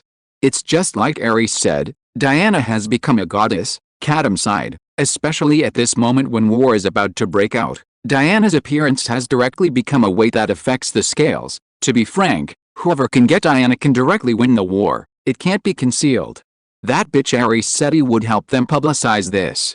I'm afraid that this night, the heads of state of all countries will receive dreams from the god of war, saying that a goddess has come to the world and can fulfill everyone's wishes. Maybe Ares will even tell them what Diana looks like. Back then, Greece and Troy fought a 10-year war for a beautiful woman named Helen. Katoom looked at Diana's room. Now Diana's value is much greater than Helen. At that moment, Owl thought of many terrifying things. What was the current world situation? War was about to begin. It wasn't hard to predict that many people would wish for victory, or even greater benefits. Given the strange way Citron granted wishes, Katoom had reason to suspect it would summon some incredibly powerful being to directly strike down war on the battlefield. These might include aliens, psychics, future beings, robots, underwater beings, and the like. The DC universe was in no shortage of such creatures. What do we do next? Bruce said. Our original goal was to find a way to kill the gods, but now the situation has spiraled even further out of control. Diana would undoubtedly suffer the most. She would watch helplessly as she diligently sought to fulfill everyone's wishes, only for the world to spiral downwards.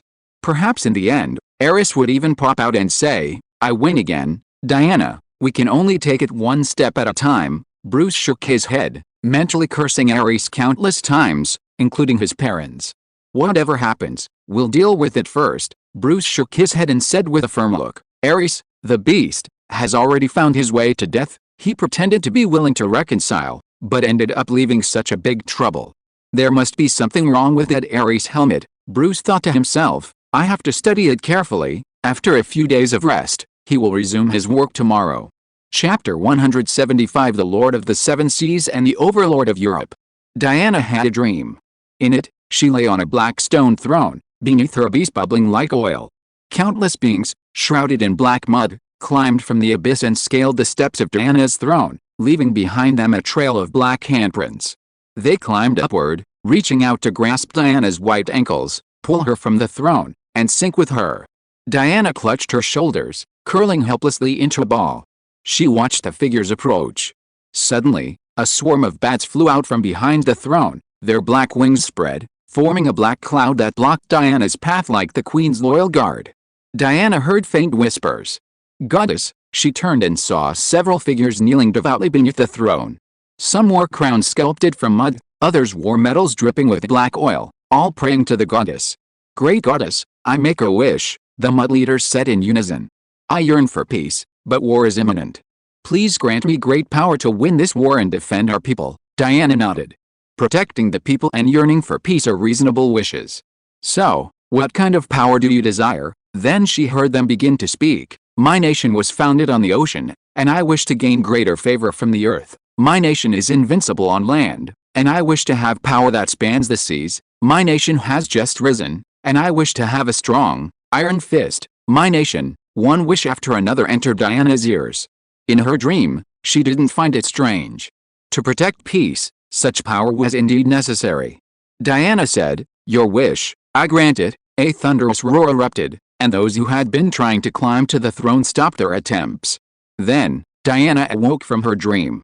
When she opened her eyes, she saw the ceiling of the hotel. The rustling whispers still lingered in her ears, but the headache had subsided. Bruce. Diana woke up and began to search for Batboy. When she opened the door, she found Bruce sitting in front of her door, his head tilted to one side, asleep. Clearly, his words last night, I'll be right outside, hadn't been empty words. Diana's initial worry vanished completely. Bruce had kept his promise, proving his integrity. Bruce. Diana knelt down and patted Bruce awake. Batboy blearily opened his eyes and was met with Diana's clear, innocent eyes. Are you awake? Bruce mumbled. Does your head still hurt? No. Diana shook her head. Do you want to go back to your room and get some more sleep? No. I'll just take a shower. After sleeping outside, Bruce's only noticeable sensation upon waking was the extreme cold. Especially in England, where even in July, the temperature was only in the teens at night. Bruce returned to his room for a hot shower. When he emerged, Diana had already changed. Inspired by her warrior aesthetic, Diana favored trench coats and trousers, primarily in black and gray. Bruce thought this was a good choice. The color resisted stains and was convenient for attending funerals during wartime. He and Diana went downstairs to grab some breakfast. The pub downstairs also offered breakfast during the day, and they wanted to make every penny they could. An English breakfast consisted of the classic coffee, toast, bacon, and poached eggs. Bruce's Hogwarts meals were already quite substantial. Diana wasn't picky about food, but she had a voracious appetite. By the time Bruce finished one piece of bread, she was already on her third. I had a dream last night. She suddenly said. I dreamt a bunch of strange people were worshipping me, telling me wishes and dreams. Bruce paused as he buttered his bread. A wish? He asked. Tell me about it in detail. Bruce had been observing Diana since morning. Last night's meeting with Ares was still vivid in his mind. The power he bestowed on Diana wasn't a lie. Katoom had explained the origins of the citron to him. Doris Mendichus, the god of trickery, created this mysterious citron, the owl had said. So, perhaps Ares obtained it from another god, just to surprise Diana. Whatever the circumstances, he had done it. Diana had become a universal wish-granting machine. Of course, a tricky one. Diana's remark about someone granting her a wish in a dream naturally piqued Bruce's interest. When she recounted the dream in all its details, Bruce's initial anxiety was completely extinguished. You granted their wish, Bruce muttered. Katoom was right. Katoom had said that wishes for power like this would be granted in a twisted way. The most likely scenario is to summon a group of DC Universe heroes or villains to fight for this war. There's no need to worry about characters from other universes appearing. An old god's power isn't even close to that level. Those figures shaped from the black mud should be the incarnations of the leaders of the nations about to enter the war, or at least their military. Bruce wondered. Does every nation summon heroes or villains to serve them? What's wrong with you? Diana asked, puzzled, noticing Bruce's expression. It's just a dream. Why are you being so cautious? Bruce sighed heavily. Diana, don't be afraid of what I'm about to tell you. Afraid? Diana shook her head. Amazons have many weaknesses, but fear is definitely not one of them. That's good. Bruce nodded, and then he told Diana the power of the mysterious citron. Diana had been listening while eating, but when she heard that she had the power to grant anyone's wish, she finally forgot to close her open mouth, and the toast rested on the edge of her mouth, hesitating to take a bite. Bruce, I don't know what to say. Your story is ridiculous. Diana was completely unconvinced. Granting wishes was probably just another of Ares' schemes. To prove it, she grabbed a passing waiter. The waiter, who looked no older than Bruce, was terrified at being suddenly grabbed. Don't be afraid, kid. Diana calmed him down, then said, tell me, what's your wish? A wish, yes, or a dream, too, Diana said. I'll see if I can help you make it come true. The waiter immediately looked as if he had seen a ghost. He felt like he had encountered a lunatic and wanted nothing more than to get rid of Diana. As for wishes, I just want a big tip, ideally 10 pounds, the waiter stammered. It was the greatest wealth he could imagine. Okay, your wish is granted, Diana nodded immediately, releasing her grip on the waiter's arm. The waiter immediately fled. You scared him, Bruce said. He doesn't have the courage of a soldier, Diana said. Didn't you say I could grant wishes? Well, let's see. 10 pounds was no small sum before Germany's frantic counterfeiting of the pound during World War I. Its purchasing power was equivalent to $500 in the 21st century. For an ordinary waiter, it was a fortune. Diana's experiment was essentially to prove she had no wish-granting power. But what followed proved otherwise. The waiter, free from Diana's clutches, returned to his work. Suddenly, a well-dressed gentleman entered the tavern, followed by a beautiful woman. The gentleman looked around and saw the waiter, his eyes lighting up. Finally, you've found me, young man, the gentleman said, approaching the waiter. This scene caused the waiter to recall his past misdeeds and begin to repent. But the gentleman's words dispelled his worries. I wonder if you still remember me. The other day, you found my wallet and returned it to me, with all the money inside. The waiter's panic instantly vanished as he remembered the incident. Integrity and honesty are extremely valuable qualities, the gentleman said. You found a wallet and didn't steal it. That's a commendable act. He then produced a 10-pound note and pressed it into the waiter's hand. The image of the seated goddess Britannia on the note shone brightly. The woman following the gentleman couldn't help but smile. You're such a generous gentleman, always. The gentleman puffed his chest out. If you get to know me better, you'll find even more valuable qualities. Come, let's go to the Savoy Theater and I'll tell you my story. The two of them walked away arm in arm. The people in the pub witnessed this, and the waiter, clutching the 10 pounds, was ecstatic. Diana was stunned. She had just been discussing a wish with a waiter about 10 pounds. And then, in the blink of an eye, it had come true. Bruce, Diana's body was trembling. If she could truly grant everyone's wishes, imagine what a wonderful world she could create. But then Bruce interrupted her. Don't worry, Batboy said. Let's see what happens next. Wishes come at a price. The waiter had already received the 10 pounds he dreamed of, but now he was about to lose something most important. Sure enough, not long after the waiter received the 10-pound tip, the inn's owner appeared in the lobby, a beaming smile on his face. Congratulations, Charlie, the owner said. With such a large tip, the inn won't forget your contribution. Contribution, Charlie? The waiter was stunned. He kept explaining, no, it's not, it's a reward from the gentleman, but it's not a small sum. The owner's eyes hardened. Charlie, I gave you the job. Your entire income during your employment was set in advance. 2 shillings a week was already a very good salary. No, you can't, the waiter continued to plead, but the owner left no room for negotiation. Either hand over the money or get out. Think about it. Diana couldn't stand it any longer. She wanted to stand up and seek justice for the poor waiter, but Bruce grabbed her hand. "Don't worry, let's see what happens next." To Bruce, £10 was just a small amount of money slipping through his fingers. A simple move could solve the waiter's current predicament. But since the experiment had already begun, he didn't want to interfere. By then, the waiter had made his decision. He clenched the pounds in his hand and chose to give up the job. "Thank you for your time," Charlie said, "but I can't hand over this money." £10 was equivalent to 2 years' salary for him. "Then get out," the boss said angrily. Bruce saw this scene clearly. He knew that if the boss really wanted the money, he had many ways to do it. But he didn't use any of them. It doesn't seem like an equal exchange, Bruce thought. If the price of losing a job meant gaining 2 years' income right away, that wouldn't be so unacceptable. That's not the case. Katoom appeared on Bruce's shoulder like magic, wondering where he had been. "War is coming soon, the pound will start to depreciate, and supplies will be scarce. In such a situation, a stable job will be much more valuable. Besides, I have to say, there's no guarantee this kid named Charlie will be able to keep the money. It might be robbed soon." "That's right." Bruce stood up and went about his business. After all, it was Diana who started this experiment, and Bruce didn't want it to lead to any tragedy. He called the waiter back and gave the boss £10, asking him to pretend nothing had happened. "It's no use," Katoom said. "Even if you give him £10, this boss won't give up Charlie's money. No one would complain about having too much money. The best way to deal with it is to give the boss £10, and then have someone else snatch Charlie's money in front of the boss. Then find a deserted corner and return the money to Charlie without letting others know. In this way, the boss gets rid of his anger, Charlie makes money, and the conflict is not so intense." Using this method, it seems to be a big circle, and there is no change in the facts.